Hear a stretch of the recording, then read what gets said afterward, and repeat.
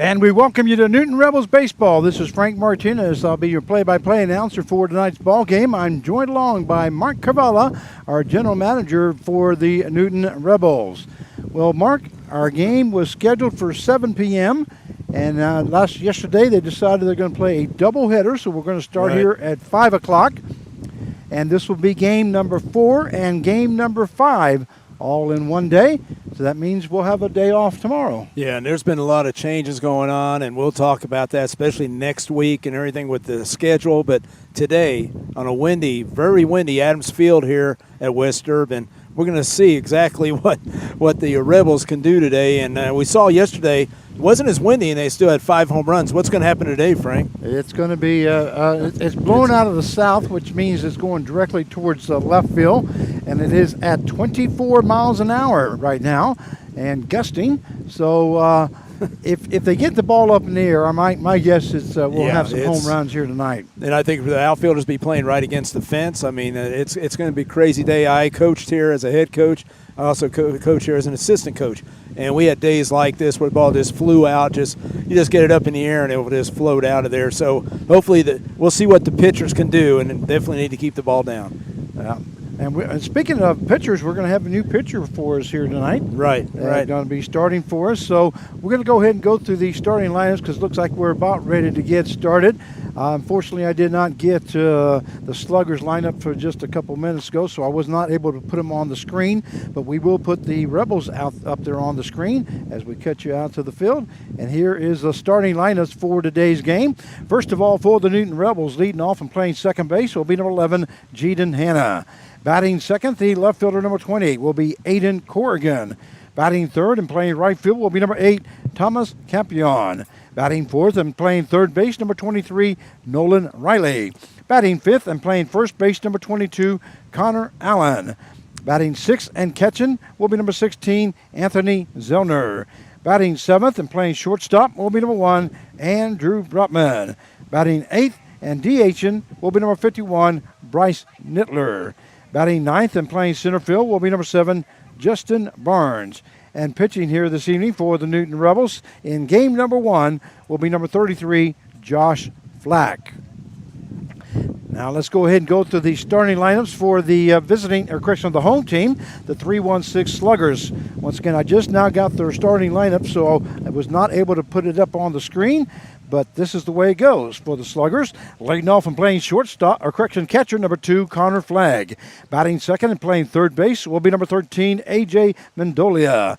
Batting third and playing shortstop will be number 18, Jordan Rogers. Batting fourth and DHing will be number 31, Peyton Tolley. Batting fifth and playing center field, number 23, Drew Sturgeon. Batting sixth and playing second base will be number 1, Tanner Leonard.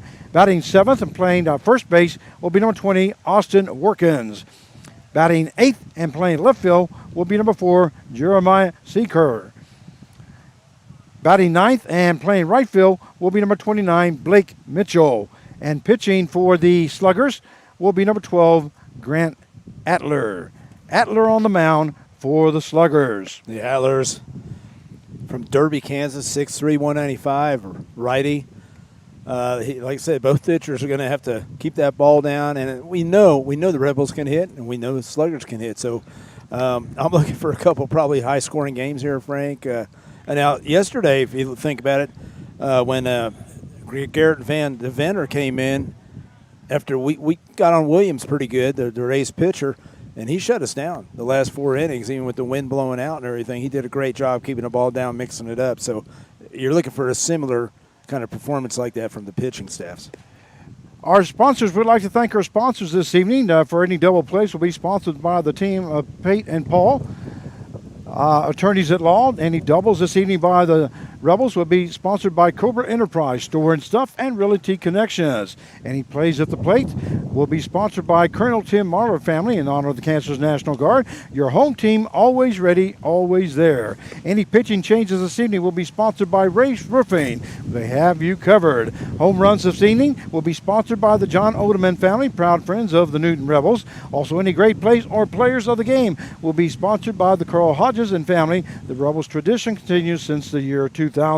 Also like to thank Back Alley Pizzas and Curtis C's, along with all our host families. And looks like we're about ready to get underway here. And we talk about as you guys can see out there in your home screen, it's pretty shaky. It's the wind's blowing. We have a tripod out there. We got to weight it down, and of course it's a rope net, and it's going to be bouncing around a little. We're trying to keep it there, try to keep it steady the best we can. So leading off for the Newton Rebels will be the second baseman, number 11, Jaden Hanna. And Grant Etler now ready to get to work here as we start the top half of the first inning. First pitch is in there for call strike as the count now goes no balls, one strike. Yeah, hey, Hannah was 1 for 4 yesterday, had a walk and a base hit. It's going to be pretty important. Try to get some guys on base, and then hopefully for a big hit. And that doesn't necessarily mean a home run, but just hit the gaps, and the ball will be flying.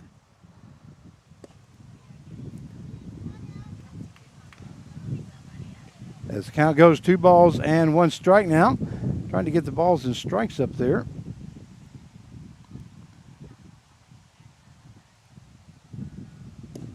That one misses inside for ball 3. So 3 balls and 1 strike now to Jaden Hanna.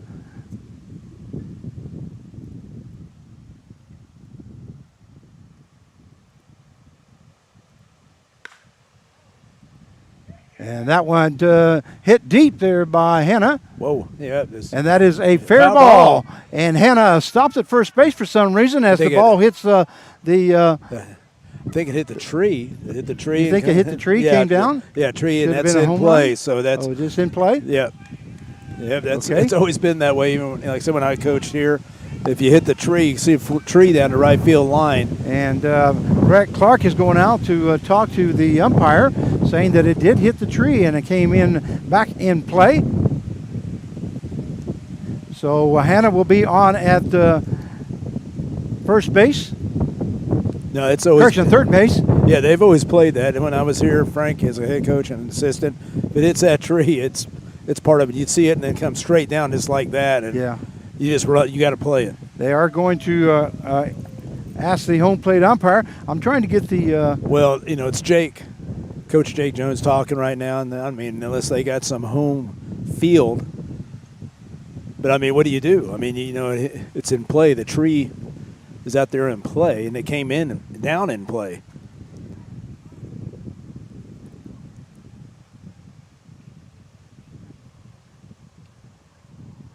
And Hanna hit it pretty well.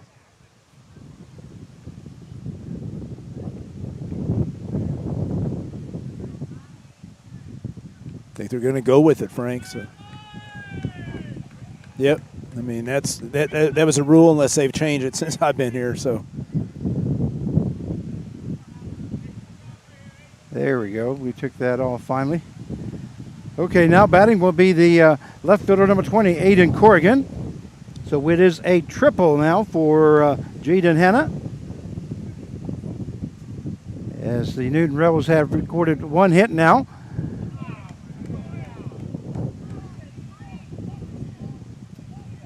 First pitch is ball 1 now to Aiden Hanna. We do have runner on at third base with no outs.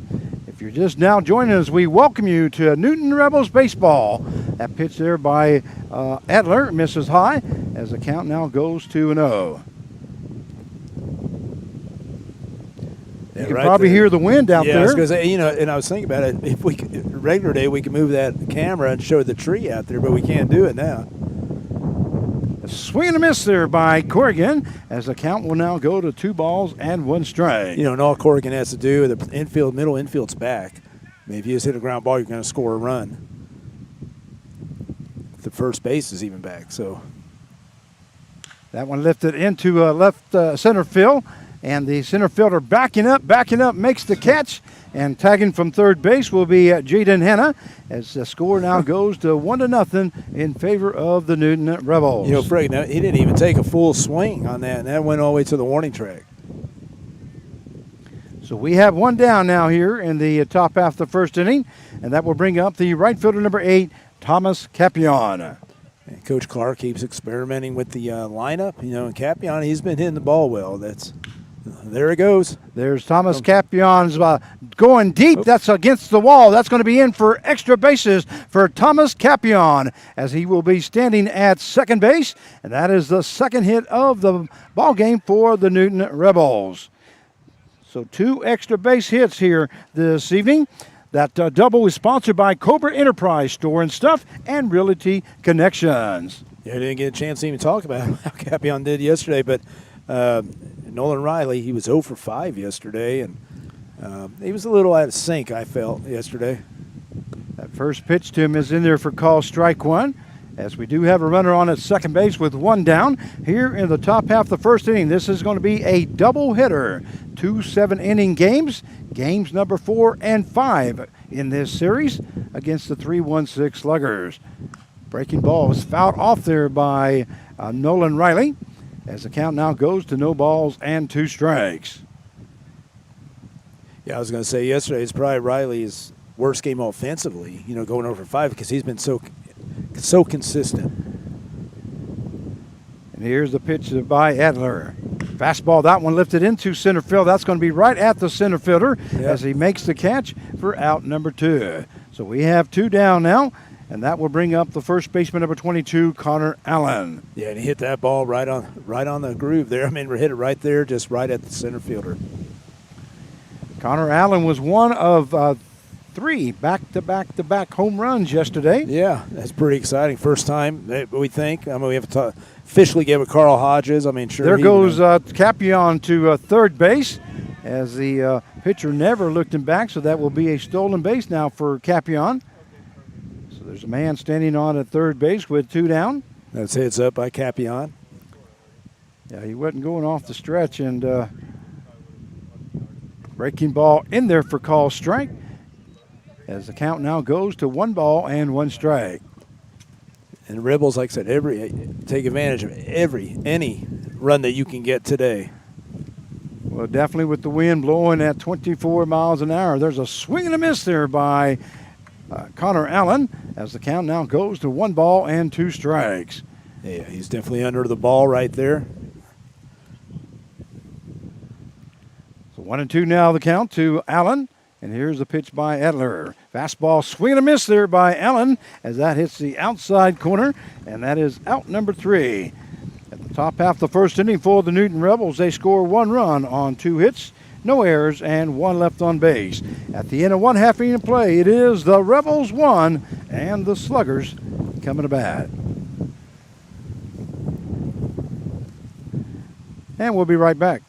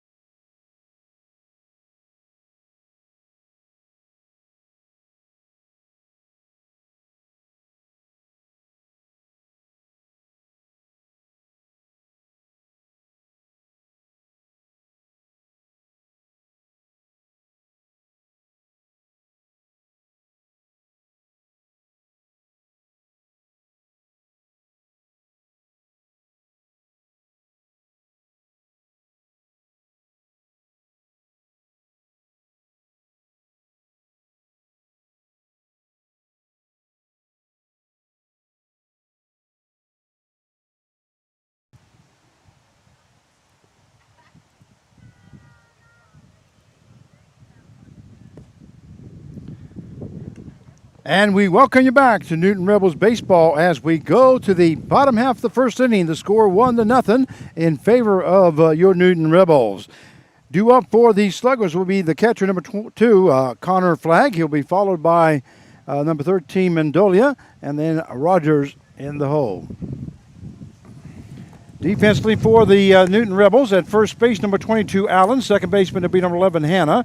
In shortstop, number 1, Brotman. Third baseman, number 23, Riley. Left fielder, number 20, Corrigan. Center fielder will be number 7, Barnes. Right fielder, number 8, Capion. Catcher, number 16, Zellner. And pitching for the Newton Rebels, number 33, Josh Flack. Flack on the mound for the Rebels. And here's the first pitch. That one hits the outside corner as the count now goes to no balls, 1 strike to Connor Flagg, the catcher for the 3-1-6 Sluggers. Second pitch just misses high as the count will now go to 1 ball and 1 strike. 2 straight fastballs there by Flack. Ball hit to the first baseman. Allen just goes unassisted for out number 1. So we have 1 down now here in the bottom half of the first inning. And that will bring up the third baseman, number 13, A.J. Mendolia. Yeah, Flack is an ex-teammate of Andrew Brotman at Neosho and went to Kansas State. Is that Kansas State now?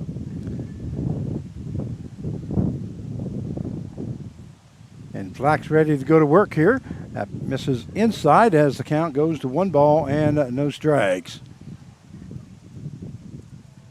Like I said, we don't know a lot what he's been doing this summer, but he said he's ready to go. That one lifted into center field. Barnes backing up. And that's going to be up against the wall. That's going to be extra bases for Mendolia as he is in with a double. Yeah, and that is the first hit of the ball game for the Sluggers. You know, I think it'd be wise outfielders to sprint back to the fence and then work in, instead of trying to drift well with it, because once you get drifting with it, you're going to collide right to that fence right there. And he's not that far away from it, Frank. I'd say, 5 yards it looks like from out here. That's what it looks like from here. Yeah. It's going to bring up the shortstop, number 18, Jordan Rogers. That's what I always told outfielders. Just get to the fence, get the sprint there, then you can work in. That ball was fouled off by Rogers as the count now goes to no balls, 1 strike. Rogers comes in batting .300 for the Sluggers, as he's appeared in 29 ball games, has been up to bat 90 times, has 27 hits, and has scored 25 runs. Yeah, three hits yesterday, including a 3-run home run. Here's the pitch by Flack. That one lifted into the shortstop. Brotman gets under it, makes the catch for out number 2. Yeah, it's one of those, you don't want to call it too early. I always said you always want to call it when it's at the top of the arc, the peak, whatever you want to call the arc, because if you call it too early in this win, it gets to go out to the left fielder. And that will bring up the designated hitter, number 31, Peyton Tolley. Tolley comes in batting .345 for the Sluggers, and here's Flack's pitch. A swing and a miss there by Tolley, and that one is probably fouled off there as the count now goes to no balls, 1 strike. Tolley's kind of guy, if you get it up in the air, just a little pop-up, it could fly out of here. Got to be 6'7", 6'8", I would say. Yeah, I was going to say Tolley. Or he's maybe 6'6". 6'6", 230. Okay, there you go. And from Bethany, Kansas. And here's the pitch by Flack. That one lifted into left field. Left fielder coming in. Corrigan makes the catch for out number 3. He kind of waited on that. Wasn't sure exactly where it was at there for a second. Then he tracked it with his eyes and was able to get under it for the 3rd out. So the bottom half of the first inning for the Sluggers, they scored no runs on 1 hit, no errors, and 1 left on base. At the end of 1 inning play, it is the Newton Rebels 1 and the Sluggers 0. And we'll be right back.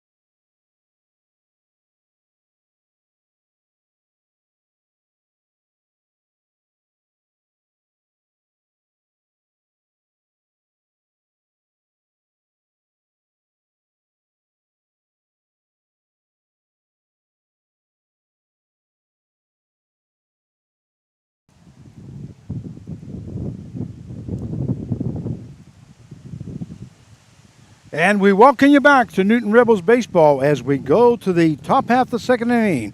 The score of the Rebels 1 and the Sluggers 0. Due up for the Rebels will be the catcher number 16, Anthony Zellner. Brotman on deck and Nittler in the hole. And Grant Adler ready to go to work on the second inning. That Fountain is fouled off to the left side, the third base side. As the count now goes, no balls, 1 strike now to Zellner. Yeah, Zellner spun off right there, just barely at the end of the bat. Luckily, it did go foul. Once again, if you hear the wind, that's because it's gusting at about 24 miles an hour here at Wichita. That one fouled off there by Zellner as the count now goes to no balls, 2 strikes. I got my keys on the score sheet here, Frank, and it's still flying off. Well, they say it's now down to 22, but I don't believe that because it seems like it's picked up a little bit.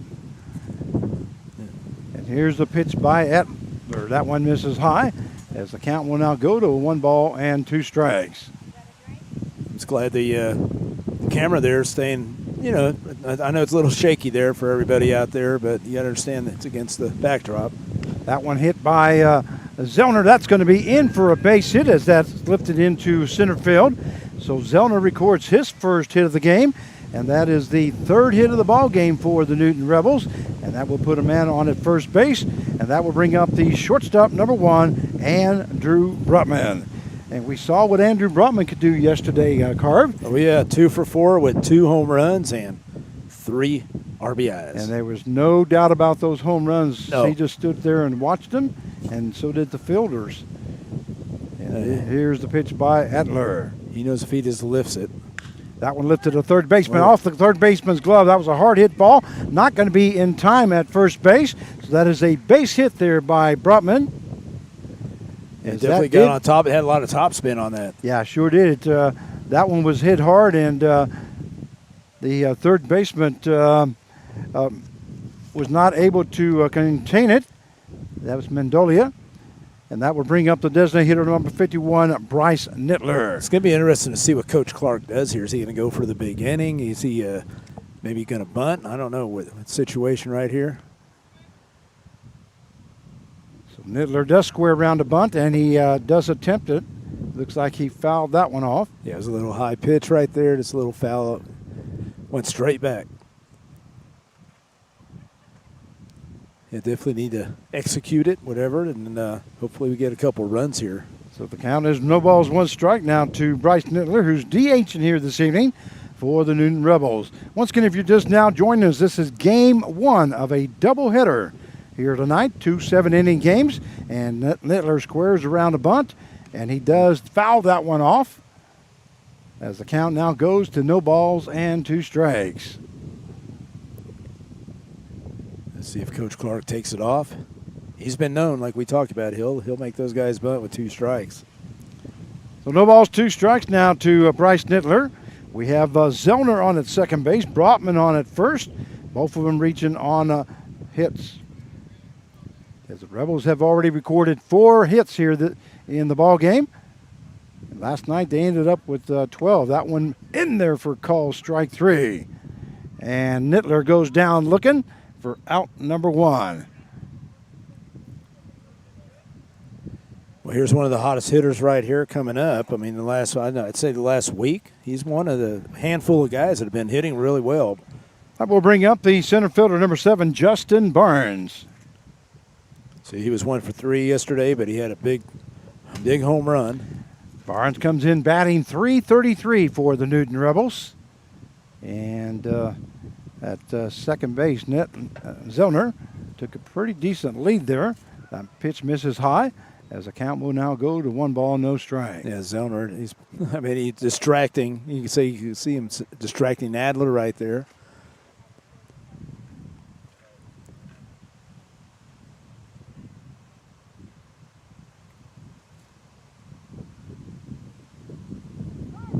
And we're going to have a timeout there by home plate umpire. Once again, Barnes batting .333 as he has appeared in 22 ball games, has been up to bat 81 times, has 27 hits, and has scored 19 runs. He does have a total of 12 RBIs. And here's the pitch. That one hit right back up the in front of home plate there, and the catcher flag does go to first base for the out, but both runners will advance as Zellner moves to third base, Brotman to second, and it is a 2-3 play for out number 2. Yeah, that was a good play by Flag right there, just because, I mean, that's that high bounce, and then checking the runners and throwing a pretty good ball right down there. That's going to bring up the second baseman, number 11, Jaden Hanna. Hanna got a triple his first time up and scored a run. As Corrigan got the sacrifice fly, got the RBI anyway. And the pitch is in there for call strike 1 to Jaden Hanna. Like I said, I like to see a situation where he just goes with the pitch here, Frank, because, I mean, just go with it. You got probably 2 RBIs. Got one in there for call strike as the count now goes to no balls and 2 strikes. That kind of fooled there Hanna just a little bit as it looked like he was looking for a fastball, and it was a breaking ball that was in there for call strike. Fastball misses high as the count now goes to 1 ball, 2 strikes. That reminds me, I got season tickets to the Wind Surge, and we're not going to use the tickets tonight, so I've got to make sure that I say those. There's a swing and a miss there by Hanna as he goes down swinging for out number 3. So the top half of the second inning for the Newton Rebels. They scored no runs on 2 hits, no errors, and 2 left on base. At the end of 1 1/2, the score, the Rebels 1 and the Sluggers 0. We'll be right back.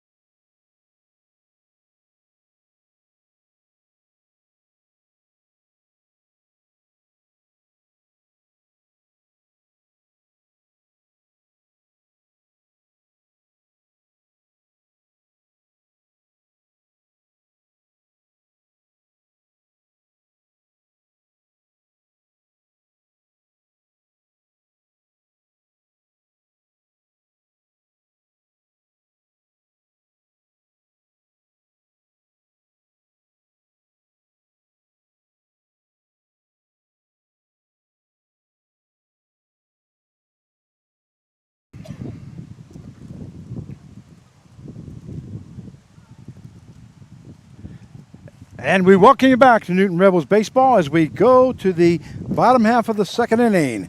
Due up for the Sluggers, it will be Sturgeon, Leonard, and Workins. The score is 1-0 in favor of the Newton Rebels as they scored 1 run in the top half of the first inning as Hanna started off with a triple and then a sacrifice fly by Corrigan to center field. Capion reached on a double but was left stranded at third base as he stowed third base.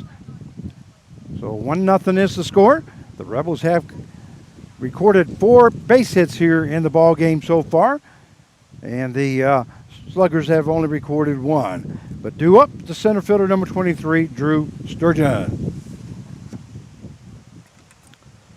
Sturgeon from Farmington, Arizona.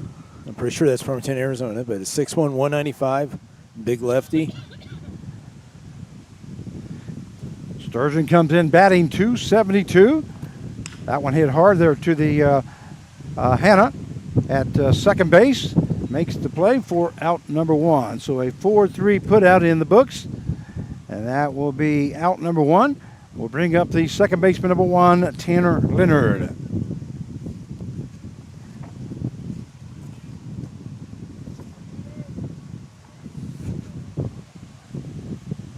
Leonard from Searcy, Arkansas, 5'8", 190.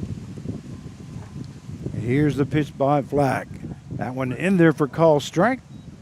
Leonard comes in batting .289 as he's appeared in 26 ball games, has been up the bat 90 times, has 26 hits, and has scored 22 runs.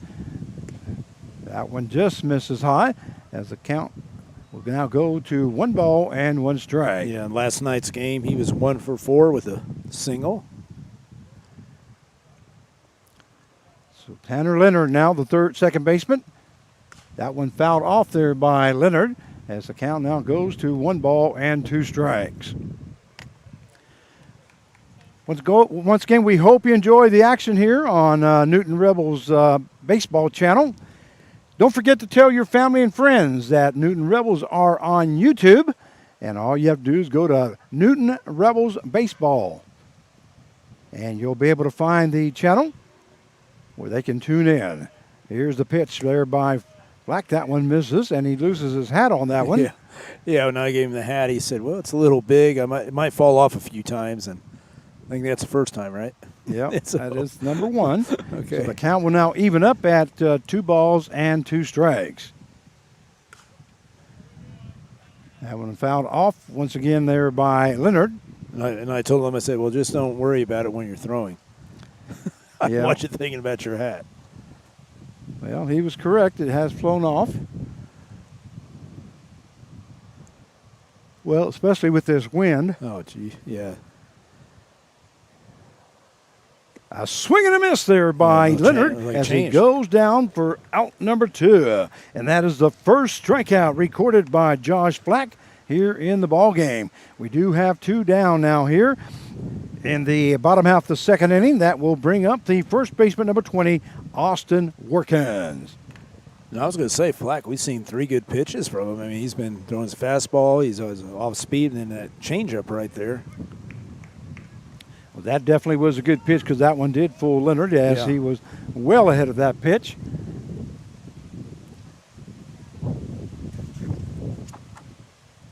So Josh Flack now ready to go to work. There's a breaking ball once again. A swing and a miss there by Workins as the count now goes to no balls, 1 strike. There is Workins from Hayesville, Kansas. 6 foot, 190. Fastball misses outside. Almost got you there, Carp. Well, I just don't want to hit our camera over here. That's all I'm worried about. We have it set. I can see it's a little shaky, but it's not too bad, Frank, is it? I mean, not bad at all. Workins comes in batting .269 as he's appeared in 21 ball games. Has been up to bat 78 times. There's the pitch. That one in there for call strike as the count now goes to 1 ball and 2 strikes. Has been up to bat 78 times, has 21 hits, and has scored 9 runs for the Sluggers.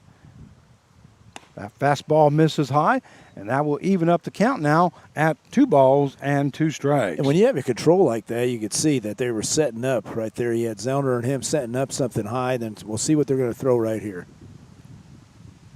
That breaking ball down in the ground. The count will go full now at 3-2 to Workins, as we do have 2 down here in the bottom half of the second inning. 1-0 the score in favor of the Newton Rebels. Josh Flack shakes that one off, and he's ready to go to work. That one just right across the knees, but apparently misses low. Yeah, it was pretty close. That was a close pitch here. It's one of those what you and I always talk about as a hitter. You know, it's close enough that you should be swinging, but he didn't swing, and he gets the ball, bases them all on it. That will bring up the left fielder, number 4, Jeremiah Caesar. Jeremiah Caesar from Lake Charles, Louisiana, 5'8", 180.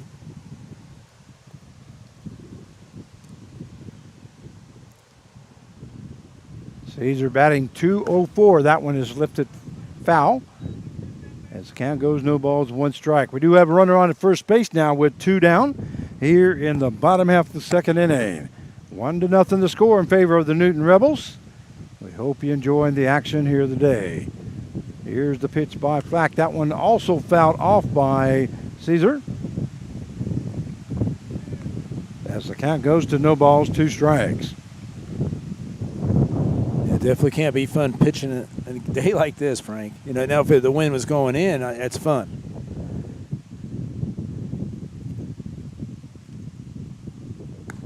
That one misses high for ball 1. Because you don't know how it's going to affect your breaking stuff. Like, you know, he threw his change or whatever. You don't know how it's going to break and how it's going to affect on a usual day. So 1-2 pitch now by Flack is in the ground, and that will even up the count now at 2 balls and 2 strikes. Caesar does have a total of 5 RBIs here this season. It's number 6 looking at standing at first base. That one fouled off, and you can probably see that on our camera as the count stays at 2 balls and 2 strikes. We'd like to welcome John Hanna to the live chat. Thank you very much for posting something. There goes the runner to second base. That one is swing and a miss there by Caesar as he goes down swinging for out number 3. And that is the second strikeout recorded by Josh Black here in the ball game, the second strikeout of this inning. So we're going to go to the top half of the third inning. The score is 1-0 in favor of the Newton Rebels, and we'll be right back.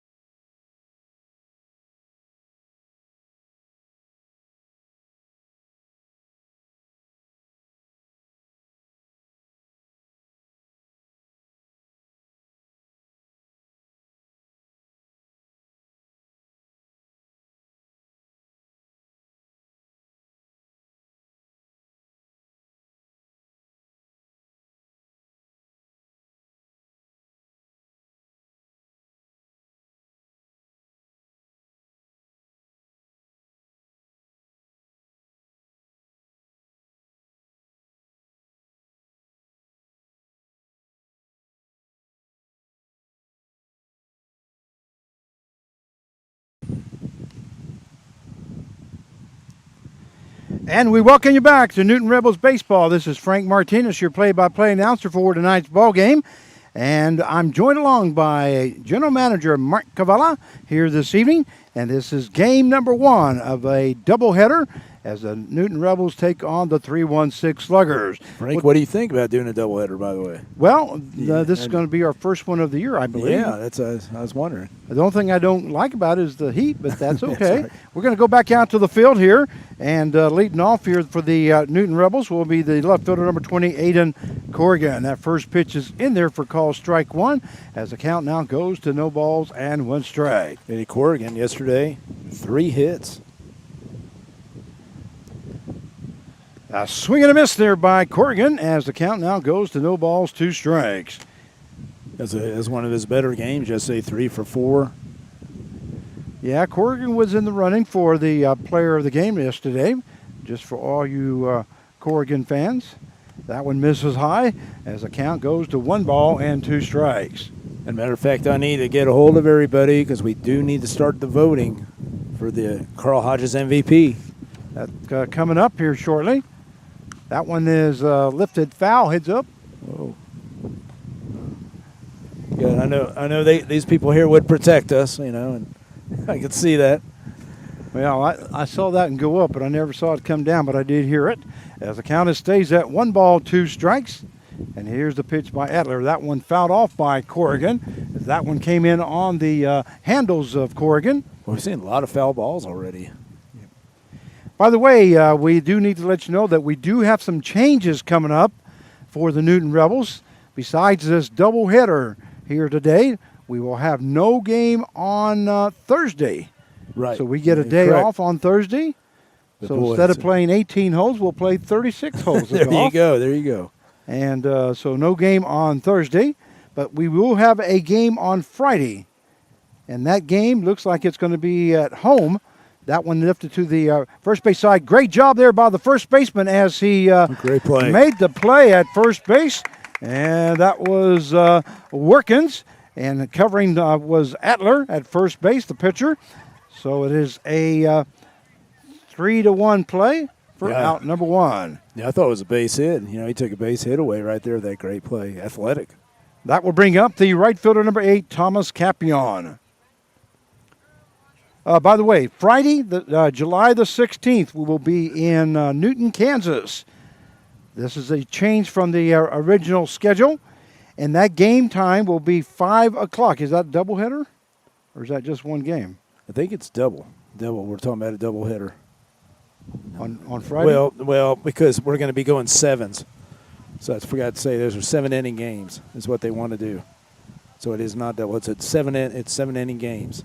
I know, but it doesn't say doubleheader here. Right. Yeah. But it is going to be a doubleheader. No, it's just going to be a 7-inning game. It's something that Coach Clark and Okay. the Seeds. All right, that one lifted to the right to the center fielder. Center fielder moves to his left, makes the catch for out number 2. So we have 2 down now here. I am totally confused. I have no idea what you're saying. The game's just against the Seeds. Okay, just a second here. There we got 2 down, and that would bring up the third baseman, number 23, Nolan Riley. Okay, Friday's game is a 1-game, 7-inning game. Yes, the game game's is going to start at 5 o'clock. Right, and because the lights got hit in Newton, lightning. So we won't be able to have the late night game, with the lights on. So we got to start everything, push everything early. When you don't see the whole picture, there you go. You don't know what's going on. That's why I was wondering. But on the 7 innings, that's something that the Seeds want to do, and Coach Clark. That ball hit hard there by Riley as the second baseman moves to his right, goes to first for out number 3. So a 4-3 put out. If you're scoring at home for the third out. The top half of the third inning for the Newton Rebels, they scored no runs on no hits, no errors, and nobody left on base. At the end of 2.5 innings of play, it is the Newton Rebels 1 and the 3-1-6 Sluggers 0. We're going to stay right here so we can go through the schedule, okay? So no game on Thursday. Friday is a 5 o'clock game, and it's going to be a 7-inning game against the Sunflower Seeds. And then we'll play Saturday, July the 17th, and that will be at Cheney, Kansas, and that will be at 7 p.m. And apparently that's going to be all games 7 against the Seeds. That's going to be a 7-inning game also, okay? And then don't have a game on Sunday. We get another day off, another weekend off. And then Monday we will be playing at X Stadium as we play the first game of a doubleheader. So the Newton Rebels will not be carrying that, but the Sunflower Collegiate League will be carrying that game. I will be the PA announcer for both those 2 games on Monday. I've already been asked. Okay, Tuesday, we will be in Great Bend, Kansas. Right. And hopefully that's a 9-inning game. That is a 9-inning game. Okay, good. A 9-inning game as we go to Great Bend, Kansas. They are not on our schedule, but they worked something out because the Sunflower Seeds could not play 5 games. Right. Well, and the thing is why I want to explain why the Seeds, what happened, they're a team that took over for El Dorado, early when El Dorado dropped out. And they've had some injuries, especially on the pitching staff. They're down on pitching. And so that was something that they talked about, the Seeds, with me and Coach Clark, and thought the best thing that they could do was to, because they want to keep playing, is because they didn't think they could make it with 9-inning games. So we are there anyway. So, and then we will finish on Wednesday, on July the 21st, at home against the Sunflower Seeds, and that game also a 7-inning game, and that will start at 5 p.m. Okay, now that we got that down, we'll get back to the action here. Yeah, we just found out this morning about the lightning that hit. And, of course, we knew about the right field. I guess, Frank, I wasn't there the other night, but you were there where it was pretty dark out there in right field. Yeah, I thought it was dark on both right field and left field. Yeah. The ball was hit out there, and Capion couldn't even see the ball, and it fell in. So what they did, they went ahead and, the company that put the lights up, they're coming to fix it next Wednesday. So we moved the games up. I see. Okay. I didn't know. So Blake Mitchell now the batter here for the 3-1-6 Sluggers here in the bottom half of the third inning. Yeah, it's a lot of being that GM, man. You get to hear all this sitting in the office. You know how it is, Frank. Just you hear a lot of stuff. That one across the knees as that takes the count now to 3 balls and 1 strike. Yeah, I always thought it was going to be a GM. You get like the Cashman or something like that, sit up in the suite up there and relax and watching the game. Well, you're in the wrong level. Yeah, I think so. And that one is in center field for a base hit by Mitchell. as he records his first hit of the game, and that will bring up the catcher number 2, Connor Flagg. And when you do get to that level, Carv, I want you to make sure you remember old Frank, okay? Especially when I hit those nice golf courses, they asked me, I'm going to be bringing you there. But yeah, I mean, you're right. At this level, I'm getting ice. You know, we're doing everything. We're setting up. It's a lot of multitasking. That fastball in there for call strike 1 as the count goes no balls, 1 strike. There is a runner on at first base as Mitchell just recorded a base hit. That is the second hit of the ball game for the Sluggers. Here's the pitch there by Flack. That one into right field, in for a base hit. Stopping at second base will be Mitchell. So back-to-back hits against Josh Flack. And that will put runners on at first and second as the Sluggers record their third hit of the ball game. And that will bring up the third baseman, number 13, A.J. Mendolia. Yeah, it's going to be interesting. Now, second time these guys have faced Flack, and see what kind of adjustments now Flack has to make, because they're making some against him. Well, Mendolia reached on a double his first time up, so he's 1 for 1. And here is Flack's pitch. That one in there for call strike as the count now goes to no balls and 1 strike. You know, and it's a situation, too, where you don't know. You don't know how far Flack can go, because we don't know how much he pitched this summer or what his pitch count's up to, especially in the heat. So no balls, 1 strike now to Mendolia. And Flack hears the pitch. That one hit to the third base side, but it's going to be in foul territory as the count now will go to no balls and 2 strikes. And notice how I'm learning this game. I didn't call it foul area this time. No, you did. But you should. I mean, that's your deal. Yeah, the other night, you know, that just kind of threw me off, and I'm just like sitting there going like, did I actually call it the foul area? And you've never done that before. That's the first time in 27 years that I've been doing announcing that I've called it the foul area. That one hit hard there by Mendolia. Then backing up is Barnes, and that's going to be over his head, and that's going to be a ground rule double. So 1 run will score. And stopping at second and third base will be Flag at third base. Mendolia is on with his second hit of the ball game and an RBI, and Mitchell scoring from second base. Ties the ball game up now, as that is the 4th hit of the ball game now. 3rd hit in this inning against the Josh Flack. That will bring up the shortstop, number 18, Jordan Rogers. I say Barnes having trouble with that wind. You know, I mean, right there, it's just you can see him drifting with it, and you can't drift it with this wind. That one right misses inside as the count now goes to 1 ball and no strikes.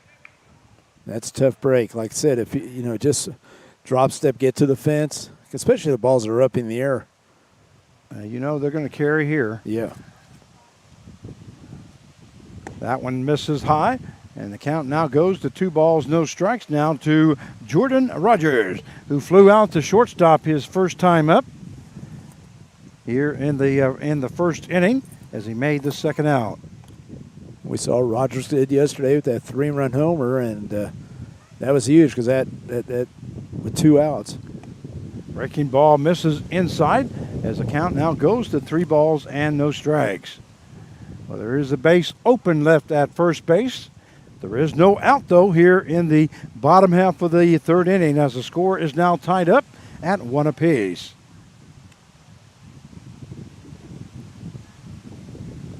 That one in. Well, whoa. Okay. Both those are I right. guess missed inside. So the bases will be loaded now.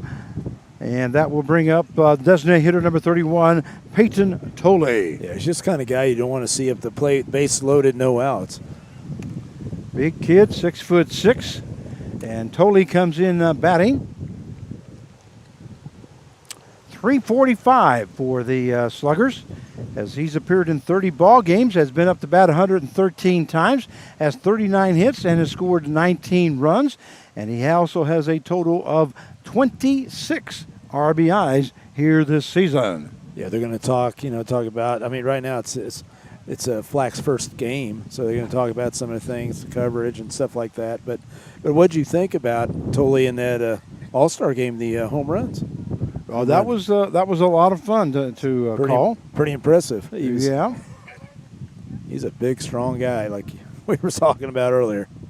Andrew Brotman and Tolle went head-to-head. Yep.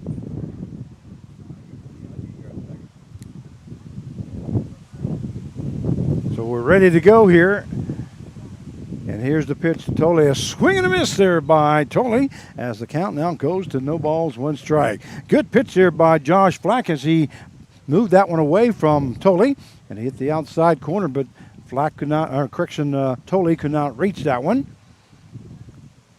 And here's the pitch. That one right across the plate, but it was low. So the count will now go to 1 ball, 1 strike. Yeah, I was looking at him. How tall he is. Look where his kneecap is. I think for a normal guy, that was a strike. It's right there. I have to agree with that one.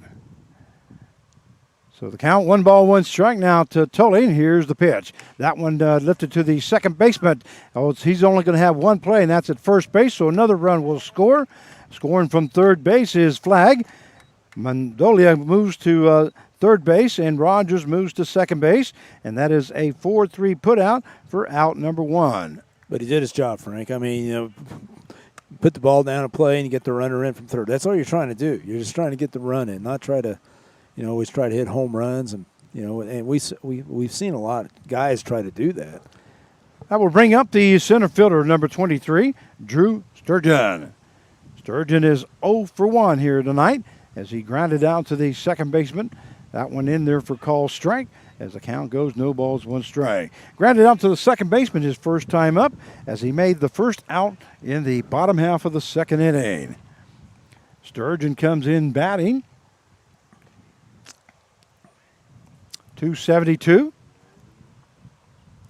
And here's Flack's pitch. Out swing and a miss there by Sturgeon as the count now goes to no balls and 2 strikes. Another great pitch there by Josh Flack as he kept that one down and it tailed down away from Sturgeon. Yeah, a little slider. I mean, that just broke. Just that late break that's what he's shown me that he can do that. He has a, like I said, I think he's probably got 4 pitches, what I've seen.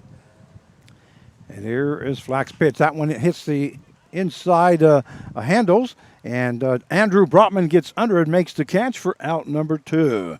So good job there by Josh Flack to get the out. As we now have 2 down, and that will bring up the second baseman, number 1, Tanner Leonard. And you got to remember this first time Zellner and Flack have worked together. So it's, I think Zellner's figuring out some things, and he's seen what 3-1-6 Sluggers can do, so he's helping them out here. Here's the pitch by Flack, just misses high as the count will go to 1 ball, no strikes. As we are in the bottom half of the third inning, 2-1 the score in favor of the Sluggers. But they definitely are, mixing it up. I'd say they're mixing it up, fastball, off speed. That one fouled off there by Leonard. And that will even up the count now at 1 ball, 1 strike. Like I said, you people at home, when you're watching, watch the catcher there. Watch where he's set up and watch where he goes. And it's after the sign, and you might see him moving slightly to the outside. Or Josh Flack ready to go to work, and that one misses inside. And he kind of shakes his head a little bit, thinking that was just a little bit closer than there's been some pretty close the umpire calls. thought, but as the count will now go to 2 balls, 1 strike. It looks a lot different from the pitcher's mound, let me tell you that. That fastball misses high as the count now goes to 3 balls, 1 strike.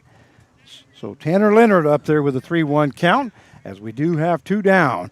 There is Mandolia on at third base, Rogers on at second here in the bottom half of the third inning. As Flack trying to get out of this inning with any more harm. That one in there for call strike, and the count will go full now at 3-2. Good pitch there by Josh Flack. Shoot, I must throw the same one right there. But Leonard batting .289 for the Sluggers. And here's the pitch. That one hits Leonard. Leonard will be on at first base as a hit batsman.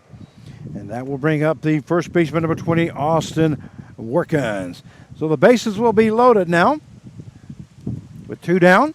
And here comes head coach Brett Clark to talk to Josh Flack. See where he's at. Trying to find out exactly right. Yeah. Go ahead, Carv. Yeah, I was going to say, so, you go out there, hey, how do you feel? We haven't seen you pitch. We don't know what you've done all this summer. But he actually talked him into it and said, hey, let me finish this. All right, so we do have 2 down here in the bottom half of the 3rd inning. Score is 2-1 in favor of the Sluggers, but the bases are loaded. As we have Mendolia on at third base, Rogers on at second, and Leonard just reached on it as a hit batsman. That will bring up the first baseman, number 20, Austin Workins. Workins reached on a base on balls his first time up and was left stranded at first base. So Josh Flack now ready to go to work, and here's the pitch. That one just misses high as the count now goes to 1 ball, no strikes. He's not missing by much. I mean, definitely. But, yeah, I looked in the bullpen. I see the ball flying over there. We can't tell. We're blinded, but who's in there. But see Coach Mandarino going back and forth. That one hits the outside corner as the count will now go to 1 ball, 1 strike. So 1-1 now the count to Workins. And it's always tough as a coach because you go, whoever you bring in, is he going to throw strikes also? Is he going to get you out of this inning? And hopefully he does. Breaking ball just misses high. That one looked like it was trying to break more, and then all of a sudden kind of changed into a fastball when he didn't turn that one over, as the count will now go to 2 balls, 1 strike. I just thinking this win, it's just hanging up a little more. That's where that spin rate they talk about.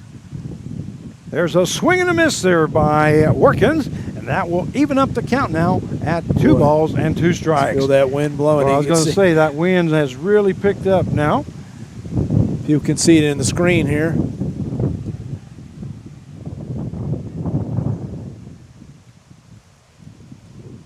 It says it's still at 20 miles an hour, but I don't believe so. There's a swing and a miss there by Workins, and he goes down swinging for out number 3. Good job there by Josh Flack as he just basically challenged Austin Workins, and that is the 3rd strikeout of the ball game, I believe. Let me see here. Is that the 2nd one? Yeah, that is the 3rd strikeout of the ball game by Josh Flack as he gets out of that inning, but not before the 3-1-6 Sluggers. They scored 2 runs on 3 hits, no errors, and 3 left on base. So the end of 3 innings of play, it is the Sluggers 2 and the Rebels 1, and we'll be right back.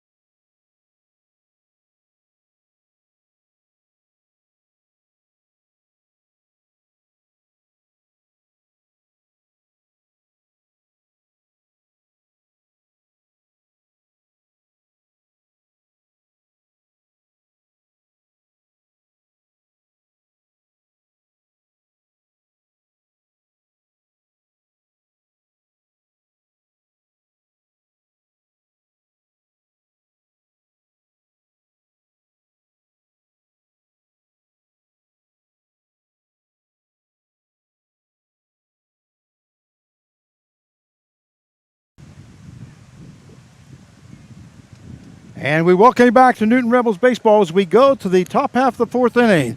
2-1 is the score. Due up now for the Newton Rebels will be the first baseman, number 22, Connor Allen. The first pitch is in there for call strike 1. So another good ball game here tonight, Curve. Yeah. Like to remind all the fans that this is a doubleheader, so we'll only be playing 7 innings here this first game. And then, of course, when we go to the second one, the same thing. We'll be playing a 7-inning game. as they decided to play a doubleheader here tonight instead of playing tomorrow night due to the field was going to be taken up. Frank, I have a question for you. Yes, sir. You never did talk. What about your golf game today and this win? How'd it go? Well, sometimes they what they call appearance days. Yeah. And today was just an appearance day. That one in there for call strike. Now, you got to remember one thing. I've never played this golf course before, okay? Yeah. And I'll tell you how bad I shot, but then I also will tell you how good I shot. I scored the same thing Paco did. So what does that tell you? That's pretty good. That's pretty good. Yeah, Paco's dang good. Paco's he's a 2 handicapper. I'm a 7. This is Paco's first time too? That was his first time playing that golf course, yeah. The count will stay at 2 balls, 2 strikes. But I'd rather not tell you the score because then that may be embarrassing there. That one misses high as the count will go full now at 3-2. I know it's 70 something. It's a 72, and wow. No, that's the handicap. I mean that's the what the par is for the course. And that swing and a miss there by Allen as he goes down. That is the second strikeout for Connor Allen, recorded here in the ball game. As we have 1 out. And let me see here. That is 1, 2, 3, 4. That is the 4th strikeout recorded. So Allen's definitely having trouble with his fastball because he's just been blowing fastballs right by him. That is the 4th strikeout recorded by Grant Etler. Her ball lifted by Anthony Zellner. That's going back. Wow. Did he make the catch? Nope. Okay, went off his glove. That's going to be in with a double for Anthony Zellner as he's standing at second base. So he's 2 for 2 here tonight. And that double is sponsored by Cobra Enterprise Store and Stuff and Realty Connections. So Anthony Zellner with his second hit of the ball game. And that will bring up the shortstop number 1, Andrew Brotman. You know, and both center fielders are pretty sure outfielders, too. I mean, and they're having trouble with that going back. That wind gets up there. You see him drifting. So we do have 1 down here in the top half of the 4th inning. Here's the pitch. That one in there for call strike as that goes right across the knees of Andrew Brotman. Well, Brotman was 2 for 4 last night as he hit 2 home runs. He had a total of 3 RBIs. Well, this would be a good time to get one up in the jet stream. Is Grant Etler ready to go to work, and the breaking ball. That one is in there for call strike as Andrew Brotman shakes his head. Yes, but that was a strike. It kind of fooled him a little bit. That late break. Brotman 2-strike approach. 1 out, trying to get this game tied up. So no balls, 2 strikes now to Andrew Brotman. Is Adler ready to go to work? Fastball misses low as the count will now go to 1 ball, 2 strikes. Good pitch there by Adler as he was trying to get Brotman to just chase one there. Yeah, some guys are afraid to throw it down because they're afraid that they get it up. You know what I mean? They try to, but right there, Adler's doing a good job. He's been doing a good job with those getting a hit in the count, going down, low down the ankles. So 1 ball, 2 strikes now to that one gets away from the catcher. Not moving is Zellner. So he will stay at second base, and the count will now go even at 2 balls and 2 strikes. That's a wise decision. Right now he's in scoring position. You don't need to do too much. We do have 1 down here in the top half of the 4th inning as the score is 2-1 in favor of the 3-1-6 Sluggers.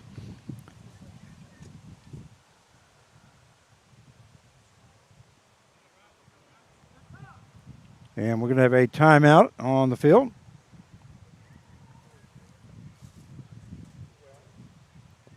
That's good, Brotman. Getting his head right before he gets back in that box and making it his time. And here's the pitch. That ball is fouled off there by Andrew Brotman as the count will stay at 2 balls, 2 strikes. Once again, Zellner is on at second base as he just reached on a double that went over the center fielder's head. That is his second hit of the ball game.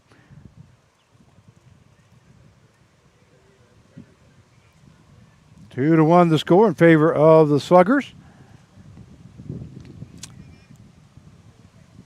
I'd like to remind this is a 7-inning game here. Will be followed by the second game.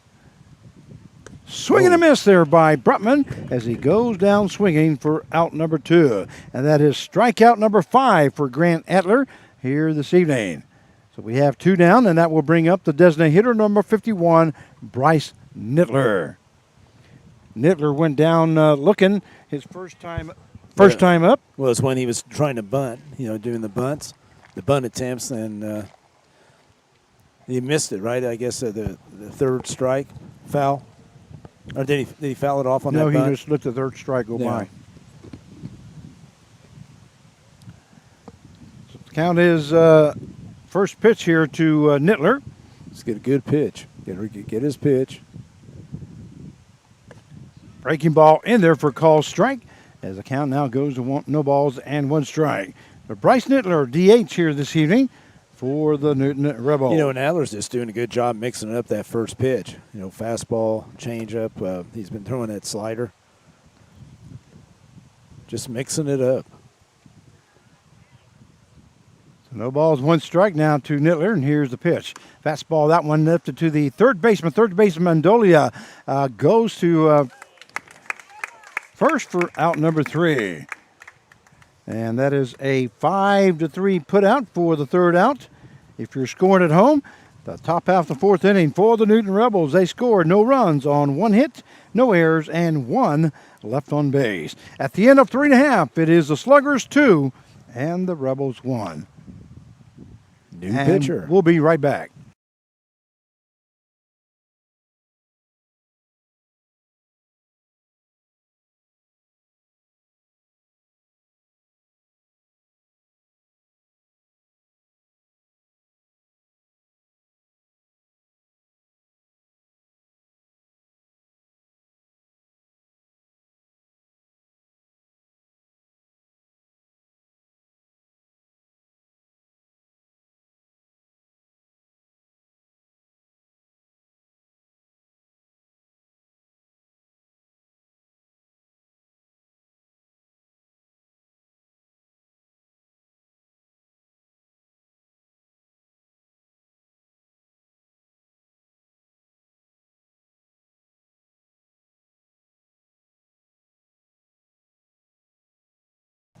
And we welcome you back to Newton Rebels Baseball as we go to the bottom half of the 4th inning. Frank Martinez, your play-by-play announcer, joined along by Mr. Mark Cavalla, our general manager. And it is 2-1 in favor of the Sluggers. It looks like we're going to have a new pitcher, so we'll take you out to the field for that. Looks like it's going to be number 41, Judith Graham. Graham now pitching for the Newton Rebels. And we'll give you the final numbers here for Josh Flack. He went 3 innings. He gave up 4 hits, 2 runs, 2 earned runs, 2 base on balls, had 3 strikeouts as he faced 16 batters here tonight. So Josh Flack now done, and Judith Graham comes in here in the 4th inning.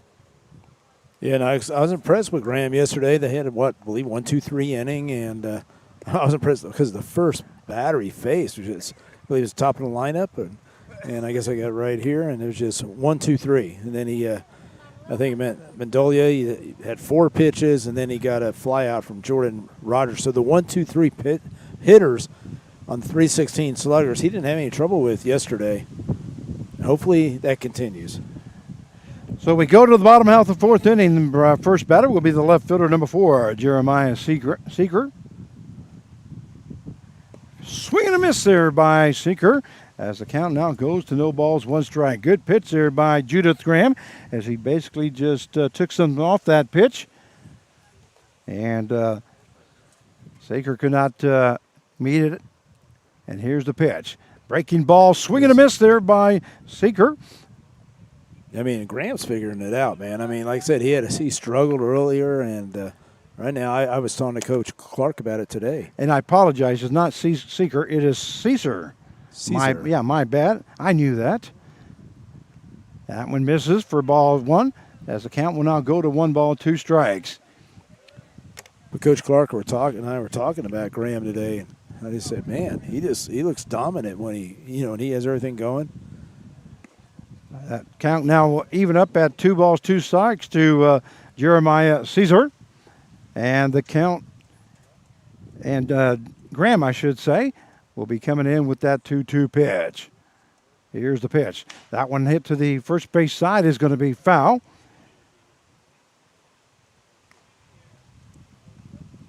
Hey, by the way, if I make a mistake, you make a mistake too. You're supposed to correct me. Okay, we're a team. That's yeah, right. we're a team. Well, you're supposed to correct me.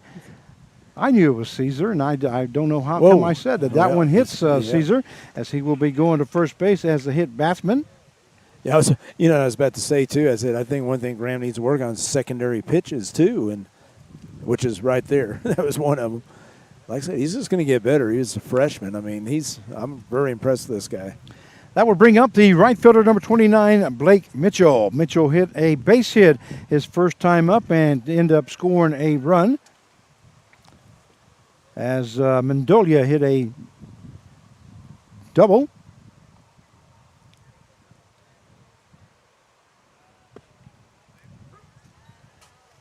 First pitch is in there for call strike. Do have a runner on at first base with no outs.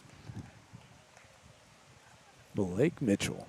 To Blake Mitchell, the right fielder, here for the 316 Sluggers. He's from Goddard, Kansas. 6'4", 210. They got some big old boys up there. Throw over to first base, not in time, as in safely is Caesar. You know that? I mean, I was just thinking about that. It's like I watched replay of the All-Star game. Some big old guys. Yes, there was. Yeah, like Aaron Judge. And here's the pitch by Graham. That one tries to nibble on the outside corner, but just misses. And that will even up the count now at 1 ball, 1 strike. Don't forget, if you'd like to say hi to us on YouTube, on the live chat, we'll make sure that we announce your name. We have a long day. Yeah, we have a long day. We got 2 ball games. We might as well get your name out there. Here's the pitch by Graham. That was swing and a miss there by Mitchell, and the count will now go to 1 ball and 2 strikes. You know, Frank, it's just hard to believe the game's 2-1 in the 4th. Yeah, it's already the 4th inning. Well, I know. We talked about it before early, with the win and everything. You know, that's what surprised me. I hope you don't jinx us. No. Okay. I don't believe in that stuff, Frank. Well, you may not believe in this stuff, but I do. And here's the pitch by Graham as he comes from sidearm this time, and the count will go to 2 balls, 2 strikes. I probably said this before, but in the NBC World Series, we had a game that was going on. It was the 9th inning, 2 outs, runner on at first base. They were down by 1 run, and the gal gets on the walkie-talkie and she says, "We have 2 outs. It's time for you guys to come out to clean the field, you know." Oh. And I said, "What are you doing?" There's a swing and a miss there by Mitchell as he goes down swinging, but going to second base is Caesar. Caesar. There you go. There you go. I helped you out. I knew I had the name in my head, but I couldn't get it out. So that is the first out of the inning. And Caesar is on at second base with 1 down as he stowed the base. And that will bring up the catcher, number 2, Connor Flagg. Well, anyway, I said, "What are you doing?" She says, "I'm just calling them out because the ground crew's got to come out and clean the field, get ready to go." And I said, "You shouldn't have done that. You shouldn't have done that." So I grabbed a piece of paper, I write something down, I put it on the table, and the gal next to me, I said, "Hold on to that." So she holds on to that. And meanwhile, during the ball game, they come back and tie the ball game up. And I said, "You see, that's why you should never say anything like that." Right. And she goes, "It's just a fluke." I said, "No, it's not a fluke." I said, "Watch what happens." Anyway, we go to extra innings, right? We go to the 10th. We go to the 11th. Oh. We go clear to the 13th inning. Oh, gee. And they said, "What did you write down?" I said, "Wait till the game's over with, and you can turn that piece of paper over." So anyway, we finally go. That one goes back behind Flagg. And moving over to third base will be Caesar. Finally, the ball game, somebody finally scores in the 17th inning. Oh, we go 17th inning after being only having 2 outs and only needing 1 out to end the game, and this gal says something, okay? We go 17 innings. The game is over with. I'm doing the PA. I said, okay, you know, congratulations, so-and-so. And I tell the gal, now flip that paper over. She flips the paper over. It shows number 17 innings. Wow. And they go, how did you know? And I said, because as soon as you said that, the number 17 came into my head. Man, Frank. That was just one of those things. But we ended up going 17 innings that game, thanks to that young lady. Ball by Brotman. Brotman, great job there by Brotman as he goes to first base, and they're going to call him safe. Well, nice effort there by Andrew Brotman as he moved clear to his right, threw across his body to Connor Allen, but not going to be in time, and Flagg reaches his second hit of the ball game. That's one of those I like to see a replay. Of course, we can't see it, but the whole thing was I didn't know if maybe Allen didn't have his foot on the bag or something because he was kind of stumbling around. It looked like he was searching for it. Yeah. And that will bring up the third baseman, number 13, A.J. Mendolia. Mendolia is 2 for 2 here tonight as he has 2 doubles recorded in the books. And Graham's pitch, that one hit to the third base side. That's going to be foul as Nolan Riley just lets it move to the left. And that will count. We'll go to no balls, 1 strike. We do have 1 down here. Runners on at first and third. But anyway, that right there taught me a lesson. Don't ever say anything about what the pace of the game is going, because you will jinx it. Well, you taught me that you have some other powers that we don't know about. You can sit there. That's what you just taught me. I better watch what I'd say or do. Well, after doing this for so many years, you just kind of have a feeling, you know, and that's just all that was. And like I say, that number 17 popped in my head, and that's what I wrote down. But that's how many innings we ended up going. It was unbelievable, because not only were we late for that game being over with, but then the next game plus the game after that, because it was a baseball around the clock. Ball hit to the second baseman. Hannah goes back and makes the catch, and tagging up from third base will be Caesar, and he will score. And now score is 3-1 now in favor of the 316 Sluggers. That's great catch there by Jaden Hanna as he hustled out. I was going to say, he was too far back because you would figure out the right fielder, but he didn't. Wow. So we have 2 down now, and another run scores. That should be the 5th hit of the ball game by Flagg. I forgot to mark it down. We do have a runner on at first base with 2 down. 3-1 now the score in favor of the Sluggers. That one in right across the knees for a call, strike 1.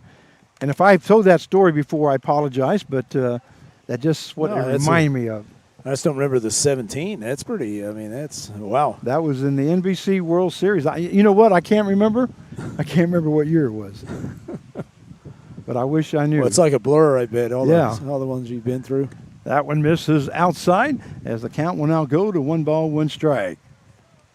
There's a lot of ball games that I do remember in the years that I've been announcing, but some of the no-hitter by a kid from California. The San Diego Waves was the... Oh, yeah, I remember them. Do you remember the San Diego Waves? Yeah. A good friend of mine, pitching coach. And that one goes right across the knees as the count now goes to 2 balls, 1 strike.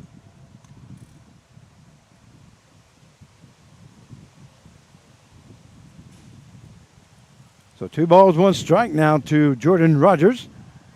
And here's the pitch. That one lifted into center field. Barnes backing up, making the catch for out number 3. So an F8 is the play in the books here in the bottom half of the 4th inning. But not before the Sluggers. They score 1 run on 1 hit. No errors and 1 left on base. At the end of 4 innings of play, it is the 316 Sluggers 3 and the Newton Rebels 1. And we'll be right back.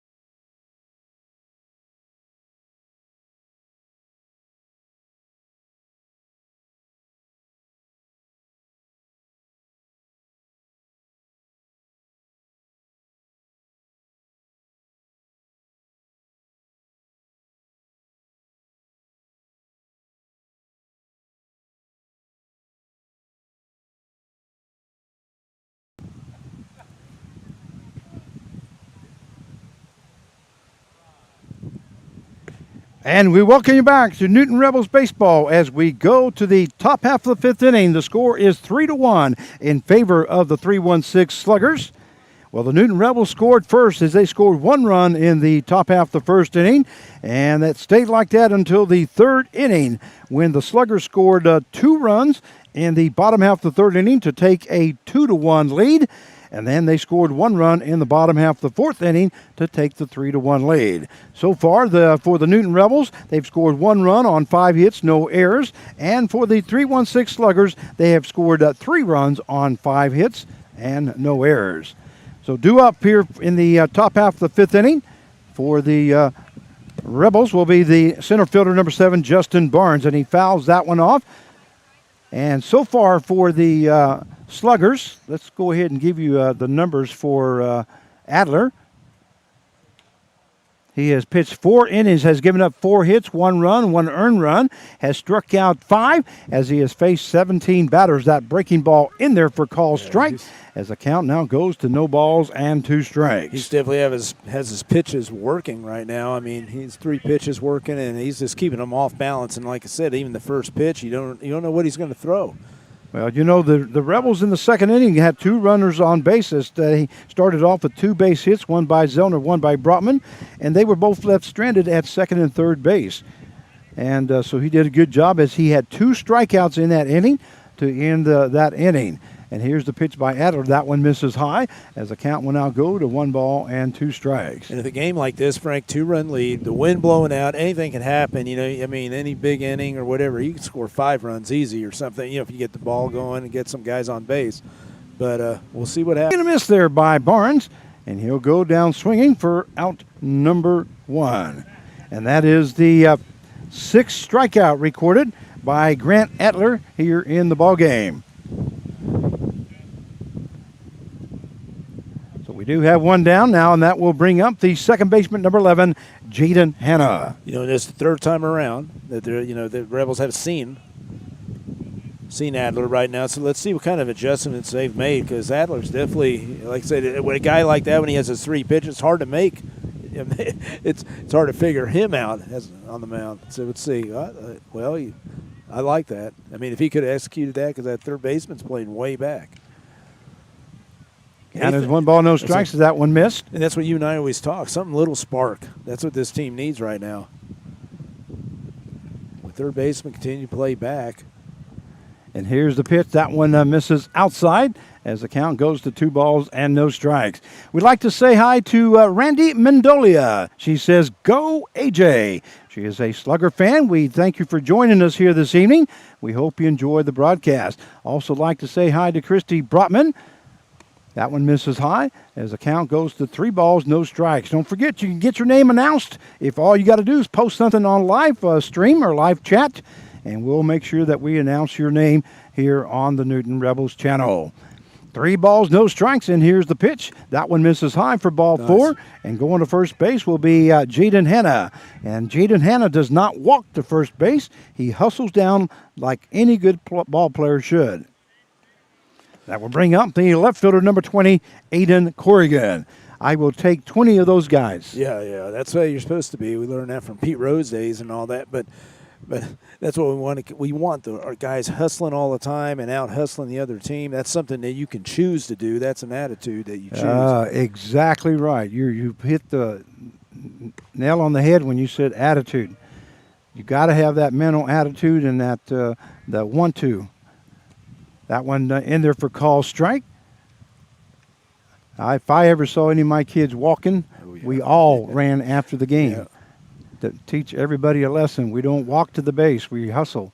That one hits the outside corner as the count now goes to no balls, 2 strikes. That's sitting right there. That was probably about 2 balls outside, to be honest, right there. So I was just watching where he was setting up. Now he hit his glove, but that's where the catcher was setting up. I always asked the kids one question when I was coaching. That was, how do you make a double?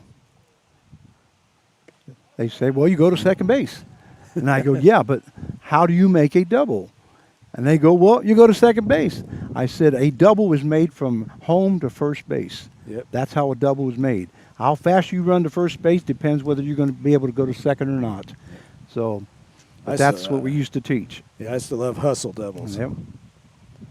1 ball, 2 strikes now, and we're going to have a timeout as Atler was ready to make that pitch, but had to stop midstream.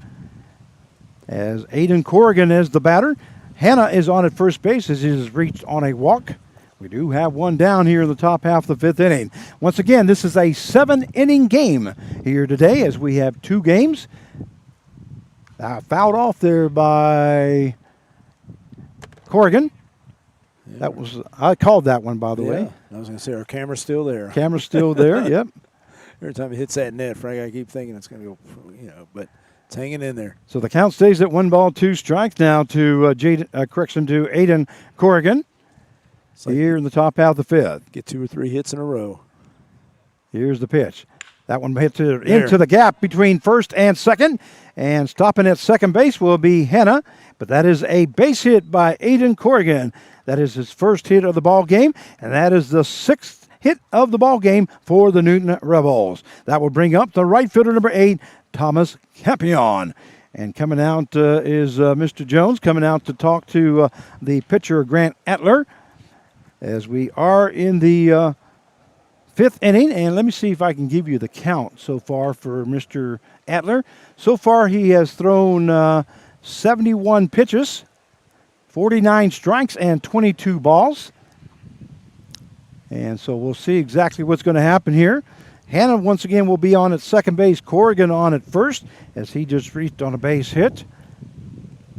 And they do have somebody in the bullpen. We're blind, we can't see him. But I know somebody's in the bullpen there for the 316 Sluggers. And I'm sure maybe that might be, it looks like Coach Jones getting a little more time to get warmed up over there. Some of the strain everybody's looking for toward it. So they might give him this hitter, and we'll see what happens. By the way, I forgot to mention on when Judith Graham came in that 4th inning, that pitching change is sponsored by Race Roofing. They have you covered. We want to make sure we hit all our sponsors. We thank them very much for everything they do for the Newton Rebels. Once again, up is Thomas Campion. Campion had 2 doubles last night and a home run. And here's a situation.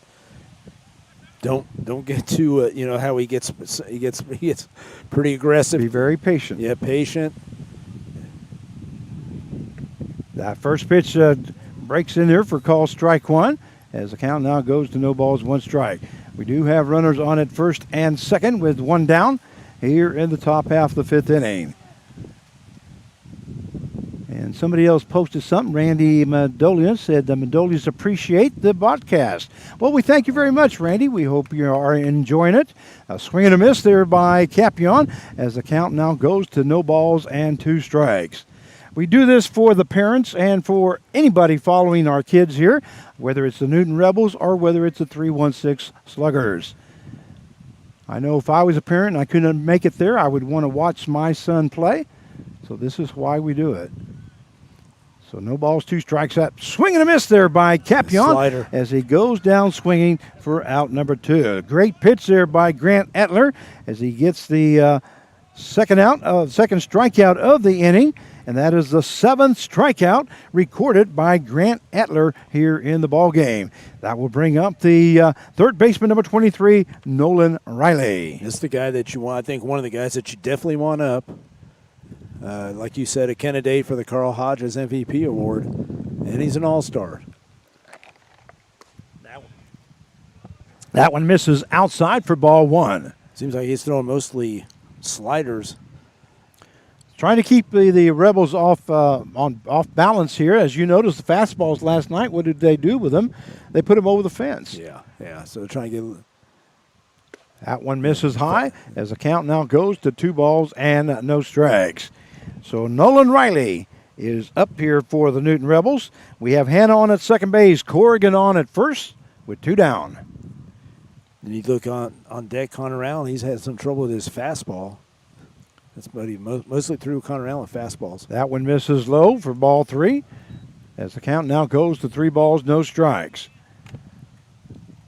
Yeah, Allen has gone down swinging twice here tonight. He struck out in the first inning, made the 3rd out, and then he struck out in the 4th inning. And he comes up again. He's been going to see fastballs again because that's what they were getting him out with. So he's got to be ready. You got to pick up the ball a little earlier. That one misses inside and low for ball 4. So that will load up the bases for Connor Allen. Now, unless they're bringing somebody in, but As Connor Allen was one of 3 home runs last night. So we have Hannah at third base, Corrigan on at second, and Riley now on at first base. yeah, Connor Allen had to take a big breath and be ready, be ready for that fastball.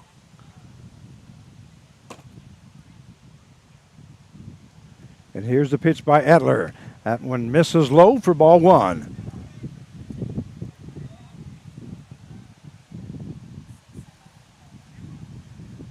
Big at bat right here with 2 outs.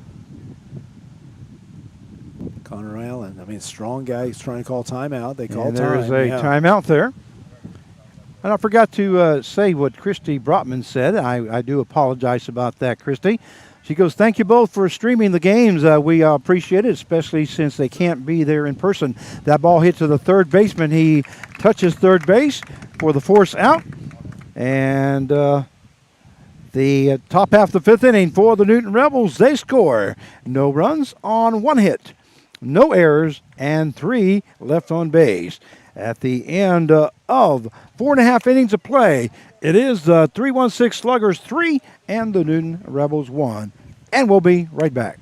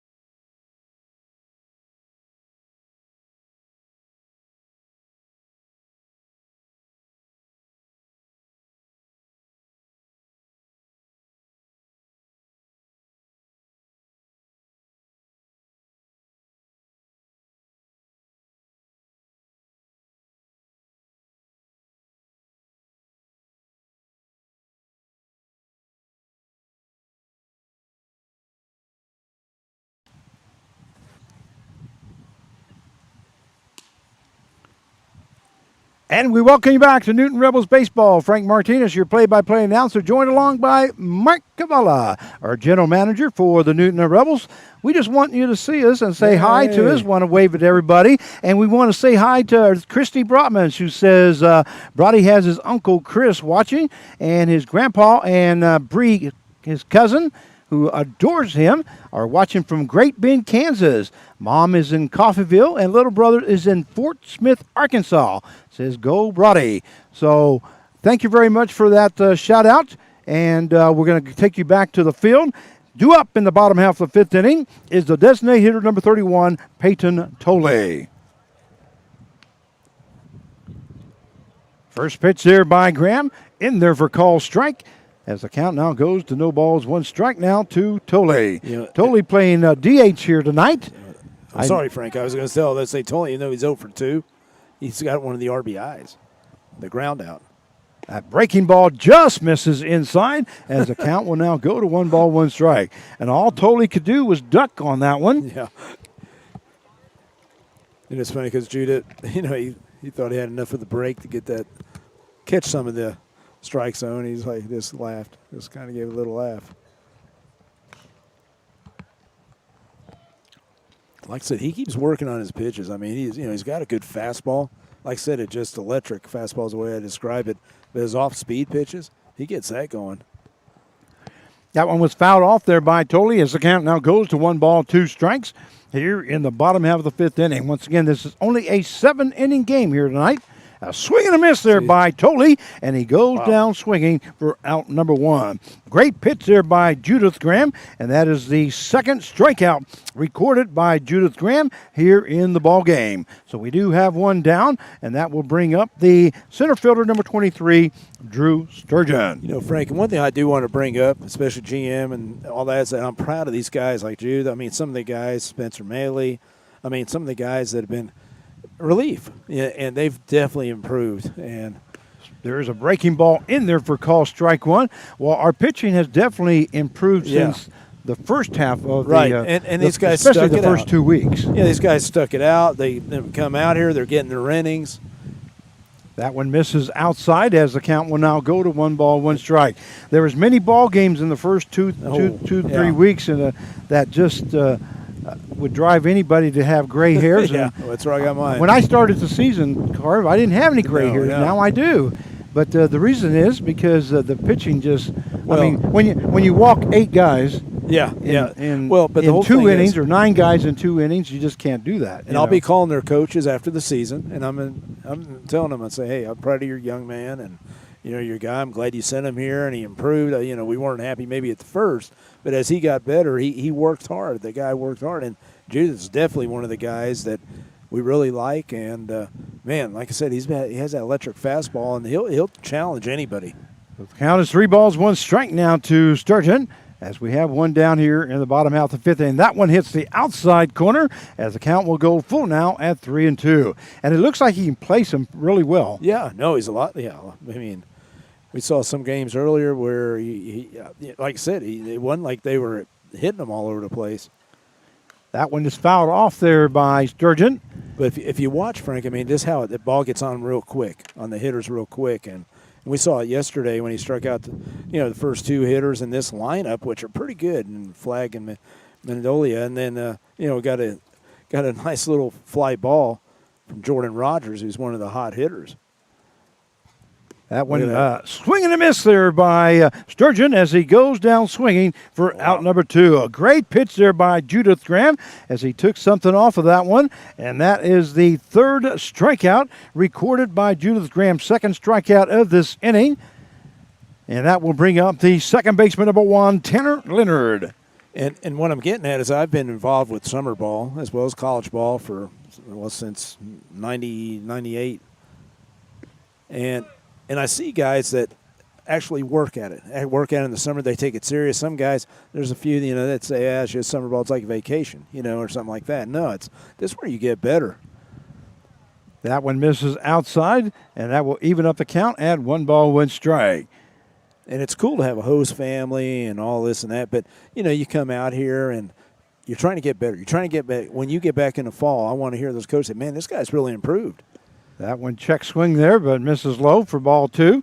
As the count now goes to 2 balls, 1 strike now to Tanner Leonard. Second baseman, he got hit by a pitch his last time up, and he struck out in the 2nd inning to make the 2nd out of that inning.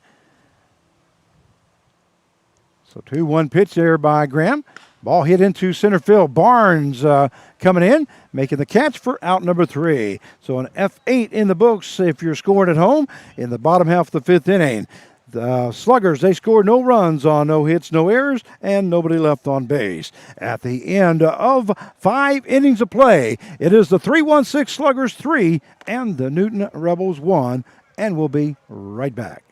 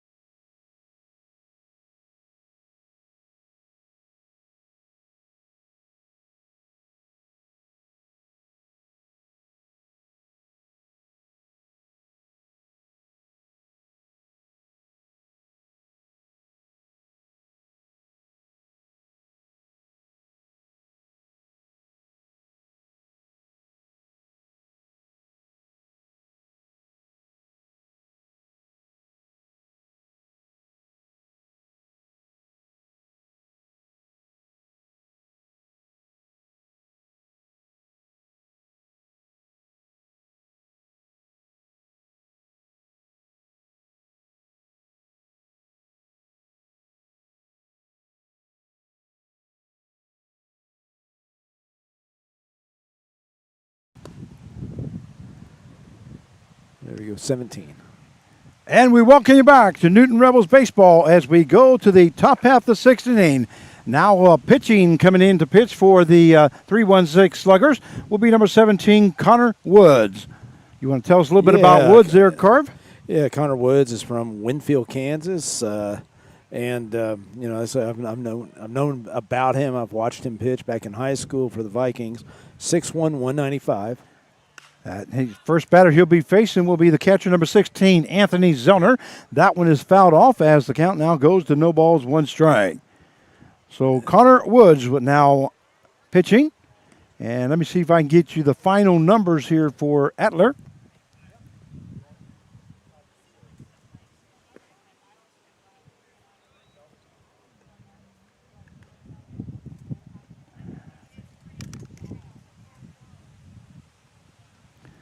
Looks like Adler went 5 innings, gave up 5 hits, 1 run, 1 earned run, 2 base on balls as he struck out 7, and he faced 23 batters. So good outing there for Grant Adler. Right now he's in the running to get the victory if they do come out ahead here in this ball game. That one lifted by Zellner into short center field.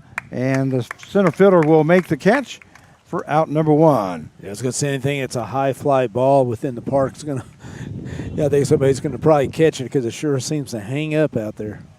That will bring up the shortstop number 1, Andrew Brotman. Lexi Brock get on base, and this is where the teammate thing, you know, and then have Bryce, you know, come up and do something, you know, and just get on base. Just get a couple guys on base, and let's get this thing tied up. And it can happen. we just saw it yesterday.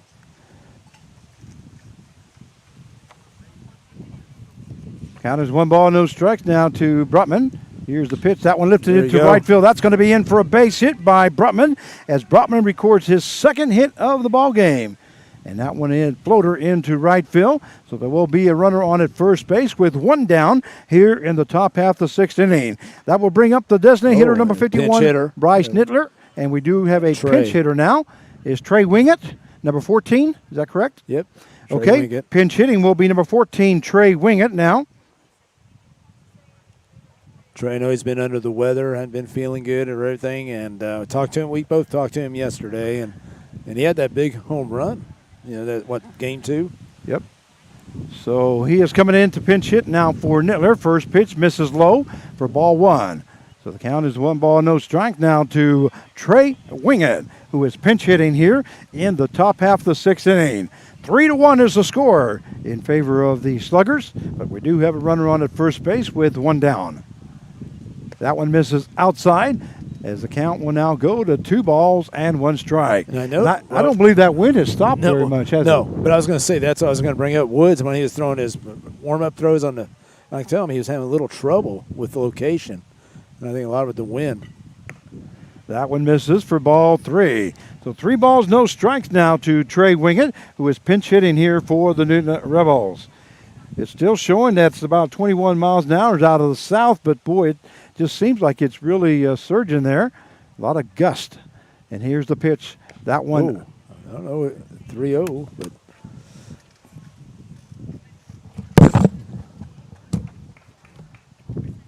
Yeah, definitely would have been ball 4. I don't know. You know, like I said, I always say that one was fouled off there by Wingett. I always say try to take it, get on base, and then. Well, he hasn't been anywhere close to the plate yet. No, he just helped him right there. But the whole thing is he'll probably get another good pitch. That one lifted into left field. That's going to be foul, and that will take the count to full now at 3-2.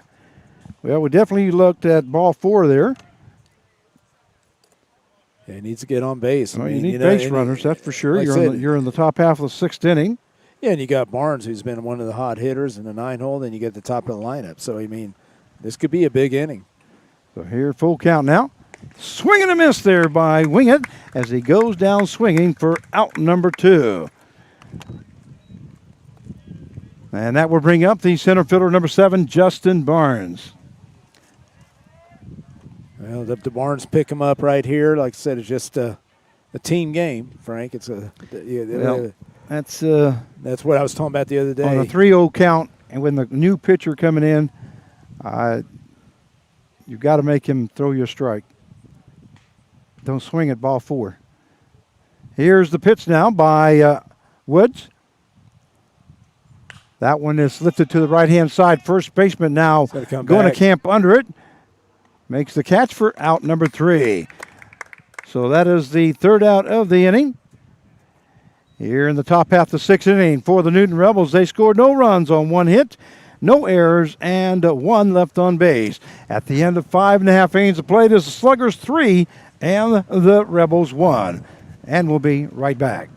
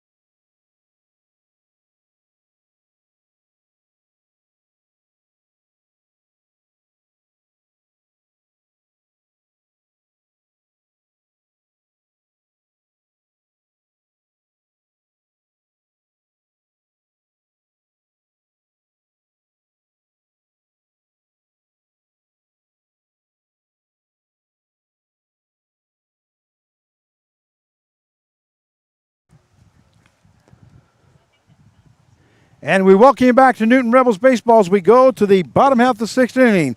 Now we have a new pitcher for the Newton Rebels. And let me get you over that so we can take a look. It is number 38, Carson Jacobs. Jacobs now on the mound for the Newton Rebels. And we'll give you the final numbers for number 41, Judith Graham, as he goes 2 innings, gives up 1 hit, 1 run, 1 earned run. Had no base on balls, had a total of 3 strikeouts as he... About a 3-0. I'm going to tell you, all these years that I coached as a head coach, I never had a guy swing on 3-0. And I know that goes against a lot of coaches, but I always feel like if you take it and then he's got to come... If a pitcher's struggling, what's the odds of him throwing another strike anyway? But 3-1, he's going to throw the same pitch usually. I mean, a fastball, you know. Well, that was ball 4.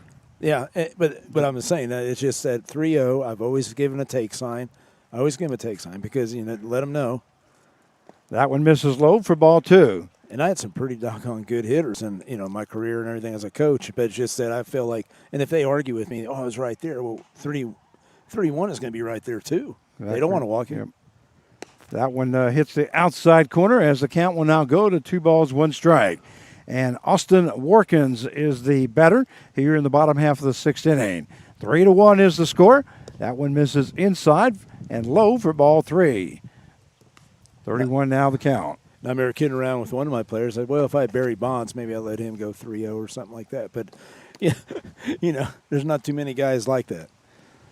That one right across the knees there for call strike. So the count will go full now at 3-2.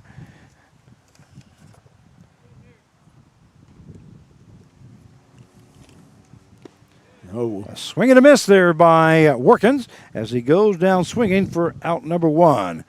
So we do have 1 down here. That is the first strikeout recorded by Carson Jacobs. And that will bring up the left fielder, number 4, Jeremiah Caesar. Yeah, I'd like to get these 2 guys, especially bottom of the lineup guys. They're all good hitters on this. I mean, you got to respect them, but it'd be nice to get these guys out, and then hopefully Rebels have a little comeback in them.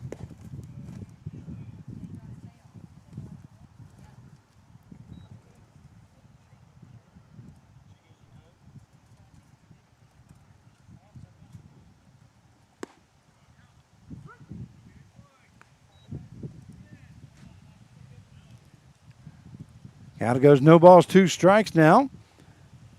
Frank, you're starting to think like me, man, on stuff. 3-0s and stuff. There's like a swing and a miss there by Caesar as he goes down swinging for out number 2, and that is the 2nd strikeout recorded by Carson Jacobs.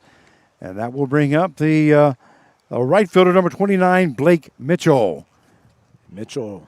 Well, I haven't been coaching as many years as you've been coaching. Of course, I haven't been. I don't think I've been alive that many. No, years. yeah. No, you remember you were my hero as a kid. So I forgot North about High, that. that's right. I forgot about that. North There's a High swing and a Redskins. miss there by Mitchell, as the count now goes to no balls and 1 strike. I said I want to be like Frank someday, and here I am. Right, doing the broadcast with you.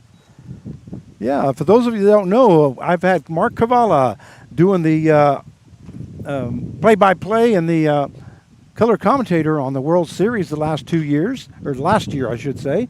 That one is fouled off there by Mitchell.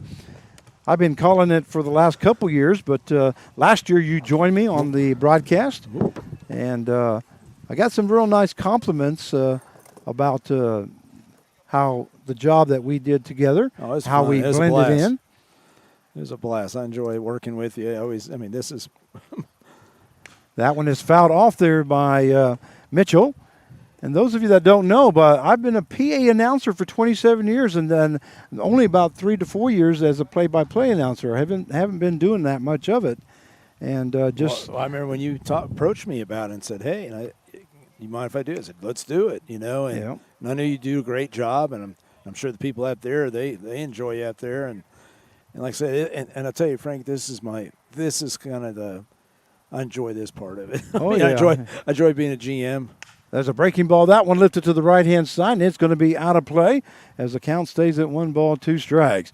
Well, how I got into PA announcing, or play-by-play announcing, I should say, is they were short in the NBC World Series, and I had just got through doing some PA games, and I told them, I said, you know what, I'll do a couple games if you guys need some help. So that's how I got into it, and then now here I am doing it for 3 or 4 years now. And I remember, and I was coaching summer ball too. You were doing the regional in Valley Center and also, like I said, down at Lawrence Dumont. Their ball lifted into the infield. Andrew Brotman looks like he's going to get under it. Makes the catch for out number 3. So an F6 in the books if you're scoring at home. And the bottom half of the 6th inning for the Sluggers, they scored no runs on no hits, no errors, and nobody left on base. At the end of 6, it is the Sluggers 3 and the Rebels 1. And we'll be right back.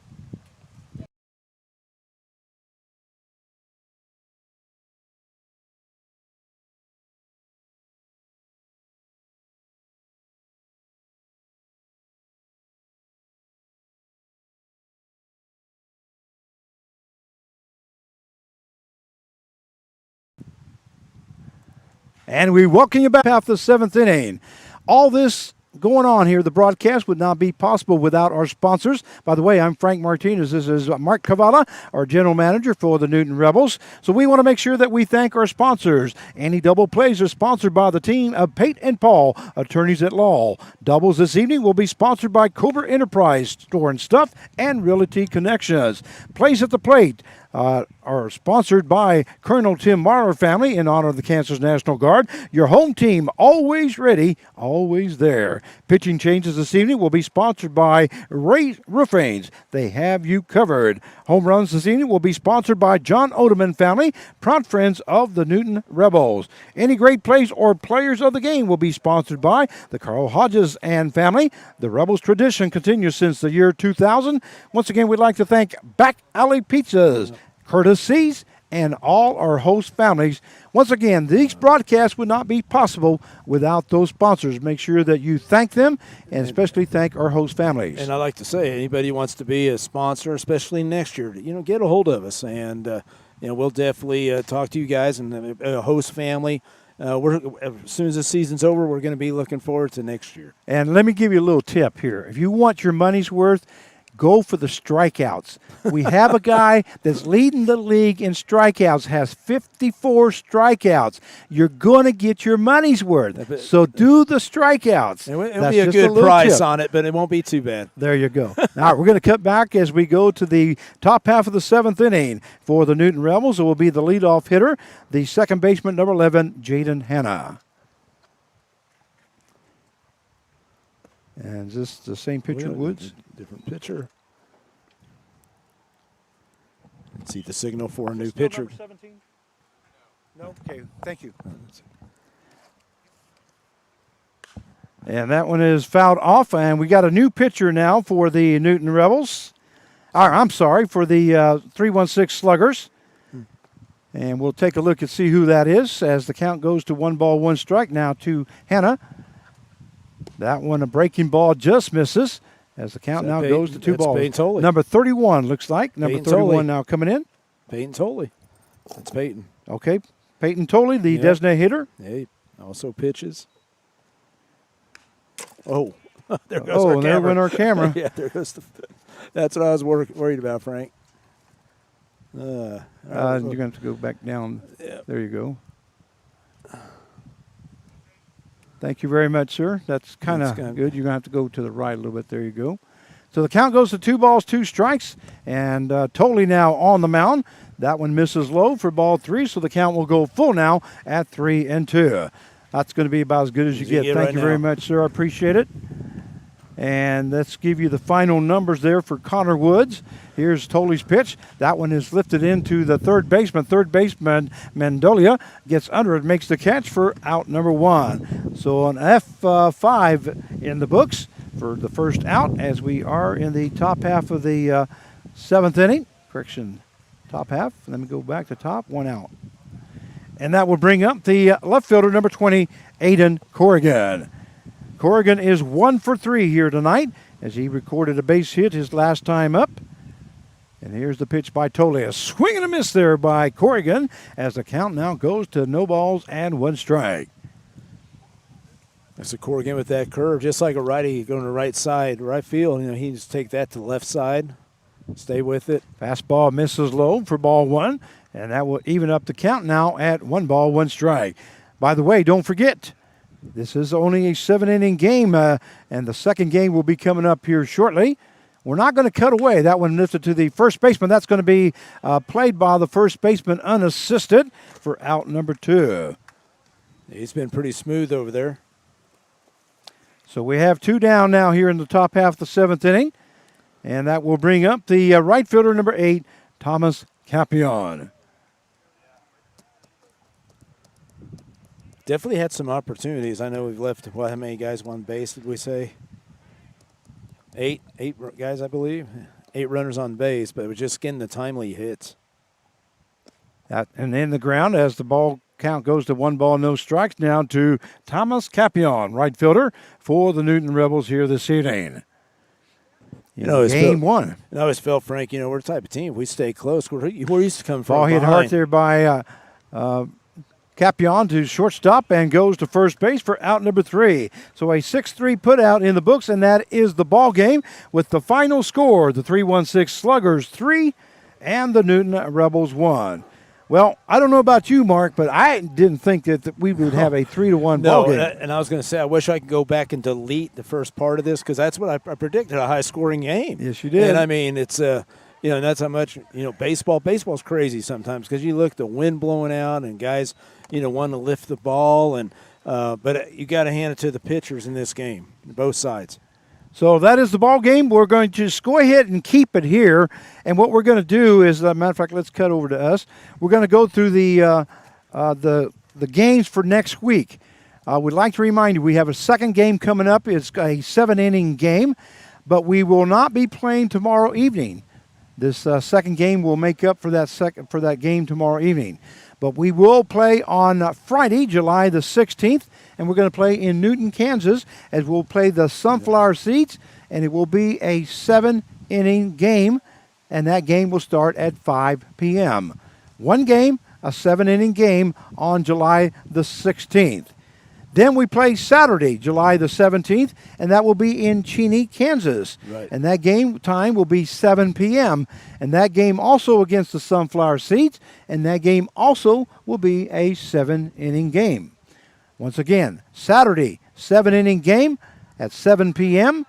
in Cheney, Kansas. Then we will be off on Sunday and then come back on Monday evening as we go to the Sunflower Collegiate League Showcase at the ECK as we will play the Sunflower Seeds at 5 p.m. And that game will be a 7-inning game. And I'm going to double check on that because I'd like to play a 9-inning game right there, especially being at ECK. Well, we'll check that and see. But once again, now that game will not be broadcast by the Newton Rebels channel. That will be broadcast by the Sunflower Collegiate League channel. Once again, Sunflower Collegiate League Showcase will be Monday, July the 19th, and it will be broadcast by the Sunflower Collegiate League on YouTube. Then we'll play on Tuesday, and we will go to Great Bend, Kansas, as the Sunflower Seeds cannot play 5 games with us. So we're going to be going to Great Bend, Kansas at 7 o'clock, and we'll play there a 9-inning game in Great Bend on Tuesday, July the 20th. And then the last game against the Seeds will be Wednesday, July the 21st, and it'll be home again at Newton, and that will be a 5 o'clock game, and that also will be a 7-inning game. So that is our schedule for next week, and then after that, we will finish off with Hutchinson.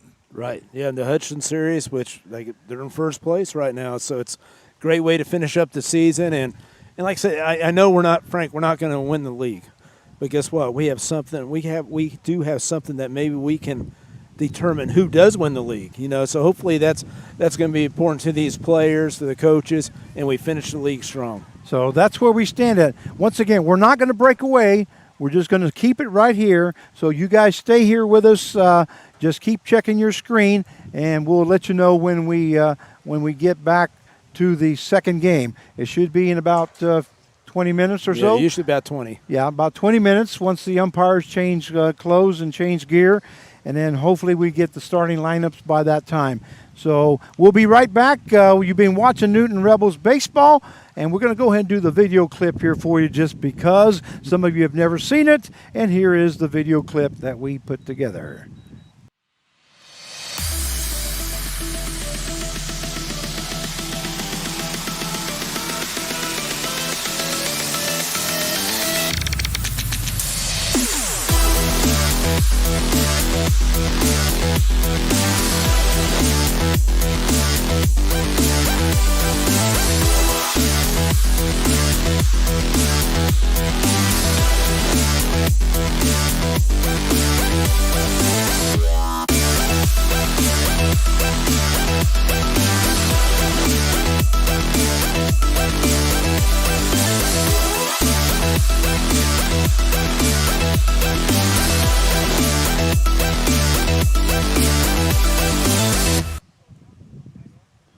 And once again, that was the end of the ball game. We'll be back with you for game number 2 here just shortly. So we'll cut you back out to the field, and we'll be back with you in about 15 minutes or so.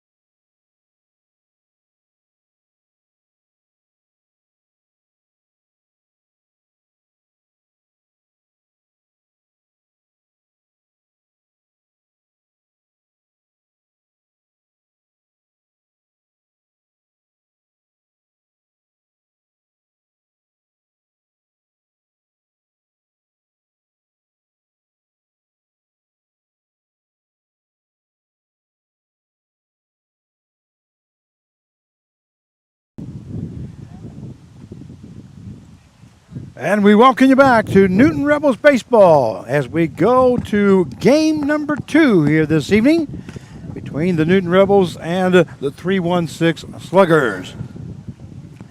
This is Frank Martinez, your play-by-play announcer. I'm joined along by Mark Cavala, our general manager. And Mark, they took it to the chin the first game, 3-1. There were opportunities there. Like we talked about, a 3-1 game on a day like this. But, hey, it's a new game right now. And you got Ricky Hockett.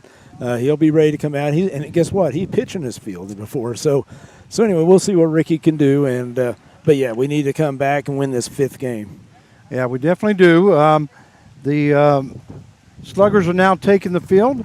We'll take you out there to the field. Defensively for the Sluggers, at first base will be number 27, Steele. The second baseman, number 13, Mendolia. At shortstop will be number 18, Rogers. Third baseman will be number 6, DeGarmo. Left fielder, number 26, Holman. Center fielder, number 23, Sturgeon. Right fielder, number 7, Leslie. Catching will be number 5, English. And pitching for the 316 Sluggers will be number 11, Ethan Peterson.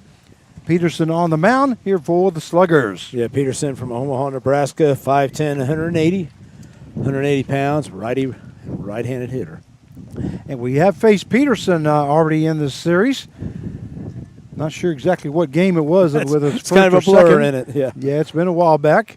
I'm not sure if it was the 14-3 game or the 14-11 game, but we did face them in that one game. So we'll see exactly what he's got on here tonight. We're going to go ahead and go through the starting lineups for the Newton Rebels. The lineup has been changed just a little bit. Leading off for the Newton Rebels will be the shortstop, number 1, Andrew Brotman. Batting second, the left fielder will be number 20, Aiden Corrigan. Batting third and playing first base will be number 3, Corey Mason. Batting fourth and playing third base, number 23, Nolan Riley. Batting fifth and DHing will be number 8, Thomas Capion.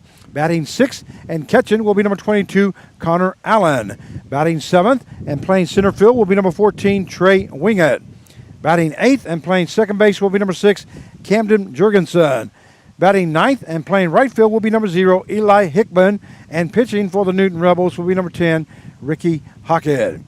I'd like to thank all our sponsors once again. We'll make sure we get those in between innings. Due up here in the top half of the first inning will be the shortstop, number 1, Andrew Brotman. As we're ready for game number 2 here this evening. And this is kind of the lineup that he used probably pretty close most of the season right here with Brotman at leadoff. That one misses outside for ball 1. As the count goes 1 ball, no strikes now to Andrew Brotman, who's our shortstop here this evening for this game number 2. And the wind is still blowing. It hasn't stopped, has it? Hasn't stopped a bit. Here's the pitch by Peterson. That was fouled off there by Brotman, as the count will go even at 1 ball, 1 strike. Once again, game 2, and then we go 7 innings here in game 2. I'd like to remind you we'll be off tomorrow night. We'll get a break, but then we'll be back Friday at home against the Sunflower Seeds at 5 p.m. That one hit Brotman. That's in for a base hit as Brotman records his first hit of the ball game and the first hit of the ball game for the Newton Rebels. Yeah, just a hard hit, just taking it right up the middle right there. And, ground ball, hard ground ball that just left the shortstop. But guess what? He's on base. That will bring up the left fielder, number 20, Aiden Corrigan.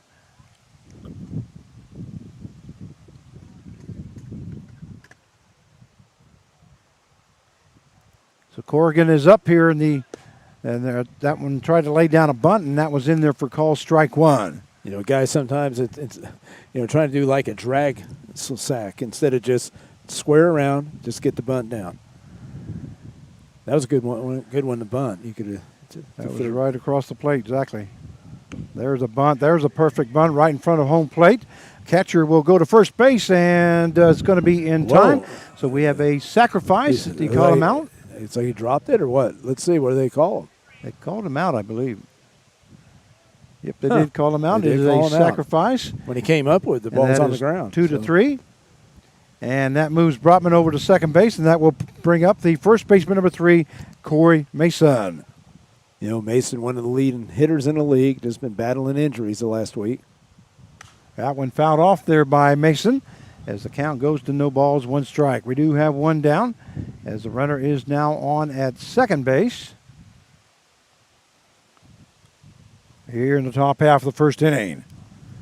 You're watching Newton Rebels baseball. We hope that you're back to your TVs as we're ready to get started. We are started, by the fact. That one hit to the right-hand side. Third baseman will get it on 2 hops. Now he's got Brotman caught up in between second and third, and he's going to be out. So good play there by the third baseman. And Corey Mason reaches on a fielder's choice. Yeah, and usually on that play, like I said, Brotman, this I always used to say, see the wide of the ball. When the guy throws the ball, then you can break for third base. And that was a heads-up play there by the third baseman. So that puts a runner on at first base with 2 down now. And that will bring up the third baseman, number 23, Nolan Riley.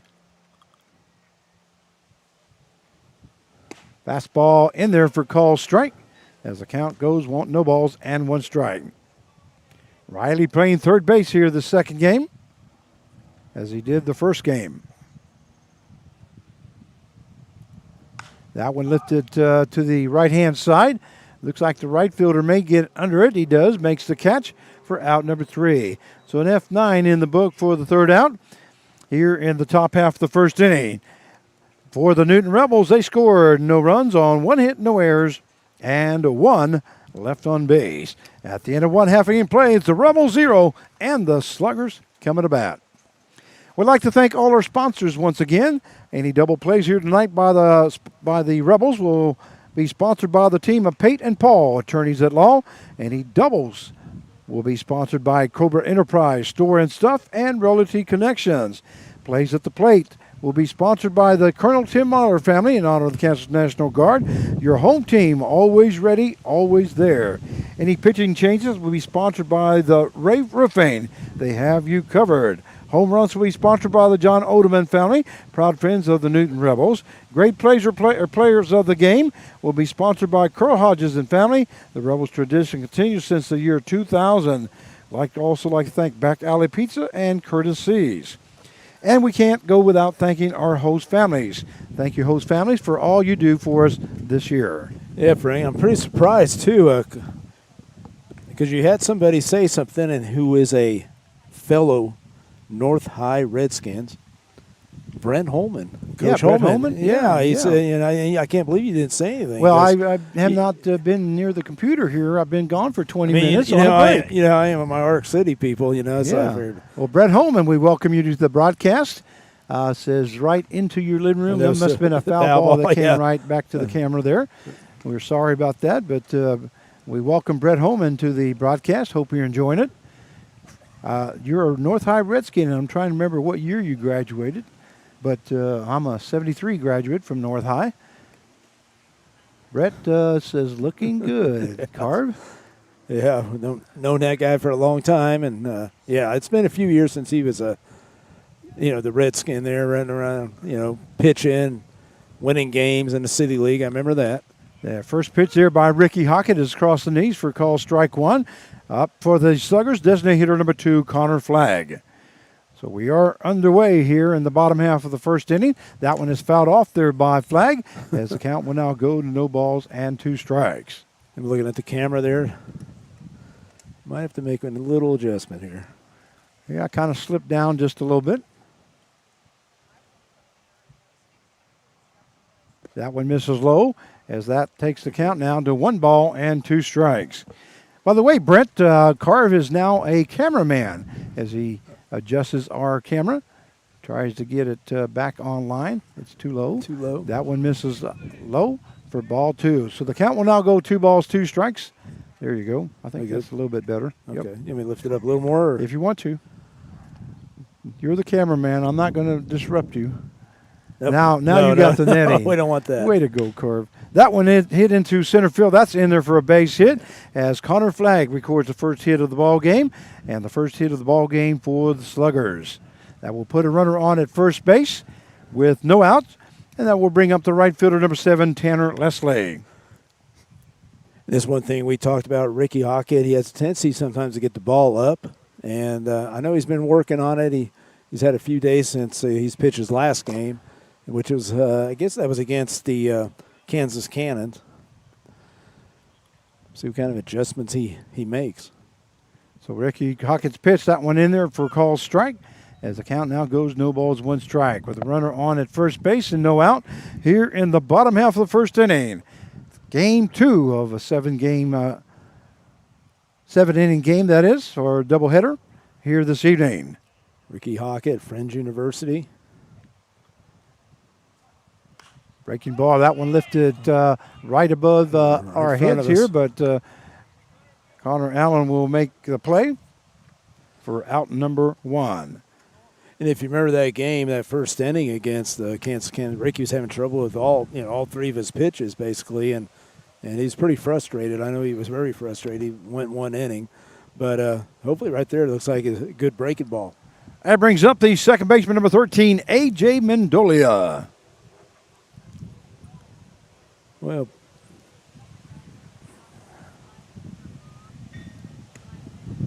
that one misses high for ball 1. As the count now goes to 1 ball, no strikes. I was just reading Brent, you were at the game last night. You didn't come by and say hi to me and your fellow Redskin. Frank, what's the deal? Oh, Brent is a fireman. He's watching from the fire station here this evening. That one hit into center field. That one's also going to be in for a base hit as Mendolia records his first hit of the ball game, and that is the second hit of the ball game for the Sluggers. As that now puts runners on at first and second with 1 down, and that will bring up the shortstop, number 18, Jordan Rogers. Well, Brent, my son Paco Martinez is also a fireman.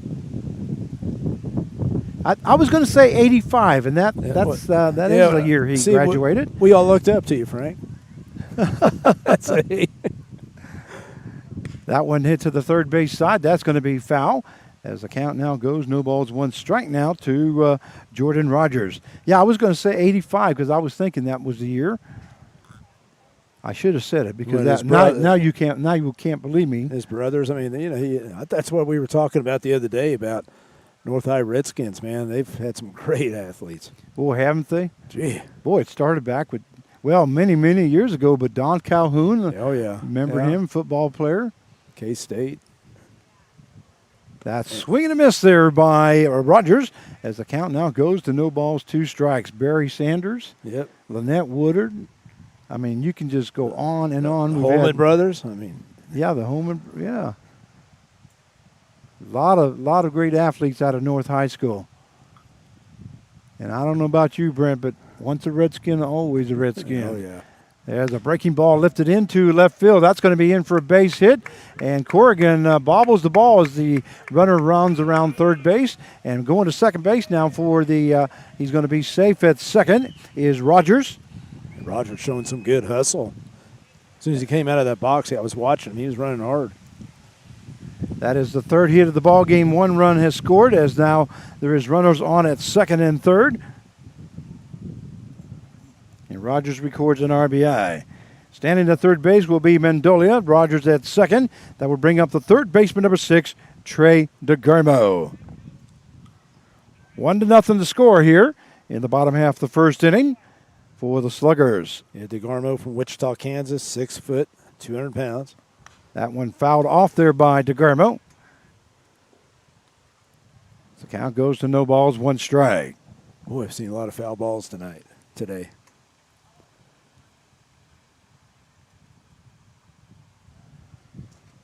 And that one is fouled up out of play as the count will now go to no balls and 2 strikes. He's telling us to tell Seeger to do something special. Well, maybe you'll hear us on the broadcast here as he comes up to the plate. He's got a couple more guys before he does come up. That one misses low as the count now goes to 2 balls and 1 strike. A lot better temperature right now, Frank. I mean, it feels nice and cool. Yeah, real nice. Here's the pitch by Hockett. That one lifted to the second baseman. Second baseman makes the play, and here comes the throw into home. It is cut off there by the pitcher, Hockett. I know they're looking. So we do have 2 down. F4 now in the books, as we do have 2 down. And that will bring up the first baseman, number 27, Jenner Steele. Yeah, another minimized inning. If we can just get that one run, that's it. I mean, hope Ricky can do it here. Like I said, he's had trouble with those first innings.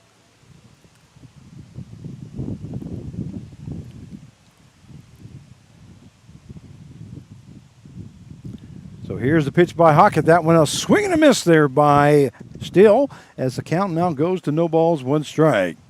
I'm trying to think of who else was in the class of 1985 there at North High. Brent, if you can help us out any. Come on, Coach Brent. Guarantee you know. That one misses low, and a good job there by Connor Allen if he keeps that one in front of him. So Mendolia can't move from third base. Rogers still at second. 1-0 is the score.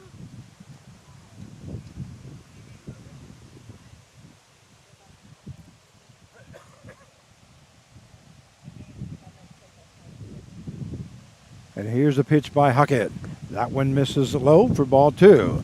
So 2 balls, 1 strike now to Jenner Steele, who's playing first base this evening in this second game.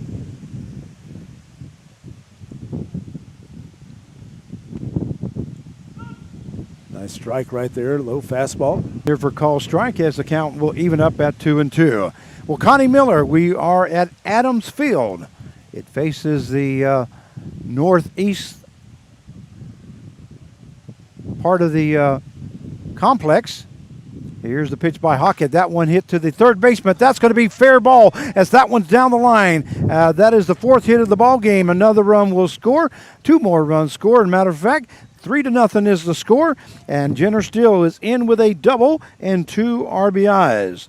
Good hard hit there by Steele right down the line. And Nolan Riley, he gave it his all right down that line, but it was just too hard to hit and right perfectly down that line. So now there will be a runner on at second base with 2 down, and that will bring up the center fielder, number 23, Drew Sturgeon. That's one thing, too, as a pitcher. Pitchers love to see their infielders diving, and because they're giving it their all. And that's what Nolan Riley was doing right there. That one in there for call strike 1, as the count is no balls, 1 strike. Well, Brent, I just need to let you know that, Paco is my son, and he says he has worked with Paco before. There ain't nothing like a fireman family, is there? That one a swing and a miss there as the count now goes to no balls and 2 strikes. A little something about Brent, about Paco, if you don't know. He used to be the head coach for the Wichita Force, the professional indoor football team. Also the Wichita Wild. Not the Wild. What am I thinking? Yeah, the Wild. Hey, look at your ring there, Frank. Yeah, look at my ring here. What does it say here? Right. The Wichita Wild. Yeah, there's a swing and a miss for out number 3. So Sturgeon goes down, but not before the Sluggers. They scored 3 runs on 4 hits, no errors, and 1 left on base. So 3-0 is the score at the end of 1. I'll finish that story, Brent, when I get back. We're going to take a small break, and we'll be right back.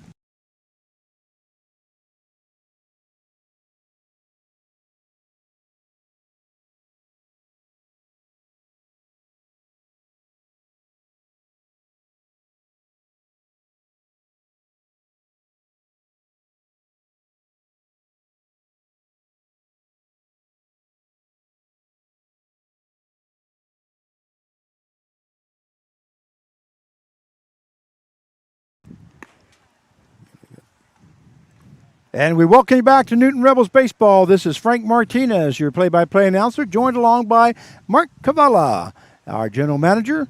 And Brent, I wanted you to take a good look at Carv there.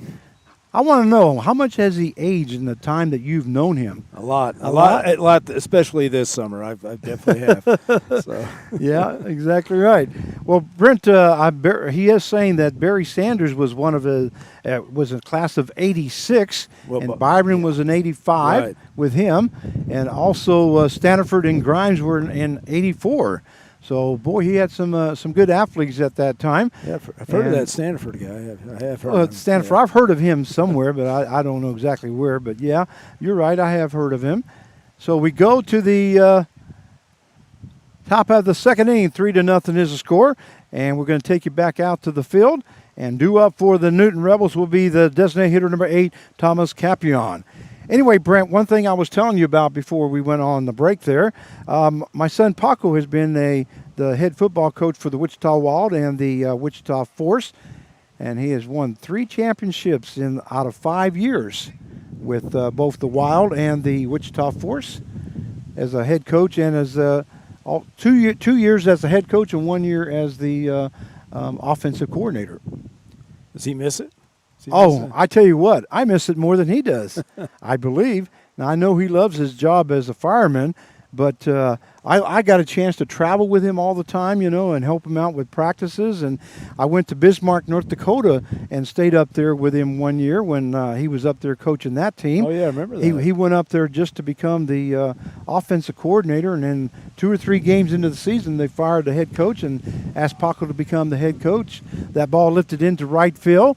Right fielder makes the catch for out number 1 as Capion flies out for the first out. But anyway, we went to Bismarck, North Dakota. I want to tell you about one thing about Bismarck, North Dakota. It is cold, bitter cold up there.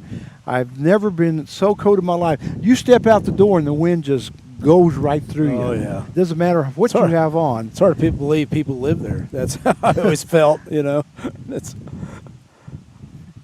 And here's the pitch now by Peterson. That went in there for call strike, as we have 1 down now here in the top half of the second inning. Anyway, we went when he became the head coach, he called me up and says, "Dad, I need some help. I'm going to be the head coach. Can you come up?" So I went up there and helped him for a little bit. That one lifted to the right-hand side, and that is foul.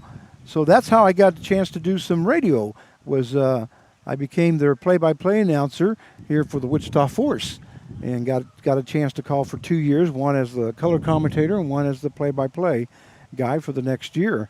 And so I miss it more than he does, actually. And I just miss the guys, the team as they form together and the decisions.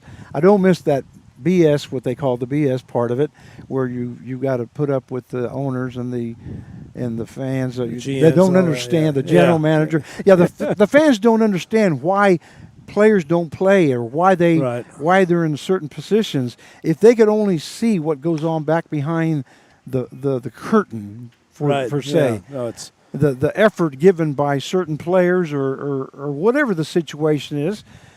Players sometimes get into predicaments that cannot play. Well, the fans don't understand that. Well, people they don't know it. They only see what's tangible. That's right. That's right. And so that part of it I don't miss. Now the fans, I love the fans. I miss that because I got a chance to meet a lot of people. That ball hit the third baseman. So it was a 5-3 put out for out number 2. And here in the top half of the second inning. But otherwise, I love the game itself. We learned how to love the game due to the fact that we followed him. We bought 40-some season tickets. Wow! I bought for the family, so we could follow Paco at home, and we had a blast. So anyway, 2 outs here. That's enough of that. But you never invited me, Frank. What's the deal with that? Well, their ball hit hard to the first baseman. First baseman keeps that in front of him, and he will touch as Trey Wingett is the 3rd out of the inning on the first pitch there. So it is 3 unassisted for the 3rd out. And the top half of the second inning for the Rebels, they score no runs on no hits, no errors, and nobody left on base. At the end of 1 1/2, it is the Sluggers the Sluggers 3 and the Rebels 0. And we'll be right back.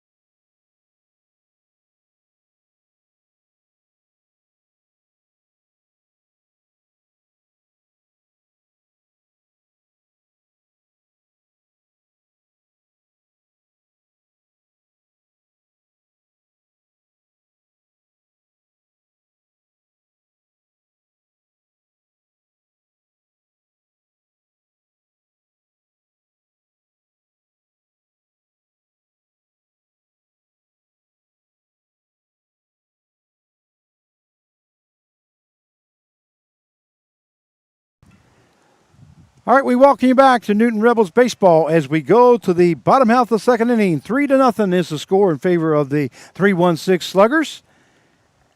And due up for the Sluggers will be the left fielder, number 26, Sigurd Homan. And Homan, if you're listening, Brett says, do something special. All right. Hope he hears me. Coach, like I said, Coach Holman's still coaching at Bishop Carroll. Yeah, Coach Homan is coaching at Bishop Carroll, he says. He substitute teaches on his days off.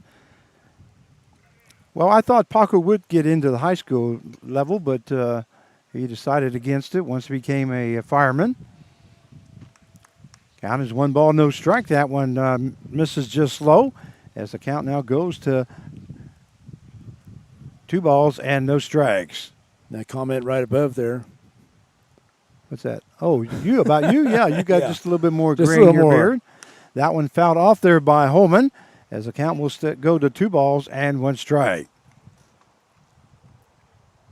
I guess that happens, right, Frank? I mean, you just Well, go it over happens. That's why I shave, so that way nobody can see that gray. I'm going to start doing that. I think I'll shave. That one just misses outside, and the count will now go to 3 balls and 1 strike.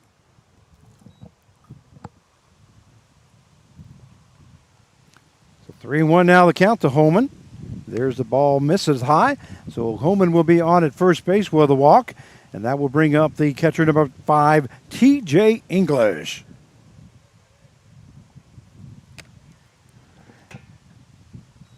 Holman got on base there. Looks like he must have watched Brett pitch a couple times to him. Brent, you think so? Think he might have thrown him some batting practice or something? Probably a few. If you had a dime for everyone, you think about that all through the years. So here is Hockett's pitch now. First pitch in there for call strike as the count now goes no balls, 1 strike to T.J. English, who's catching this evening, the second game for the Sluggers. Holman on at first base as he just reached on a walk. And the score is 3-0 here in the bottom half of the second inning. And Hockett ready to go to work. That one fastball misses outside. And that will even up the count now at 1 ball and 1 strike. I was going to ask Coach Holman, what station are you at now? I thought you moved from one. I'm trying to think when last we talked, but I thought maybe you were still at the same one, or did you move? That swing and a miss there, and the Whoa. throw down to first base, and that ball's going to be overthrown by Connor Allen. So Holman will go to second base, and we'll stop there. And there's an error on the throw. That is the first error of the ball game, and I gave that to the wrong team. Sorry about that. You know, Frank, and I've talked to catchers before. Why don't they just fake throw? Let the guy dive in, and everybody has a good laugh. You know what I mean? Just fake it. You don't have to, because the odds are of you throwing out a guy, unless you got a Molina arm, or something like that. Count is 1 ball, 2 strikes. And Hockett ready to go to work. That fastball, that ball hit to the shortstop, Brotman. Brotman moves to his left, goes to first for out number 1. And on that play, Holman moves to third base. So it is a 6-3 put out for the first out. And that will bring up the designated hitter number 2, Connor Flagg. That basically, took the double play away right there. Well, that could have possibly been a double play, yes, sir. Yeah. And Hockett's pitch. That one misses low and inside for ball 1. As the count goes 1 ball, no strike now to Flagg, who's DH in here the second game.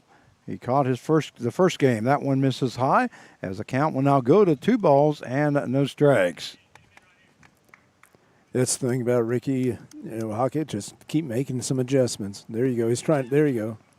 It's like he's trying to get that, in that gray area because it's either too high or too low. So 3-0 now the count to Flagg. Here is Hockett's pitch. That one hit right up the middle, and that was a 3-0 count. That was lifted into center field for a base hit. Now, you know what? I don't disagree with the 3-0 swing if it's up right, like that. Yeah, it was but up, not when it's in the ground. All right, that one's an RBI there for Flag, as scoring from third base is Homan. 4-0 now is the score. That is the 5th hit of the ball game for the Sluggers. Just a different era, I guess, Frank. That one hit hard into right center field. That's going to be back against the fence there. And doesn't quite make it to the fence, but it is in for a double. Here comes the throw into home as Brotman turns around and throws a strike into home, and he gets it.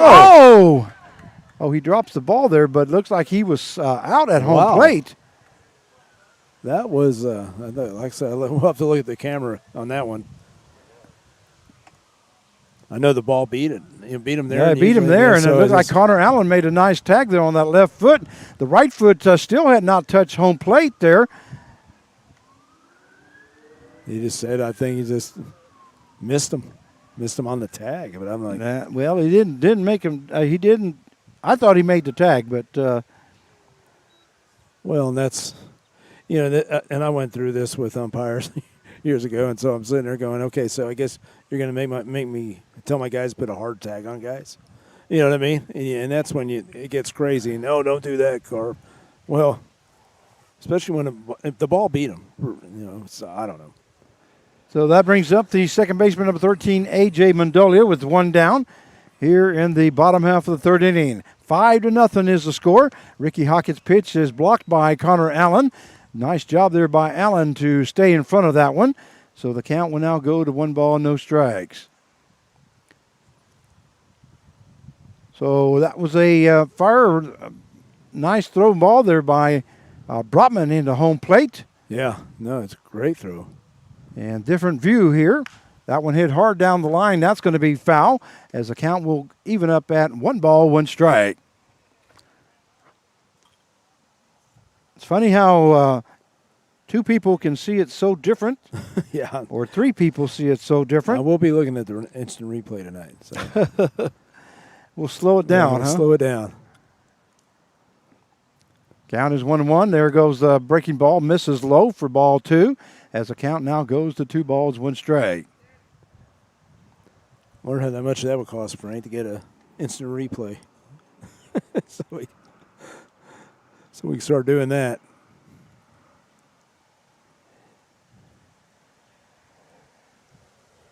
There's a swing and a miss there by Mendolia, as the count will even up now at 2 balls and 2 strikes. I think Paco's at station. He's on Maple, between 127th Street and whatever that is there. That's a ball hit right back up the middle. That's going to be Brotman. Nice job there by Andrew Brotman. Whoa. What a play there by Andrew Brotman, as he went right behind second base, scooped it up, made a flipping throw to first base, and in time for out number 2. But moving over to third base was Leslie. That's one of the best plays that Brotman and Mason have, right there together. Both a great throw. Brotman had moved to his right on that pitch. So there's a big hole up the middle, and he showed his range, got up there, and then threw it. It was in the dirt, but Mason, great pickup. Hard hit there by Rogers. That one is going to be foul, as the count goes to 0 balls, 1 strike. And did I say flipping? I meant flipping of the balls. Yeah. Okay. I want to make sure everybody is aware of that's what I meant by that. That one misses high, as the count will now go to 1 ball, 1 strike. Runner on at third base. That's an awesome play. It was. I'm playing it in my head right now, and I just wow. Matter of fact, it was so awesome. That great play, sponsored by the Carl Hodges and family. The Rebels tradition continues since the year 2000. Got to give them a little plug there on that great play. Oh yeah, that's. Counts 2 balls, 1 strike. That one lifted. I believe Brotman will get under it, makes the catch for out number 3. So an F6 in the books there, here in the bottom half of the second inning, but not before the Sluggers. They scored 2 runs. And they had 2 hits, 1 error, and 1 left on base. At the end of 2 innings of play, it is the Sluggers 5 and the Newton Rebels 0, and we'll be right back.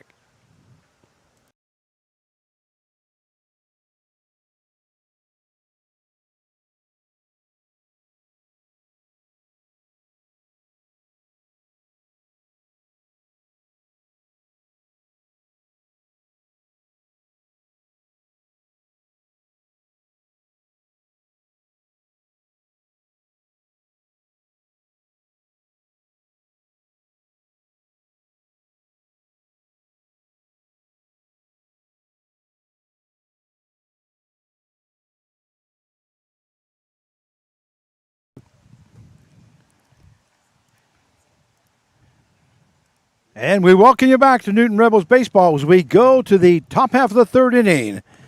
Due up for the Newton Rebels will be the second baseman, number 6, Camden Jurgensen. He'll be followed by Hickman and Brotman. 5-0 is the score here in the top half of the third inning. Ethan Peterson ready for his third inning of work here for the Sluggers. I was going to ask Frank, has the wind died down a little? Well, it kind of feels like it. It feels like it, yeah, because, I mean, I'm looking at this netting right here, and it's not moving as much. And Camden Jurgensen now up for the Rebels. Here is Peterson's pitch. That one misses low and outside for ball 1. And Brotman, he says that ESPN worthy. Yeah. That play by Brotman Andrew. I have to agree with him. You got two thumbs up here by us, Bob. And the scoop was awesome, too. I mean, you know, both parts of that play. And here's the pitch. Breaking ball just stays up high as the count now goes to 2 balls and no strikes. Matter of fact, when I'm a PA guy, I have that little da-da-dun Yeah. on my music to make sure that when there is a good play like that it just goes over the air. Well, I agree with Bob. That would have been top 10 play right there. And so the count is 2 balls, 1 strike now to Camden Jurgensen. There's a swing and a miss there as that will even up the count now at 2-2. Let's see what Cam does with the 2-strike approach right here. The lights come on here in West Urban. That one in there for call strike 3, and Jurgensen just walks to the dugout as he looks at third strike go by for out number 1. That will bring up the right fielder number 0, Eli Hickman. You know, Hickman's one of those guys I like to see him hit more on the ground, use that speed. He's one of the fastest guys on the team. Utilize that. That one misses low for ball 1.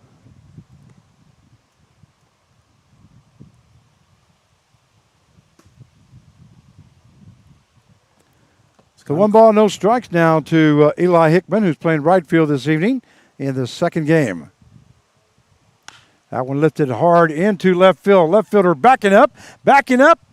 Ooh. And it's going to be up against the wall as Eli Hickman is standing at second base with a double. A good effort there by the left fielder for the Sluggers. That's Seeger Homan, but was not able to get to it. And in at second base is Hickman with a double. That double is sponsored by Cobra Enterprise Store and Stuff and Realty Connections. Yeah, it's kind of funny. I'm saying hit it on the ground. He's saying, forget you, Coach Carve. I'm going to hit it off the fence. And that's what he did. So there's a runner now on at second base with 1 down, and that will bring up the shortstop number 1, Andrew Brotman. That first pitch misses low and outside for ball 1. Hickman reached on a double, standing at second base. We are in the top half of the third inning. 5-0 is the score in favor of the Sluggers. That one misses outside for ball 2. So 2 balls, no strikes now to Andrew Brotman, who made that great play right behind second base.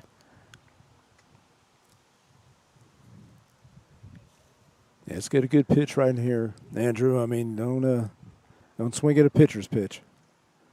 2-0 pitch now. Here's the pitch. Breaking ball misses high for ball 3. Good eye. So 3 balls, no strikes now to Andrew Brotman. I thought I just felt a raindrop on my finger. Huh. Either that or there was a bird up there somewhere up in the trees. Not the bird of paradise right there. Yeah.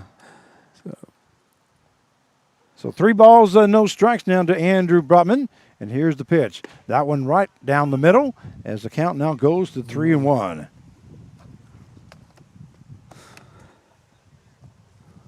Well, someone took a 3-0 pitch. That's what I was asked. Here's the pitch. That one hit foul by Brotman, and that would take the count to full now at 3-2. The Rebels lose the first game, 3-1 in a hard-fought ball game. Foul ball was chased down by the shortstop and a injured player, I'm going to say.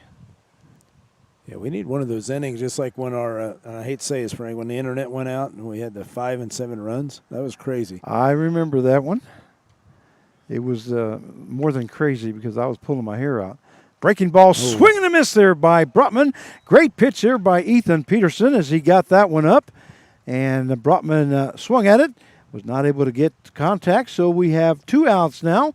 And that is the second strikeout recorded by Ethan Peterson in this inning, and the second strikeout recorded in this ball game by Peterson. That will bring up the left fielder, number 20, Aiden Corrigan. There goes the runner, Hickman to third base, and in safely is Hickman with a stolen base. Like I said, he's got some speed. He's definitely, I mean, usually you don't steal, you don't make the third out at third base. But now he makes that catcher protect that. Especially the left-handed hitter up, but that's what I'm saying. He's got enough speed, he can do that. Count is 1 ball, no strikes to Corrigan as that one missed.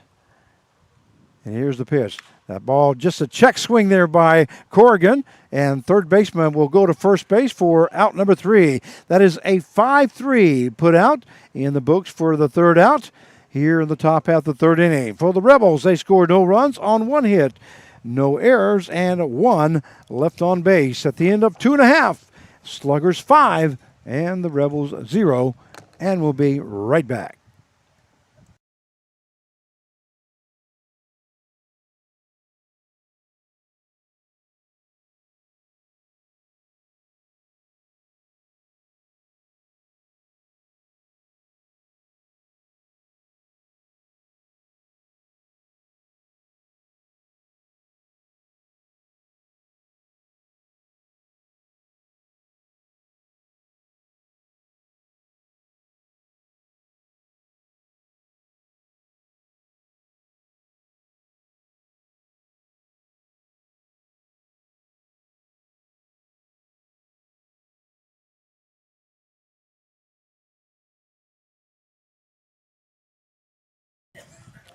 And we welcome you back to Newton Rebels Baseball as we go to the bottom half of the third inning. 5-0 is the score in favor of 316 Sluggers.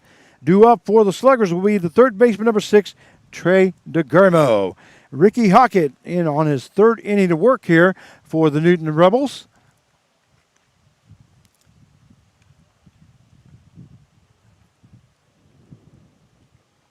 As he has faced 13 batters now here in 2 innings. Yeah, I'd like to see, I mean, Ricky just hasn't had an easy inning lately, and I'd like to see him right here to have that. I mean, that'd be great. So Ricky Hockett ready to go to work as DeGarmo steps in, and here's the first pitch. Breaking ball in there for call strike as the count now goes no balls, 1 strike. Here in the bottom half of the third inning. You see that breaking pitch? They had a lot of depth to that. I mean, that moved a lot. Another breaking ball in there for a call strike. And the count is no balls, 2 strikes now to Trey DeGarmo, who's playing third base this evening for the 316 Sluggers. Fastball now. That ball hits the third baseman, Nolan Riley. He scoops it, goes to first base on a 5-3 put out for the first out. So we do have 1 down now here in the bottom half of the third. And due up now for the Sluggers will be the first baseman, number 27, Jenner Steele. Steele reached on a double his first time up as he drove the ball right down the third base line and had 2 RBIs, scoring Medolia and Rogers. Yeah, Steele's from Hollister, Missouri. Breaking ball, that one fouled off there by Steele as the count now goes to no balls, 1 strike. And he's another big guy, Frank, 6'2", 225. They got some good-sized young men on here. 0-1 count now by Hockett. That one lifted to center field, I believe. Center fielder will get under it, makes the catch for out number 2. So we have 2 outs here in the bottom half of the third inning, and that will bring up the center fielder, number 23, Drew Sturgeon. Sturgeon struck out his first time up as he made the third out of the inning, and that was the first strikeout recorded by Ricky Hockett. First and only strikeout so far here in the ballgame for Hockett. First pitch is in there for call strike one to Drew Sturgeon, who's playing center field this evening here in the second game. Fastball by Hockett is fouled off to the right-hand side. And the first baseman, Corey Mason, takes a couple steps but just lets it go as it was in foul territory. Well, it's good to see Mason back in the lineup. I mean, he's had a great summer. One of the leading hitters in the league. An all-star. That fastball misses down in the ground. So the count will now go to 1 ball, 2 strikes. And I noticed a few games ago when we were watching, we noticed he wasn't right. Remember that when we were talking about how his footwork and just not right, not balanced. That one hits the right-hand side, also going to be foul, so the count will stay at 1 ball, 2 strikes. Yeah, it looks like he was dancing About the happy batter's feet. box. Yeah, he was just you could tell he wasn't comfortable. Yeah. That's what I was saying. And he looked a lot better earlier. So 1 ball, 2 strikes now to Sturgeon with 2 down. Here's the pitch. A swing and a miss there by Sturgeon as he goes down swinging for out number 3. And that is the second strikeout recorded by Ricky Hockett here in the ballgame. So we're going to go to the top half of the 4th inning. We're going to take a small break.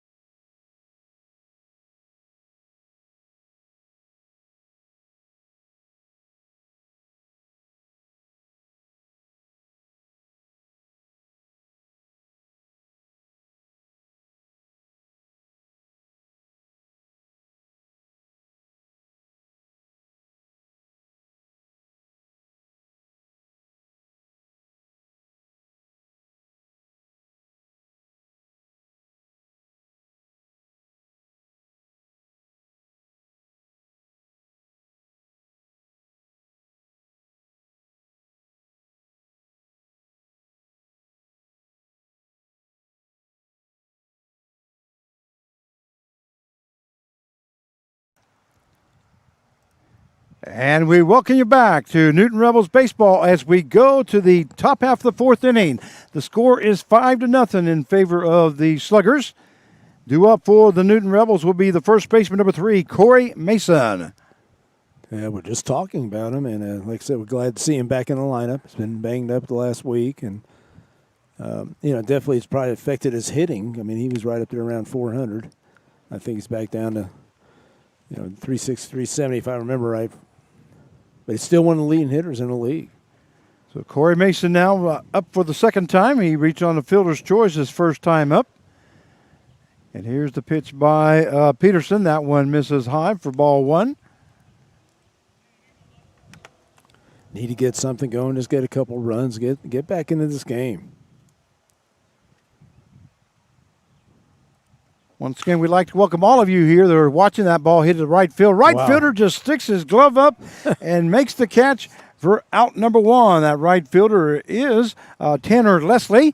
Looks like he was going to misplay that one then, and all of a sudden he sticks his glove up and makes the catch for that first out. So we do have one down here in the top half of the 4th inning. And now batting will be the third baseman, number 23, Nolan Riley. Riley flew out to the right field his first time up. He's 0 for 1 here in this ball game. Breaking ball in there for call strike 1. Yeah, he's getting all kinds of pitches now. If you notice that first pitch, getting a lot of off speed. Especially one of the best hitters in the league, that's what you're going to get. Here's the pitch now by Peterson. That one misses low and outside for ball 1 that will even up the count now at 1-1. Said is one of the best eyes in the league. I mean, I'm talking about it, good strike-walk ratio. That hits Riley on the arm, so he will be going to first base as a hit batsman. We'll set our camera. I'll have to move that. I'll be back, Frank. Okay. And that will bring up the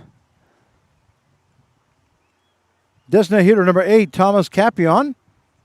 So Capion will be on with 1 out here in the top half of the 4th inning. And Nolan Riley on at first base. You're getting closer. Very good. There you go. So Capion flew out to right field his first time up. And there's the pitch. That one right across the knees for call strike 1. As the count goes, no balls, 1 strike now to Capion, who's DH in here this game. He did play right field the first game. And Peterson's pitch, that one lifted to the foul. And the count will now go no balls, 2 strikes. Capion had his hands out front on that one as the right hand dropped down, and you can see that. Yeah, you got to keep those hands back. And no balls, 2 strikes now to Thomas Capion. especially with that off speed, take it the other way. And here's the pitch. Fastball that is called strike. Goes by for the 2nd out of the inning. Yeah, he was guessing right there, because then you can't do that. You got to sit fastball, react to everything else. But usually what a hitter does, he'll think about the last pitch that he saw, and he saw an off-speed curveball. So that is the 3rd strikeout recorded by Ethan Peterson, and that will bring up the catcher number 22, Connor Allen. So we have 2 down now here in the top half of the 4th inning. Our first pitch in there for call strike 1 to Allen. yeah, he's throwing a lot of off-speed right now, especially that first pitch. And it's down low, too. I mean, it's a tough pitch.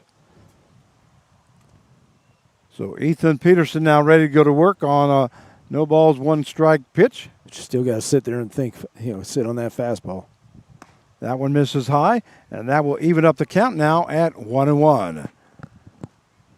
Runner on at first base with 2 down.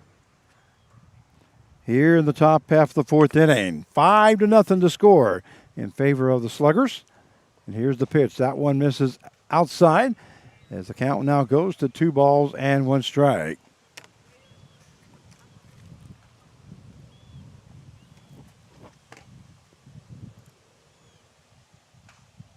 So, Frank, are you excited about another trip to Great Bend? Well, to be honest with you, no. That one is swing and a miss there, and count goes to 2 balls, 2 strikes. Catcher thought that was strike 3, but it's only strike number 2 on Allen. Once again, there's a runner on at first base as Riley got hit by a pitch.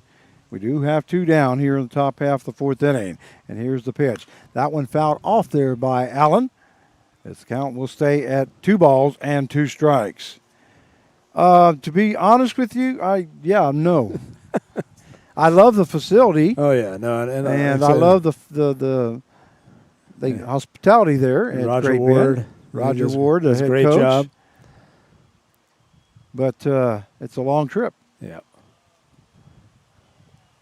And a swing and a miss there by Allen as he goes down swinging for out number 3. That is the 4th strikeout recorded by Ethan Peterson, the 2nd one of that inning. And the top out the 4th inning for the Rebels. They scored no runs on no hits, no errors, and 1 left on base at the end of 3.5. Sluggers 5, Rebels 0. We'll be right back.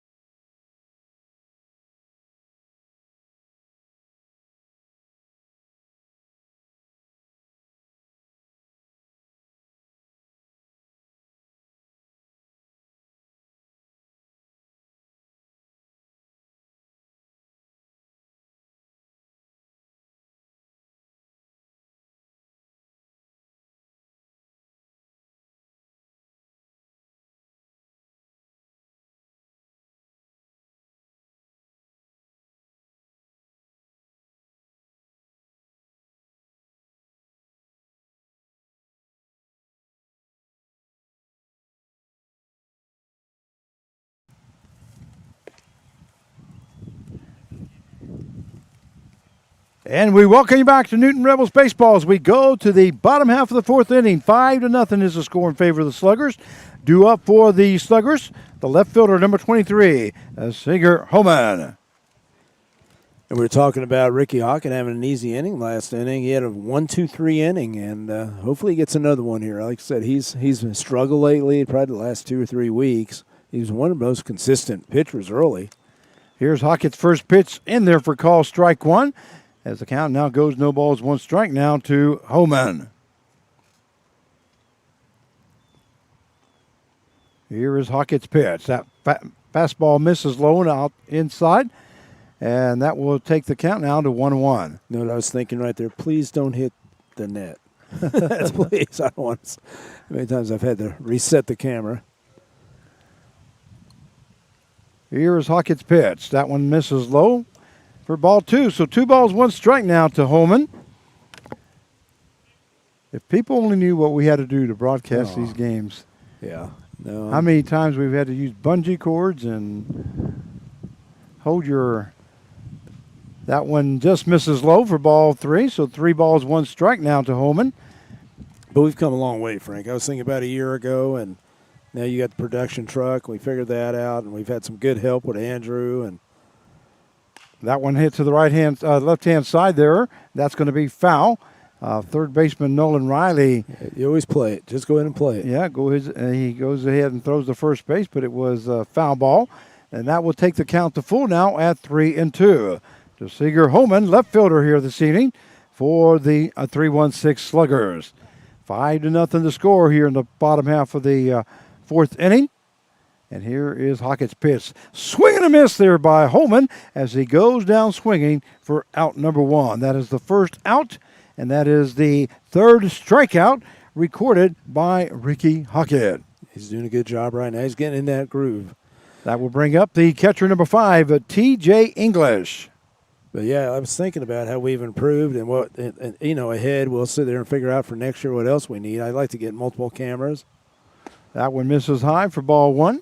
And an instant replay. How's that, Frank? This actually does have instant replay. Does it? Oh, it does. But we got to have a little closer look. You got to have somebody that knows what they're doing. I'm not one guy that knows what I'm doing. Well, I read up on it, but it's too much. Right. Too much for me. We need to have somebody. We'll probably have to get somebody to come in and run the switcher and all that stuff. Yeah, because right now I'm having to run the switcher. There's a swing and a miss there as the count goes to 2 balls, 1 strike. I have to keep track of the balls and strikes, the hits, the errors, everything else. You mean Jack Buck doesn't do this? Who? Jack Buck or... shoot, no. Joe Buck. Sorry, Joe Buck. Joe Buck. No, I don't think he did this. Aging myself there. Yeah, Joe Buck. He doesn't have to do that, does he? That one in there for call strike as the count will now go to 2 balls and 2 strikes. Yeah, if all I had to do was play-by-play, this would be so much fun, easier. If I had somebody to set all this stuff up and then take it all down, man, I would have it made. That's our goal. But that's not the way it is. That one just misses outside as the count will go full now at 3-2. That definitely wasn't by much, but yeah, I agree with you, Frank. Maybe next year that's one of our goals. We'll see what we can do. I really got kind of a plan on I do have Mariah at home at all the home games. That one misses high and outside, inside, for ball 4. So going to first base will be English. That's his first time on the base path. And that will bring up the designated hitter number 2, Connor Flagg.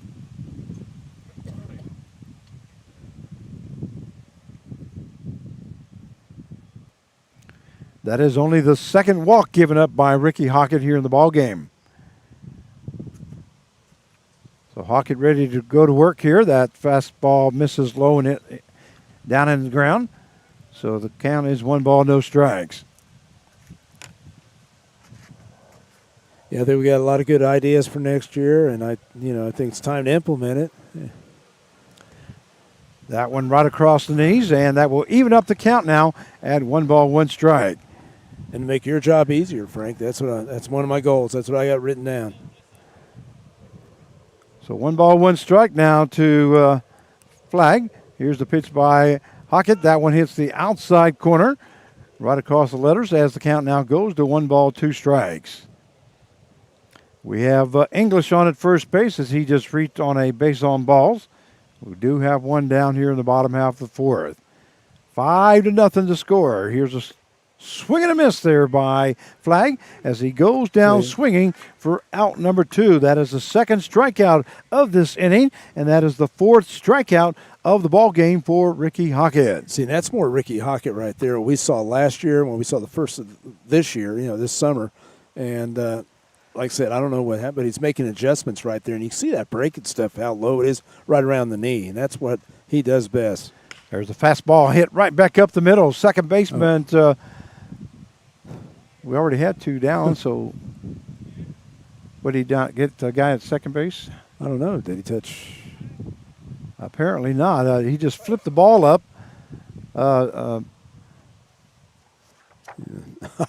That's where Jurgensen flipped the ball up to Brotman at second base, and I thought he touched the base, but apparently he didn't.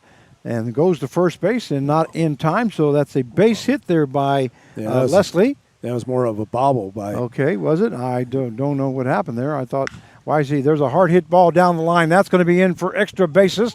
And coming around to score will be English. And Leslie also coming around third base. Here comes Brotman did not throw home. Yeah, that's tough right there. You get that third out right there, and then that helped. That helped them. We get the 2 more runs, right there. He's got to make that play. And that was Mendolia with the double and 2 RBIs. 7-0 is the score now. And that will bring up the shortstop, number 18, Jordan Rogers. That's what I found out years ago, especially early in my head coaching career, is that when you give a good team extra outs, they'll take advantage of it. The bad teams don't. And this is definitely a good team. Yeah, they're one of the top 2, 3 in the team. I mean, they're only half a game out of first place. They're battling for it. They're still in the running.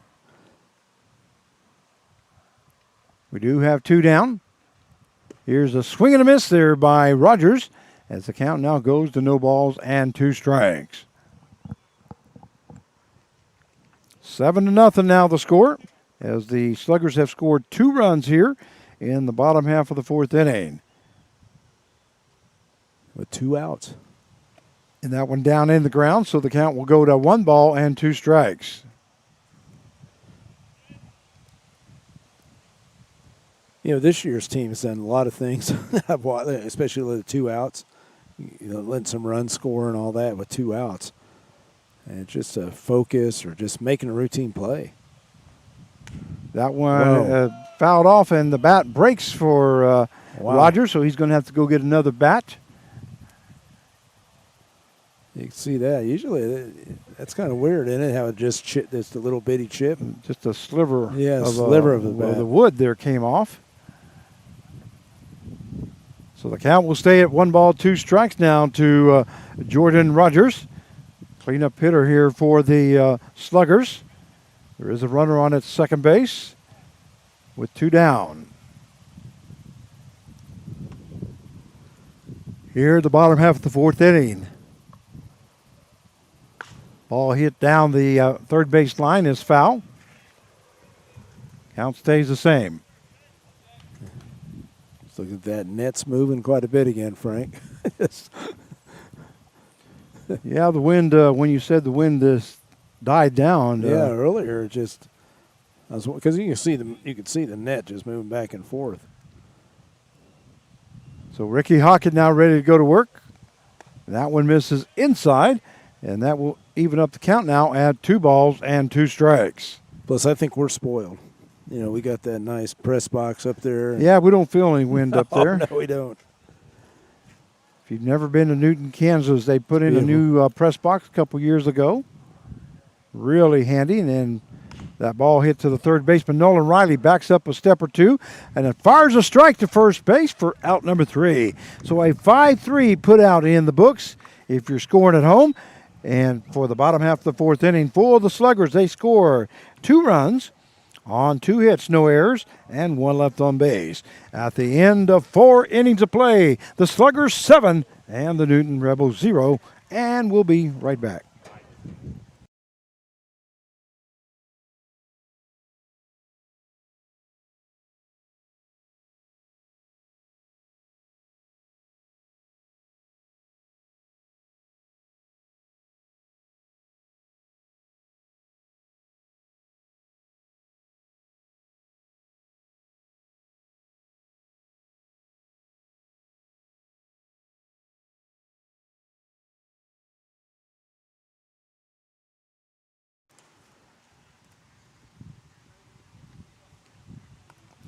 And we welcome you back to Newton Rebels Baseball as we go to the top half of the fifth inning. This is Frank Martinez, your play-by-play announcer for tonight's game. I'm joined along by Mark Cavala, our general manager for the Newton Rebels. He does some color for us. Is that what you do here? I'm trying to. Trying to add a little today. Well, you got 7-0 here. You got a lot to add because Jim Williams, he wants that position. I know it. He filled in for you that one game and the last couple innings, and boy, he says, I think I can do this. Yeah, and he told me about you guys had this little plan about sending me to Hawaii and all that. He filled me in on all that. Did he? So, well, I had a little pink slip here somewhere for you, and it flew away in the wind. So I guess you're on for the next inning or so. We're going to make sure that we let you know that there is no game tomorrow. No game tomorrow. And we will be playing Friday at 5 p.m. In Newton against the Sunflower Seeds. We'll start that series against the Seeds. We'll play Saturday at 7 p.m. in Cheney, Kansas against the Seeds. And both those games should be 7-inning games. And then we'll go off Sunday, play Monday at July the 19th. We're going to take you back out to the fields. We're getting started. Here, Trey Wing is the first batter up. He fouled that one off. As the count goes to here in the top half of the fifth inning. To no balls, one strike.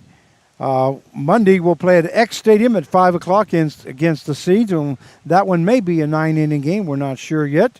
And then Tuesday, we will play in Great Bend as we take one more long trip to Great Bend and face them at 7 o'clock for a 9-inning game. And then Wednesday, we'll play against the Seed at home in Newton at 5 o'clock, and that one also will be a 7-inning game. So that's the schedule. Once again, it has changed a little bit. Well, I was talking to Pat Hahn today. We were talking about it. He goes, you guys from Newton shouldn't have to gripe about it because you guys are only, it's 52 minutes from Newton to Cheney, and he goes, it's only an hour. It's like 40 more minutes to Great Bend from Newton. That one in there for call strike. He said we should not be complaining. Well, yeah, he said that it's only 40 more minutes, and but I said, well, that's cool, but not everybody's from Newton. You know what I mean, like you and me and all that. So we drive a little further. Yeah, I like to see Mr. Hahn take that trip. That's right. Count is full now at 3-2, especially at 12 midnight. Oh yeah. You know. Yeah. It's going to be late. Not a fun trip, that's for sure. So the count is full now to Trey Wingett, who is 0 for 1 here tonight. The swing and a miss there by Wingett as he goes down swinging for out number 1. And that is the 5th strikeout recorded by Ethan Peterson. And that will bring up the second baseman, number 6, Camden Jurgensen.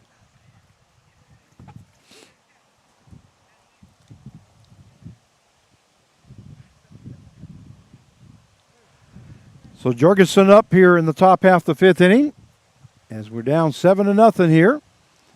Trying to get something going for the Rebels. Swing and a miss there by Jorgensen as the count now goes to no balls, one strike. The Newton Rebels do have 2 hits in the ball game. Got one in the first and then a double by Hickman in the third inning.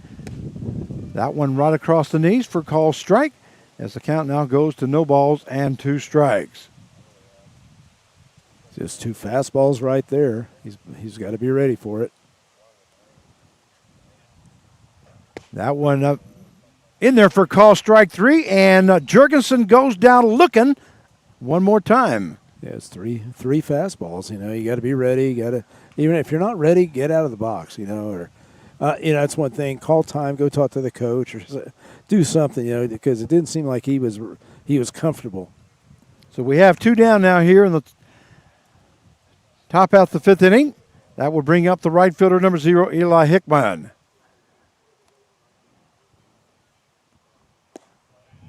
That one called strike, as they say. Hickman went on that pitch. So the count is no balls, 1 strike. 2 down. Yeah, Hickman had that oppo double off the fence. Over Holman's head. That one lifted to left field once again. That's going to be in foul territory this time.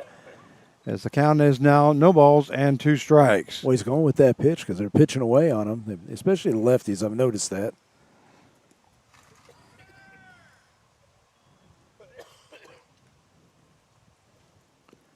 So 0-2 now the count.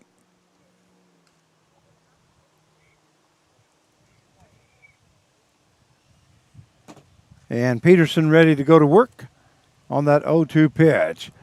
That fastball right across the knees for strike number 3, and that is the 3rd out of the inning as Peterson strikes out the side, and 2 of them looking. Yeah, and right there, again, that was away. Like I said, he's been pitching lefties away, and then you got to make some adjustments, get on the plate, take that outside pitch away. I'm sure Coach Holman out there, he would agree with me on that. So, you got to do something. You just can't look at a fastball. Well, 0-2 count, and anytime you got 2 strikes, you got to be up there protecting. We didn't do it this time, so that will bring up the we're going to go to the bottom half of the 5th inning. Looks like we are going to have a new pitcher now for the Newton Rebels, and that should be number 20-something, I believe. Can you see who that is? 21, I believe. I don't know. We'll take a look here real quick. 24.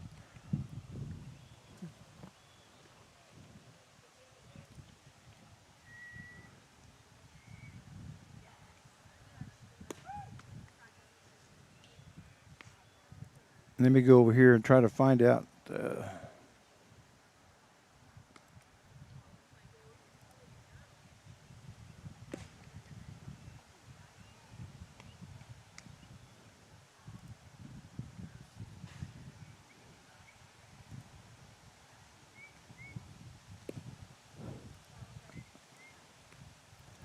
All right, number 24 is Colin Rabe. Colin Rabe now coming in to pitch for the Newton Rebels. And Ricky Hockett is done for the evening here in the bottom half of the 5th inning. Yeah, Rabe, 6'2", 180, Neosho County Community College. He just finished his freshman year, and he is from Wichita. So Colin Rabe now on the mound for the Newton Rebels. And he'll be facing the first batter will be the 3rd baseman, number 6, Trey DeGurmo.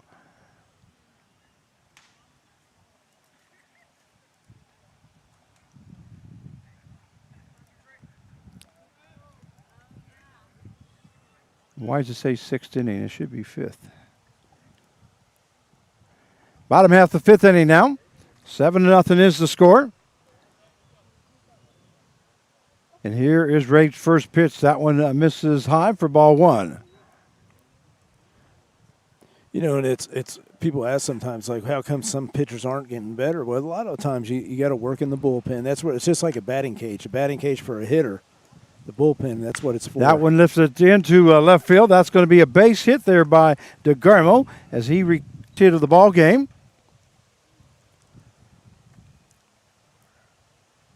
And even if you're working flat ground or whatever, you have a routine, especially when in college they have you do some pitching. They're going to be doing flat ground work maybe on some of the off days or whatever. And then, but you got to have a routine. And each of these guys are college pitchers, and so they do have a routine, and hopefully they keep following it through the summer. That brings up the first baseman, number 27, Jenner Still. And by the way, that hit by DeGurmo is the 9th hit of the ball game for the 316 Sluggers. They have out hit the Rebels 9-2, and they also lead 7-0. That one in there for called strike, and the count goes to no balls and 2 strikes. To Jenner Still, who is playing first base this evening for the Sluggers.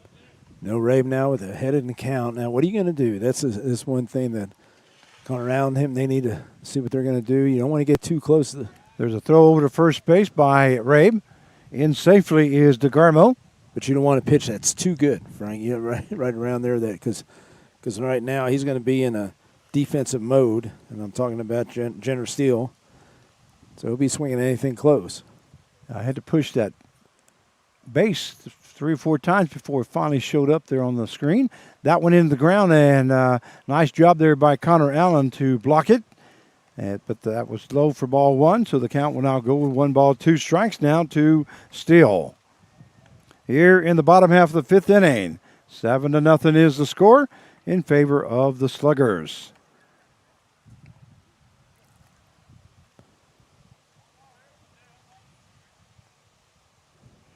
That one fouled off there by Steele. Count stays the same, 1-2.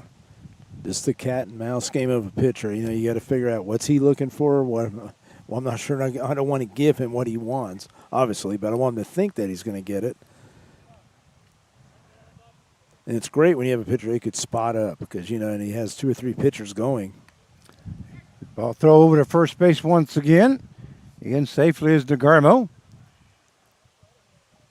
That was more like a courtesy throw there by Rabe.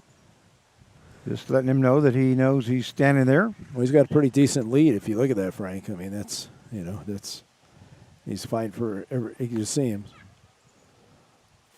There he goes to second base. That one is fouled off there by Steele. And going back to first base will be DeGarmo, as he was trying to time that one there on Rabe. Took off just before the pitch. And sometimes you want to call a pitch out or something, but it depends on the pitcher. You know, I mean, if he has trouble throwing strikes, you don't want to get him in a, you know, like I said, it'd be 2-2, but you want him to struggle. You want him to come after the hitter more than anything.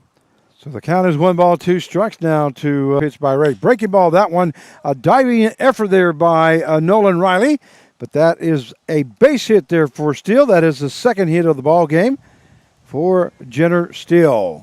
So now there'll be runners on at first and second with no out.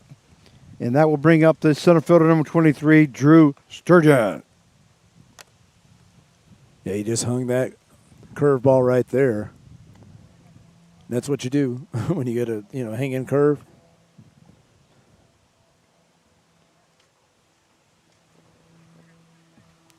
No outs.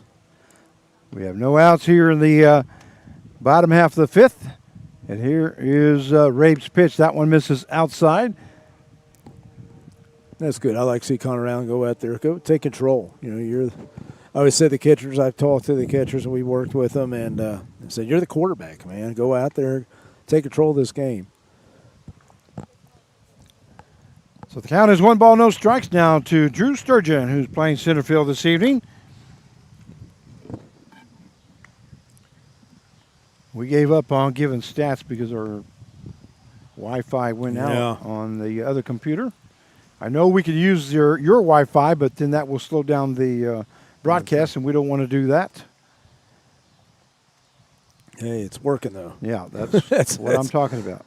Here's the pitch. That one is fouled off, and the count will even up now at 1 ball and 1 strike. Yeah, DeGarmo on at second base and Steele on at first with no outs. Just go ahead. I was going to say, please don't hit the net. That's all I'm saying, Frank. It seems like every time it hits our net here. And those foul balls. Beautiful evening, though. And here's the pitch by Rabe. That one in there for call strike, as that takes the count now to 1 ball and 2 strikes to Drew Sturgeon. Well, he's getting ahead, and you know that's the thing as a pitcher working ahead. That's one thing we were talking about, and he's definitely doing that. Rabe's getting ahead in the count. But I always call it, you got to get that punch-out pitch right now. 1-2 pitch now by Rabe.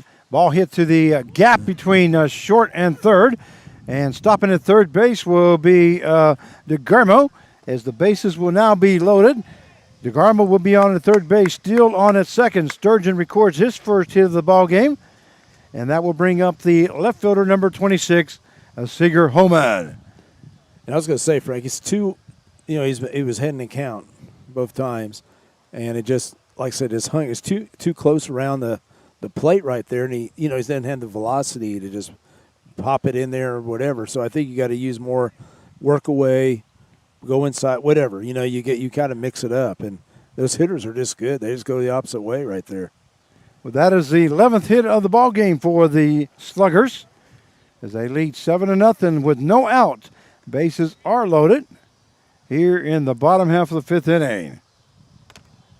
But he's just too close to the plate right there, and especially away, and they got the big hole right there, just going with it, base hit. That one misses high for a ball 2. So 2 balls, no strikes as the bases are loaded. Nowhere to put Mr. Holman. So he's going to have to throw something across home plate there. Yeah, I mean, it's all in his favor right here. A swing and a miss there by Holman as the count will now go to 2 balls and 1 strike. Kind of took something off on that pitch there, Rape did. It was almost like a changeup. I mean, it was like 2-0 changeup almost. It looked like it just floated in there. Yeah. That's what it looked like. So 2 balls, 1 strike, and here's the pitch by Rabe. That one lifted into center field. Center fielder will make the catch. Taken up from third base is DeGarmo. And here comes a throw into home. Wow. And they got him out. What a throw there by the center fielder for the Newton Rebels. That's Trey Wingett as he throws out the runner at home plate. And that is a double play by the Newton Rebels. And that double play is sponsored by the team of Pate and Paul, attorneys at law. Wow. And I was going to say that was a great throw. I mean, that was, from out there, I didn't think he had a chance, but he threw it right on. So we have 2 down now here in the bottom half of the fifth inning with runners now on at first and second. And that will bring up the catcher number 5, TJ English.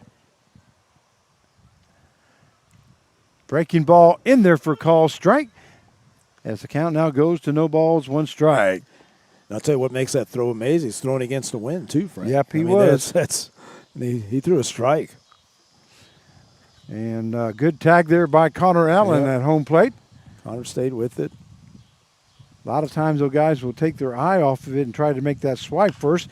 That one lifted into center field. That one backing up. And Wingett does get under it, makes the catch for out number 3. So that is the 3rd out here in the bottom half of the 5th inning. For the Sluggers, they scored no runs on 3 hits, no errors, and 2 left on base. At the end of 5 innings of play, it is the Sluggers 7 and the Rebels 0, and we'll be right back.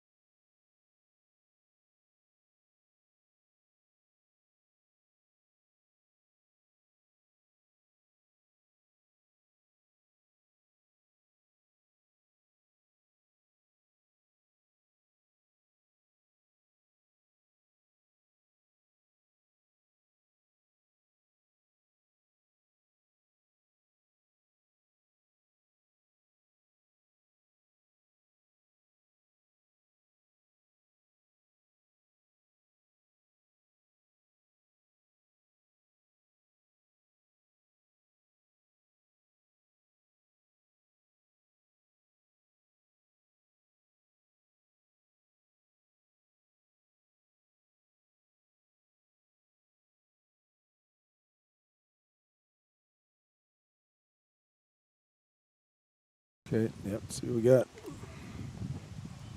And we welcome you back to Newton Rebels Baseball as we go to the top half of the 6th inning. This is Frank Martinez, your play-by-play announcer, and I'm joined along by this guy, Mark Cavala, general manager for the Newton Rebels. As we go to the top half of the 6th inning, 7-0 is the score in favor of the Sluggers. And due up for the Newton Rebels will be the leadoff hitter, Andrew Brotman, will be coming up to the plate. Like to see the Rebels get something going here, Frank. I mean, it's time's running out, as we know, but we're definitely we have the potential to have a big inning. And I'd like to remind you, no game tomorrow evening. Friday at July the 16th, we'll be at home at 5 p.m. 5 p.m. on Friday. Saturday, 7 p.m. in Cheney, Kansas. And off Sunday. Monday, we will be at 5 p.m. at X Stadium for the Sunflower Showcase. Tuesday, 7 p.m. in Great Bend. And Mary Jacobs, you want to know whether we're playing Great Bend again? And the answer is yes. We are going to Great Bend on Tuesday, July the 20th. We're going to take you back out to the field as we go to the top half of the sixth inning. And we have a new pitcher, Frank. Okay, good. Braden Harris from Bixby, Oklahoma. Okay. 6'2", 180. And Mr. Harris now coming in to pitch. Big lefty. What is his number, sir? Number 24. 24. Thank you. I would know all that information, but my computer is out now since I got no Wi-Fi. That one is fouled off there by Brotman, as the count will go now to 1 ball, 1 strike as we go to we are in the top half of the sixth inning. Let's move that camera again. Let's see here. 1-1 now the count. We are jack of all trades, aren't we? Well, I tell you, that's why I say if these people knew exactly what we have to go through to put a broadcast on. That one lifted to the right-hand side, and the second baseman gets under it, makes the catch for out number 2. So an F4 now in the books for out number 1, and that will bring up the left fielder number 20, Aiden Corrigan. But, you know, we used to do this on Facebook Live, and that got us in a lot of trouble. Yeah. Due to the fact that people were always playing music, and we had no way of shutting it off. And we got in trouble with Warner Brothers. They fine you thousands and thousands and thousands of dollars if you happen to play a song that does not belong to you and don't have permission to play. That's one thing here we don't have to worry about. There's no music going on. Yeah, no music here tonight. That one gets away from the catcher as the count is 2 balls, no strikes now. And Aiden Corrigan is the batter. And we have to fight those, so either that or delete our programs, delete the show. And what it makes it so frustrating is when you're not playing the music, somebody else is. And we have no control over it. No, we're a nonprofit, organization. We're just trying to do this for the kids, and we got to depend on sponsors and players' fees and, just trying, gate and all that just to keep it going. And we want to do some things special. That one just misses low as the count goes to 3 balls and 1 strike. And it's all got to do with infringement rights, and I totally get it. I understand it. But we don't have the big lawyers to battle and all that, so.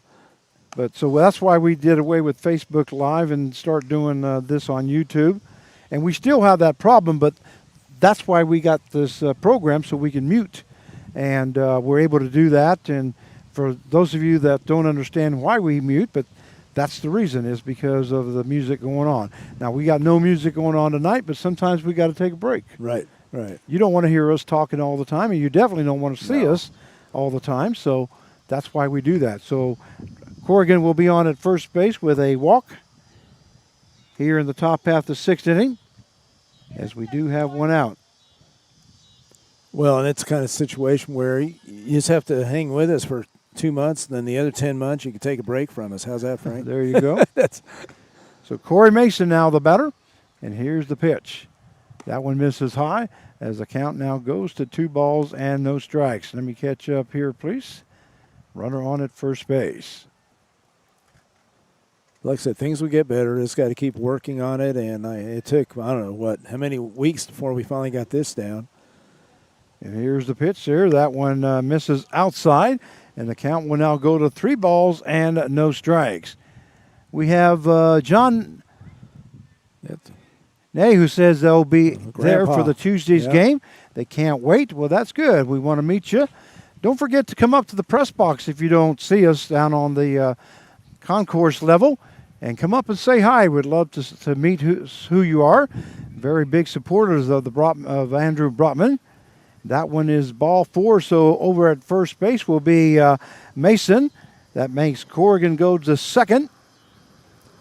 And that will bring up the third baseman, number 23, Nolan Riley. Riley is 0 for 1 here tonight as he flew out to right field, got hit by a pitch in the fourth inning. Was left stranded at first base.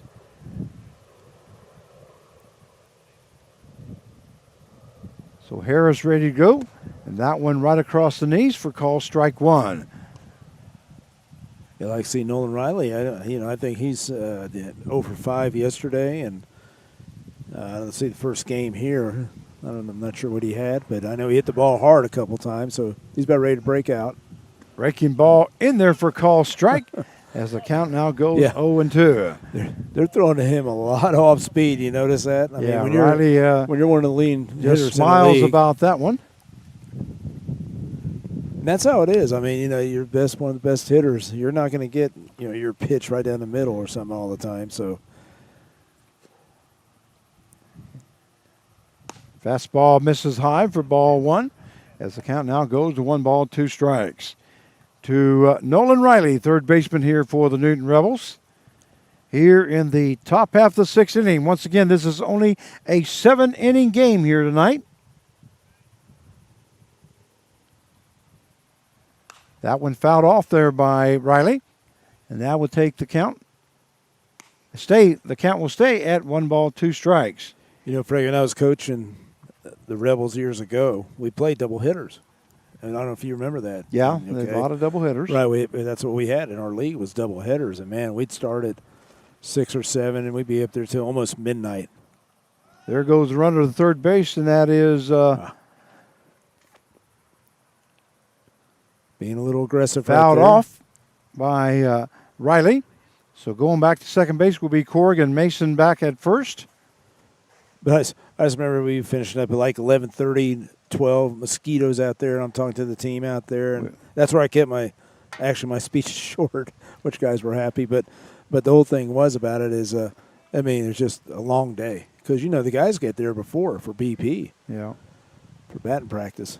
Well, this it makes more sense playing one game and 9 innings, and then the 5-game series I like. There we go. That there one is go. deep into that a home run? That is a 3-run home there we run go. by Nolan Riley. And he gets a home run and 3 RBIs. It was hard to tell with that, but I couldn't tell either. But it looked like a line drive out. I was following the line, and I just couldn't see it. Once again, home run for the Rebels. Nolan Riley with a 3-run home run to make the score 7-3 now. And I knew he's been hitting the ball hard in that first game. So I'm sure Mom and Dad back behind us here are proud of that. That will bring up the designated hitter number 8, Thomas Capion.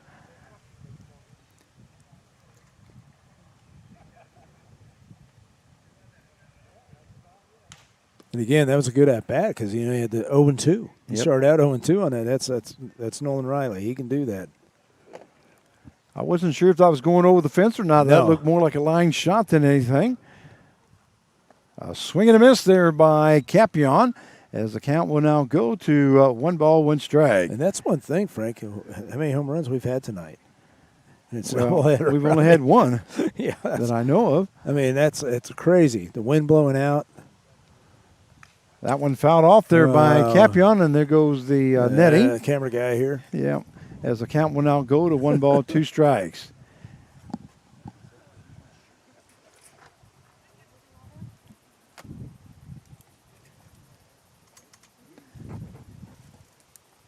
Thank you. That one gets away. And that count takes to 2 balls, 2 strikes now. Young lady just gave us some nice cold water here, so we're going to wet the whistle here while Carv tries to readjust the camera.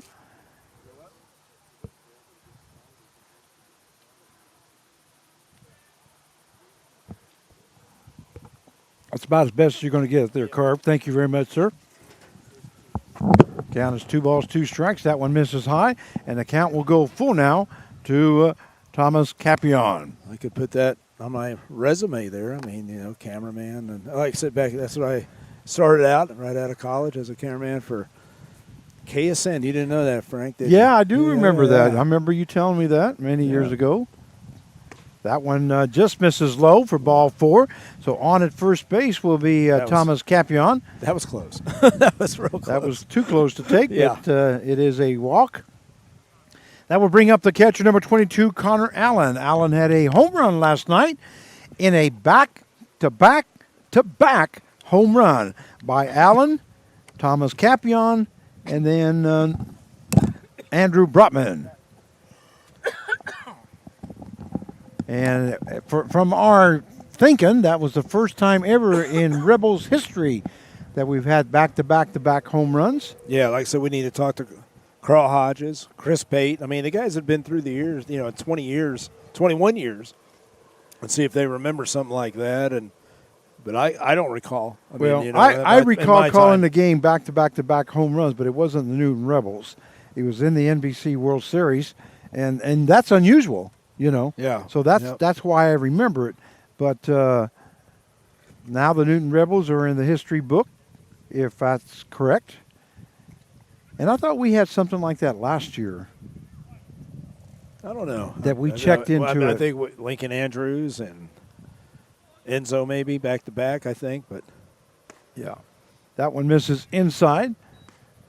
As the count now goes to 1 ball, no strikes now to Connor Allen, who's catching this evening for the Newton Rebels. As we are in the top half of the 6th inning, we go 7 here tonight.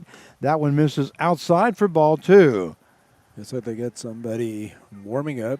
You can always tell because they're always looking at the bullpen, and something like that. But let's see Connor Allen get going because I know he had a tough first game.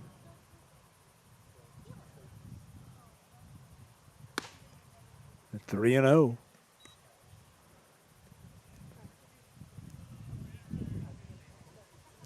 Yeah, I was pretty excited to see Nolan Riley get going because I know he had a little, he wasn't happy his last couple of games before. That one misses for ball 4. So now there'll be runners on at first and second, and that's going to be it for this young man, as this is the second time that they've come out. So there'll be runners on at first and second. Capion moves to second base, Allen to first. And we're going to take a small break here. It looks like number 21 now coming in. You go ahead and take a look at that. See who that is for us. Okay. Got it. Okay. Chris Spry from Jenks, Oklahoma. All right. That is number 21, Chris Spry. Yep. All right, number 21. From Jenks, Oklahoma. That's where my sister lives, and my brother-in-law in Jenks, Oklahoma. Been there many times to go visit them. Spend a night or two there. They got a casino there. I don't know if you know that. And they they also got golf courses there in Jenks. Jenks, yeah. Need to go down there, Frank. Let's go. Yep. We're going to we'll be right back.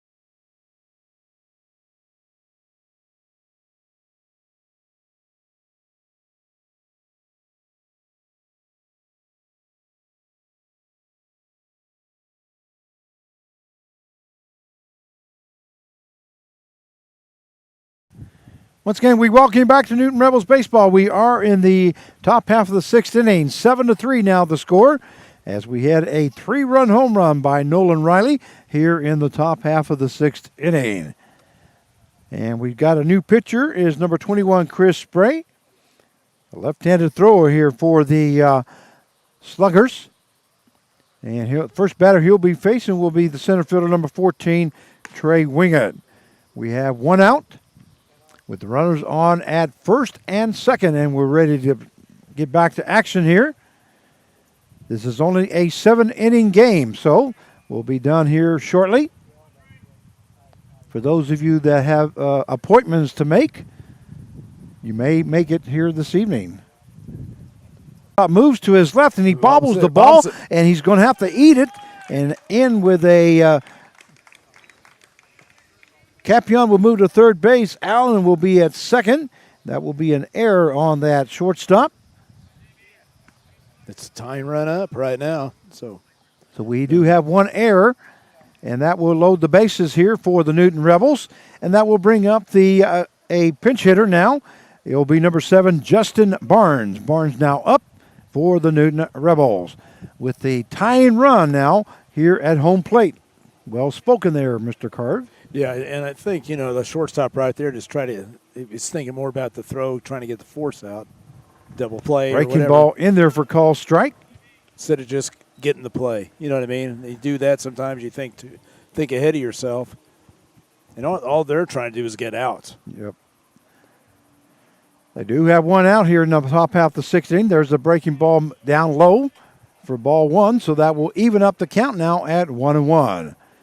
We have Capion at third base, Allen at second, and Wingett on at first base as he reached on that error. Justin Barnes and we were talking yesterday, and he said, I told him, I said, hey, I like your approach. He goes, well, I've been working on it, Coach. I've been working. I got it down now. And here's the pitch. That one down low for ball 2. So 2 balls, 1 strike now to Justin Barnes, who I'm sure will be going in to play second base here for the Rebels in the bottom half of the 6th inning as he takes Camden Jurgens' spot in the batting lineup. Well, they got a great situation right here. Let's get a good pitch, hitter's count. Breaking ball misses outside for ball 3. So 3 balls, 1 strike now to Justin Barnes. And a good eye there by Barnes. Yeah, that's very good. I mean, it was kind of a hanger, but right here should be his best pitch to hit right here. And we're going to have a timeout. Timeout Barnes here as the pitcher, Spray, tried to go a little bit quicker than he normally does. So Barnes realizes it, and that calls for timeout. So 3 balls, 1 strike now, and here's the pitch. That one misses low and outside for ball 4. Perfect. So a run will score now. That is the 4th run scored by the Newton Rebels, and an RBI there by Barnes. And that will bring Allen to third base, Wingett to second, and Barnes reaches on a base on balls. And that will bring up the right fielder, number 0, Eli Hickman. That was a good team at bat right there. I mean, right there for Barnes, because he could have swung at a couple of those pitches. Instead, he took the walk, base loaded, realized, get an RBI, get the run in. There's the pitch there by Spray, misses inside for ball 1. 7-4 now the score in favor of the Sluggers, but the bases are loaded with 1 down. You want something up in the air. That one hits just outside of the corner, and the count will now go to 2 balls and no strikes. Yeah, he's not missing by much. That one there didn't miss by much. No. Now that did. So 3 balls, no strikes now to Eli Hickman. And I hope Mr. Hickman's listening. With a 3-0 count, you don't swing, especially when the pitcher's struggling. That one right down the middle as the count now goes to 3 balls and 1 strike. And it's funny because if I had somebody like a Nolan Riley on a team, he could take 2. I mean, he would take 2. Yeah. I mean, he could take it. That one right across the knees, and Hickman did just that. Yeah. As the count will go full now at 3-2. So now you're protecting here on the 3-2 pitch. That one hit right up the middle, and the second baseman will toss to the shortstop, and not going to be. Oh, they call him no out? way, no way. There's no way that he was out at second base, at first base.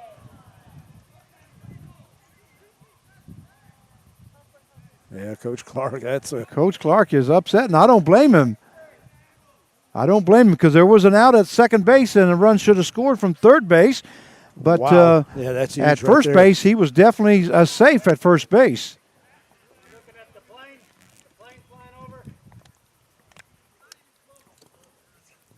Guys need to get back in the dugout. I mean, get back. Get back over there. Don't be talking. Let the umpires take care of it. But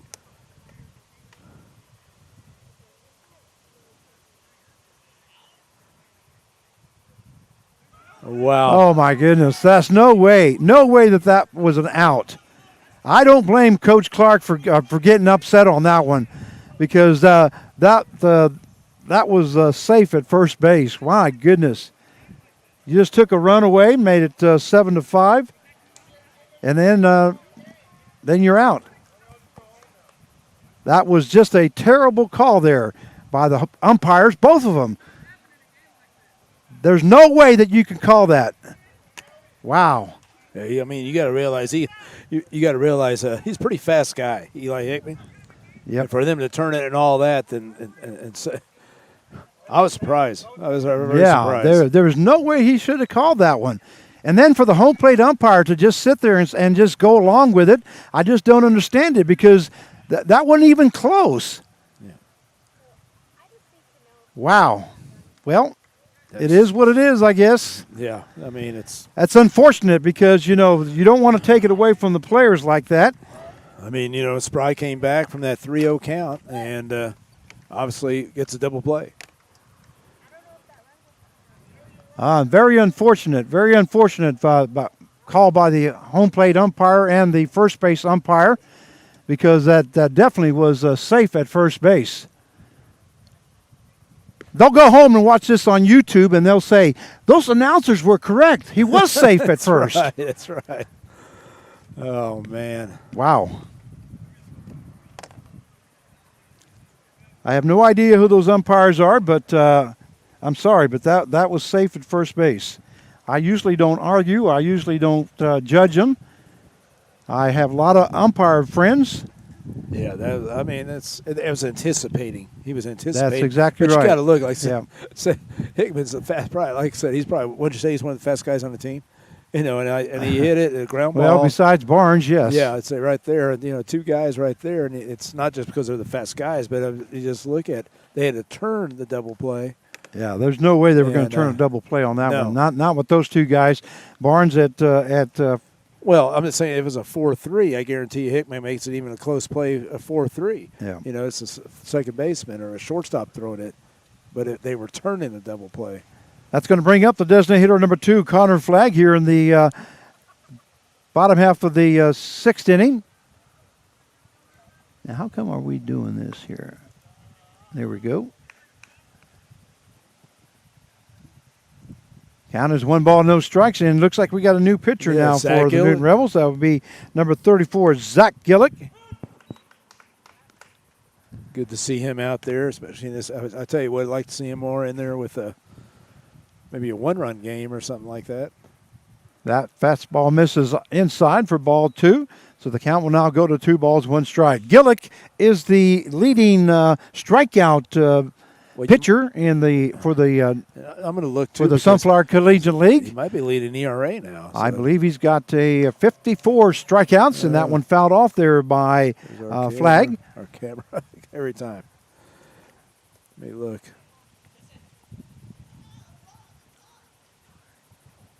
It may be 53. I'm sorry, 53 strikeouts by Gillick, as he had 49 and struck out 4 his last outing. That one hit down the first base line is foul, as the count will stay at 2 balls and go to 2 balls and 2 strikes. Okay, I'm going to look it up here, Frank. So Zach Gillick now on in relief here for the Newton Rebels. That one misses inside for ball 3. So full count now to Connor Flagg. Yeah, it's Gillick right now. 1.29 ERA. So he's leading the league. And that one hit to the right-hand side, or left-hand side. Nolan Riley gets over there, but not going to be in time. Can't it is see out of play. Yeah. I'm looking at strikeouts. How many strikeouts he got? 53? 53. Is that what it says? Yep. That's okay. what he has, 53. He should lead the league with 53 strikeouts. Stats. Count is full now, and here's Gillick's pitch. A swing and a miss there by Flagg, and that was strikeout number 54, I believe, was the showing. 54. Okay. So it'll be 54. It is 54 now. And do you know who second is? No, sir, I don't know who second is. Jacobs. Carson Jacobs with 52. Unless No, I don't know what he. That's not right. That's not right. I saw that the other day, and Jacobs doesn't have that many strikeouts. I don't believe. Well, I think he had. Didn't he have a 12? I don't know. Yeah, I don't remember, but I saw that the other day, and I thought somebody must have put Gillick's name on it. There's a breaking ball. I could be wrong, but I'm almost positive. And if I am, I apologize to the Jacob family. We could look here. I could look it up. Yeah, we'll look it up I'll for look sure. up here and see what I'll look at his games. So we want to give him some. There's a swing and a miss there by Leslie, and there's the second strikeout of the ball game for Zach Gillick, and that is the 55th strikeout of the season for the league-leading strikeout king, Zach Gillick. Yeah. That will bring up the second baseman, number 13, A.J. Mendolia. You know, and it's pretty amazing because, you know, he's basically a relief pitcher. Yeah, he usually only pitches 1 or 2 innings, if at that. He's only started 1 game, remember? Yeah, and Carson Jacobs, he had 10 in 1 game. But see, he's showing 20-something that game, and that's where I'm thinking that they made a mistake at. Because I don't ever remember one of our pitchers had 20 strikeouts. Well, not 20. He had 10. That was 10. No, it went down there further. Count is 2 balls and no strikes, as we have 2 down now here in the bottom half of the 6th inning. Well, Frank, have you do some research on that? Okay, well, that's okay. Like I said, when I saw that the other day, I didn't think that was correct. That one in there for call strike as the count now goes to 3-1. Yeah, Gillick and that slider right there, man. And that thing broke. we had one game where we didn't do the stats. Somebody else did. And that could have been where the mistake was made at. But like I say, if I am wrong, I do apologize about it. There will be a runner on at first base now as Mendolia reaches on a base on balls. And that will bring up the shortstop, number 18, Jordan Rogers. 2 down now here in the bottom half of the 6th.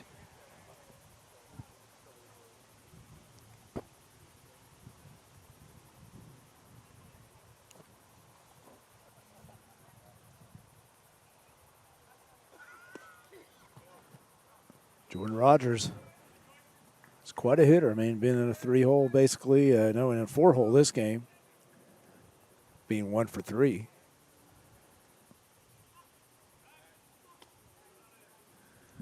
So, you know, Zach, this is where I talked to Zach about you don't have to try to pick off over at first base right now.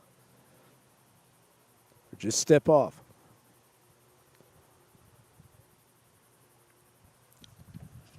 So the count is 1 ball, no strike. There is a throw over to first base with 2 down. And maybe that's something he's just working on. I don't know, Frank. I don't know why he's doing it, you know. I think he just needs to come right after the hitter and have confidence in himself just to get this hitter.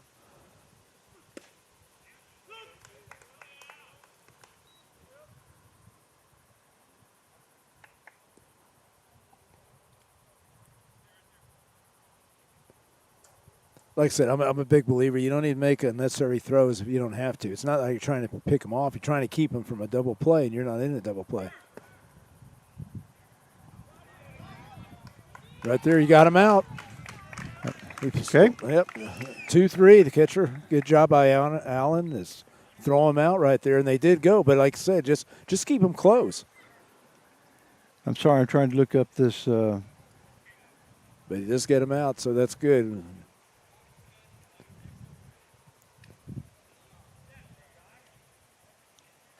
Well, it's still 7-4. We go to the top of the 7th.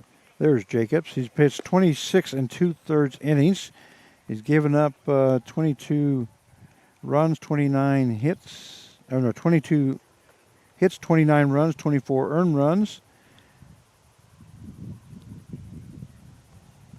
28 base on balls, and then here's the strikeouts.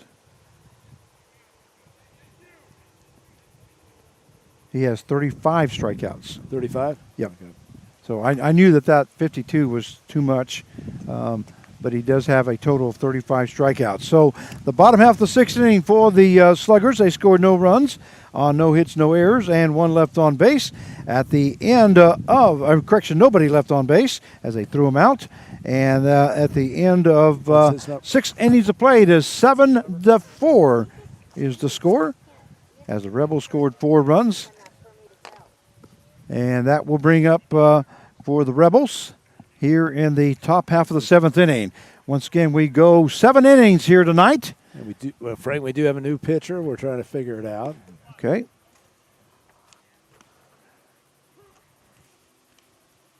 Can't get him to turn around. Yeah, usually that's what happens here. Yeah.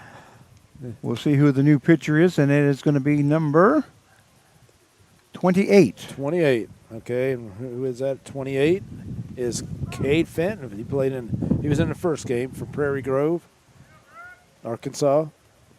So number 28 is Cade Fenton now coming in to pitch. Yeah, he came in. He closed out. What was it? What game was it? The 10-8 game. Yes, last night. And looks like Andrew Brotman will lead things off here in the top half of the 7th inning. First pitch there by Fenton is ball 1. I do have the score 7-4 now. Going to have to scratch this one out because I thought that was a run. So did I. That one misses low for ball 2. So 2 balls, no strikes now to Andrew Brutman. Let's see some team ball. He's got a couple guys on, get the big hit. That's the whole thing. That's what's exciting about baseball. You know, you just one guy does it, the next guy does it, next guy. I mean, just you need each other. You need each other to score. You know, so you can score. That one fouled off there by Brutman. Camera's still good. Okay. As the count now goes to 1 ball, 2 strikes. We are in the top half of the 7th inning. Only 7 innings here tonight. So if the Rebels don't come back and tie it up or take the lead, that will be the ball game here this evening.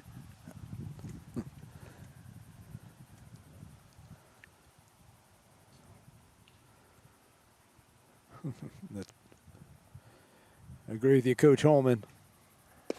That one in there for call strike, as the count will now go to 2 balls and 2 strikes. And I hope we weren't too harsh on the umpires. No, but I mean, because I know that they're trying their best. No, it's kind of obvious, I thought, though. I don't think everybody else, like he but said. I just didn't see any way possible that would have been a double play. And the count goes full now at 3-2. So if we did, Well, I mean, I think both of us thought, okay, we'll at least get a run in. I mean, that's what we thought. You get a run in. Yeah. And anticipate the double play. I mean, that's going to, whatever. It's over with. That one fouled off there by Brutman, as the count will stay full now at 3-2. No outs here in the top half of the 7th inning. Newton Rebels are down 7-4.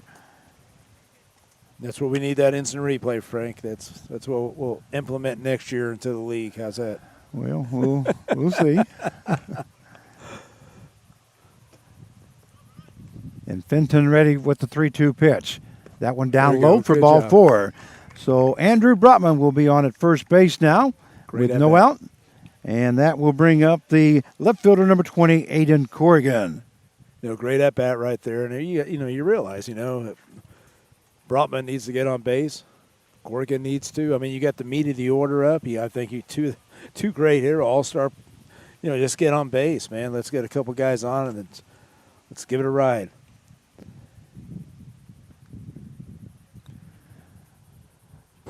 So Aiden Corrigan now up the plate. A ball hit into shortstop, and that's going to be a double play if they do get him. And they are going to call him out at first base, as Andrew Brotman had taken off on the pitch. And that is an F6 and a 6-3 put out for the second out. So we have 2 down now here in the top half of the 7th inning.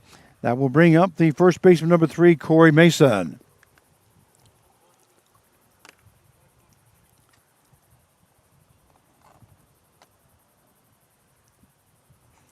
That one lifted to the left-hand side, and left fielder coming in. Shortstop backing up. See the wind. See who's going to call it. The shortstop makes the catch for out number 3. So an F6, and that is the ball game with the final score. The Sluggers 7 and the Newton Rebels 4. Well, they lose 2 of them here tonight, 3-1 and 7-4. Both ball games in that 5th or 6th inning. Just a big turnaround there on that double play. Oh, yeah. Because the score could have been very easily 7-5, and then we were still playing ball with the runners on base. But umpires saw it differently. So well, it just makes a different scenario because right there, if you think about it, if he's safe, then look who comes up to the plate. Brotman, top of the lineup when the lead hitters. He had a home run, 2 home runs last night. That could have very easily changed the ball game there. But anyway, the Newton Rebels lose 7-4, and that's just the way it is. Our player of the game this evening, I believe it's got to go to Nolan Riley with a 3-run home run, 3 RBIs. Let's get him over here real quick. Okay, and see if I can get him over there. And we'll be right back. Once again, the Newton Rebels will go through the schedule here real quick. Rebels are off tomorrow. They'll play Friday at 5 o'clock against the Sunflower Seeds. That is a 7-inning game due to the fact that Sunflower Seeds don't have enough players. And then Saturday, they'll play at Cheney against the Seed. That time will be at 7 o'clock. And then they're off on Sunday and play Monday at 5 o'clock at X Stadium against the Seed. We're not sure if that one's going to be a 9-inning game or 7. And then Tuesday, they will play at Great Bend at 7 o'clock. Wednesday at home against the Seeds, and that will be a 5 o'clock game, and that also will be a 7-inning game.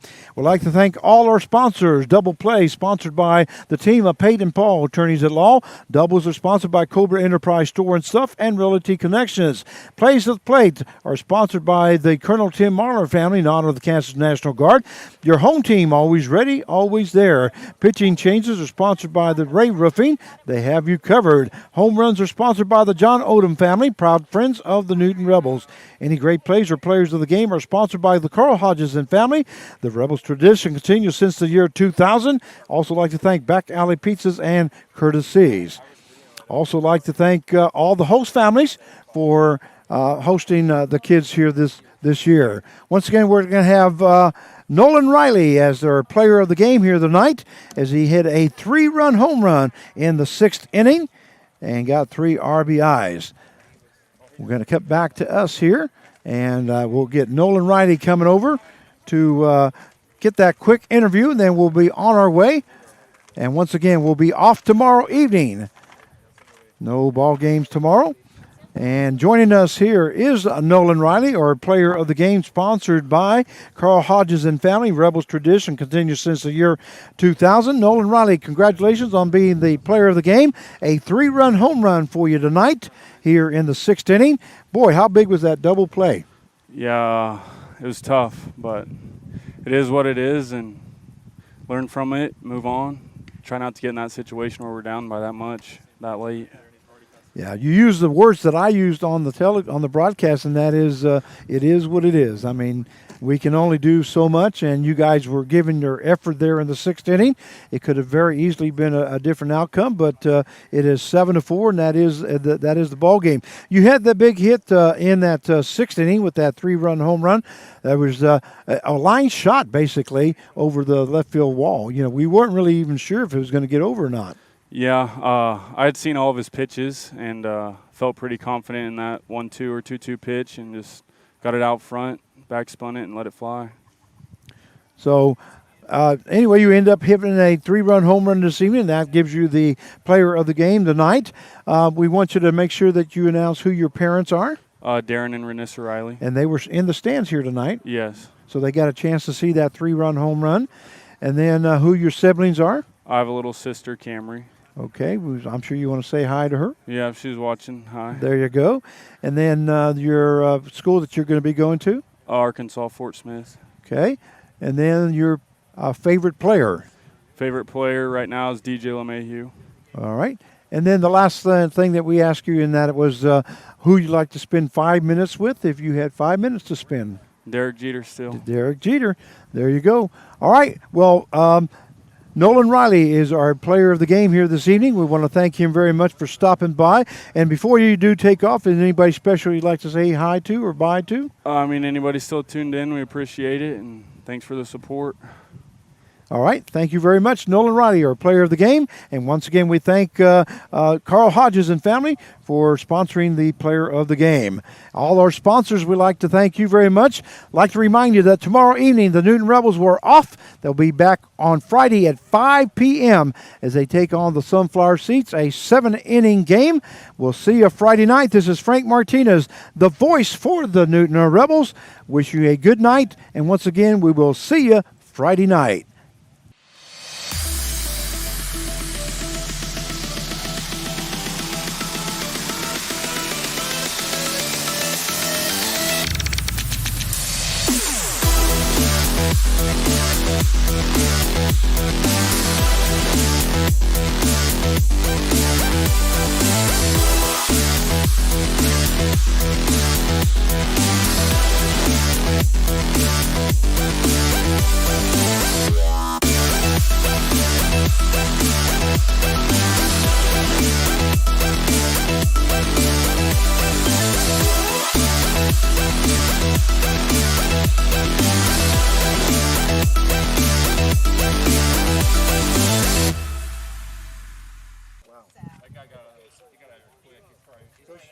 Go show it to the umpires. That's what you need to show it to. Catch me next time, Frank. Hey, show it here. Show it here.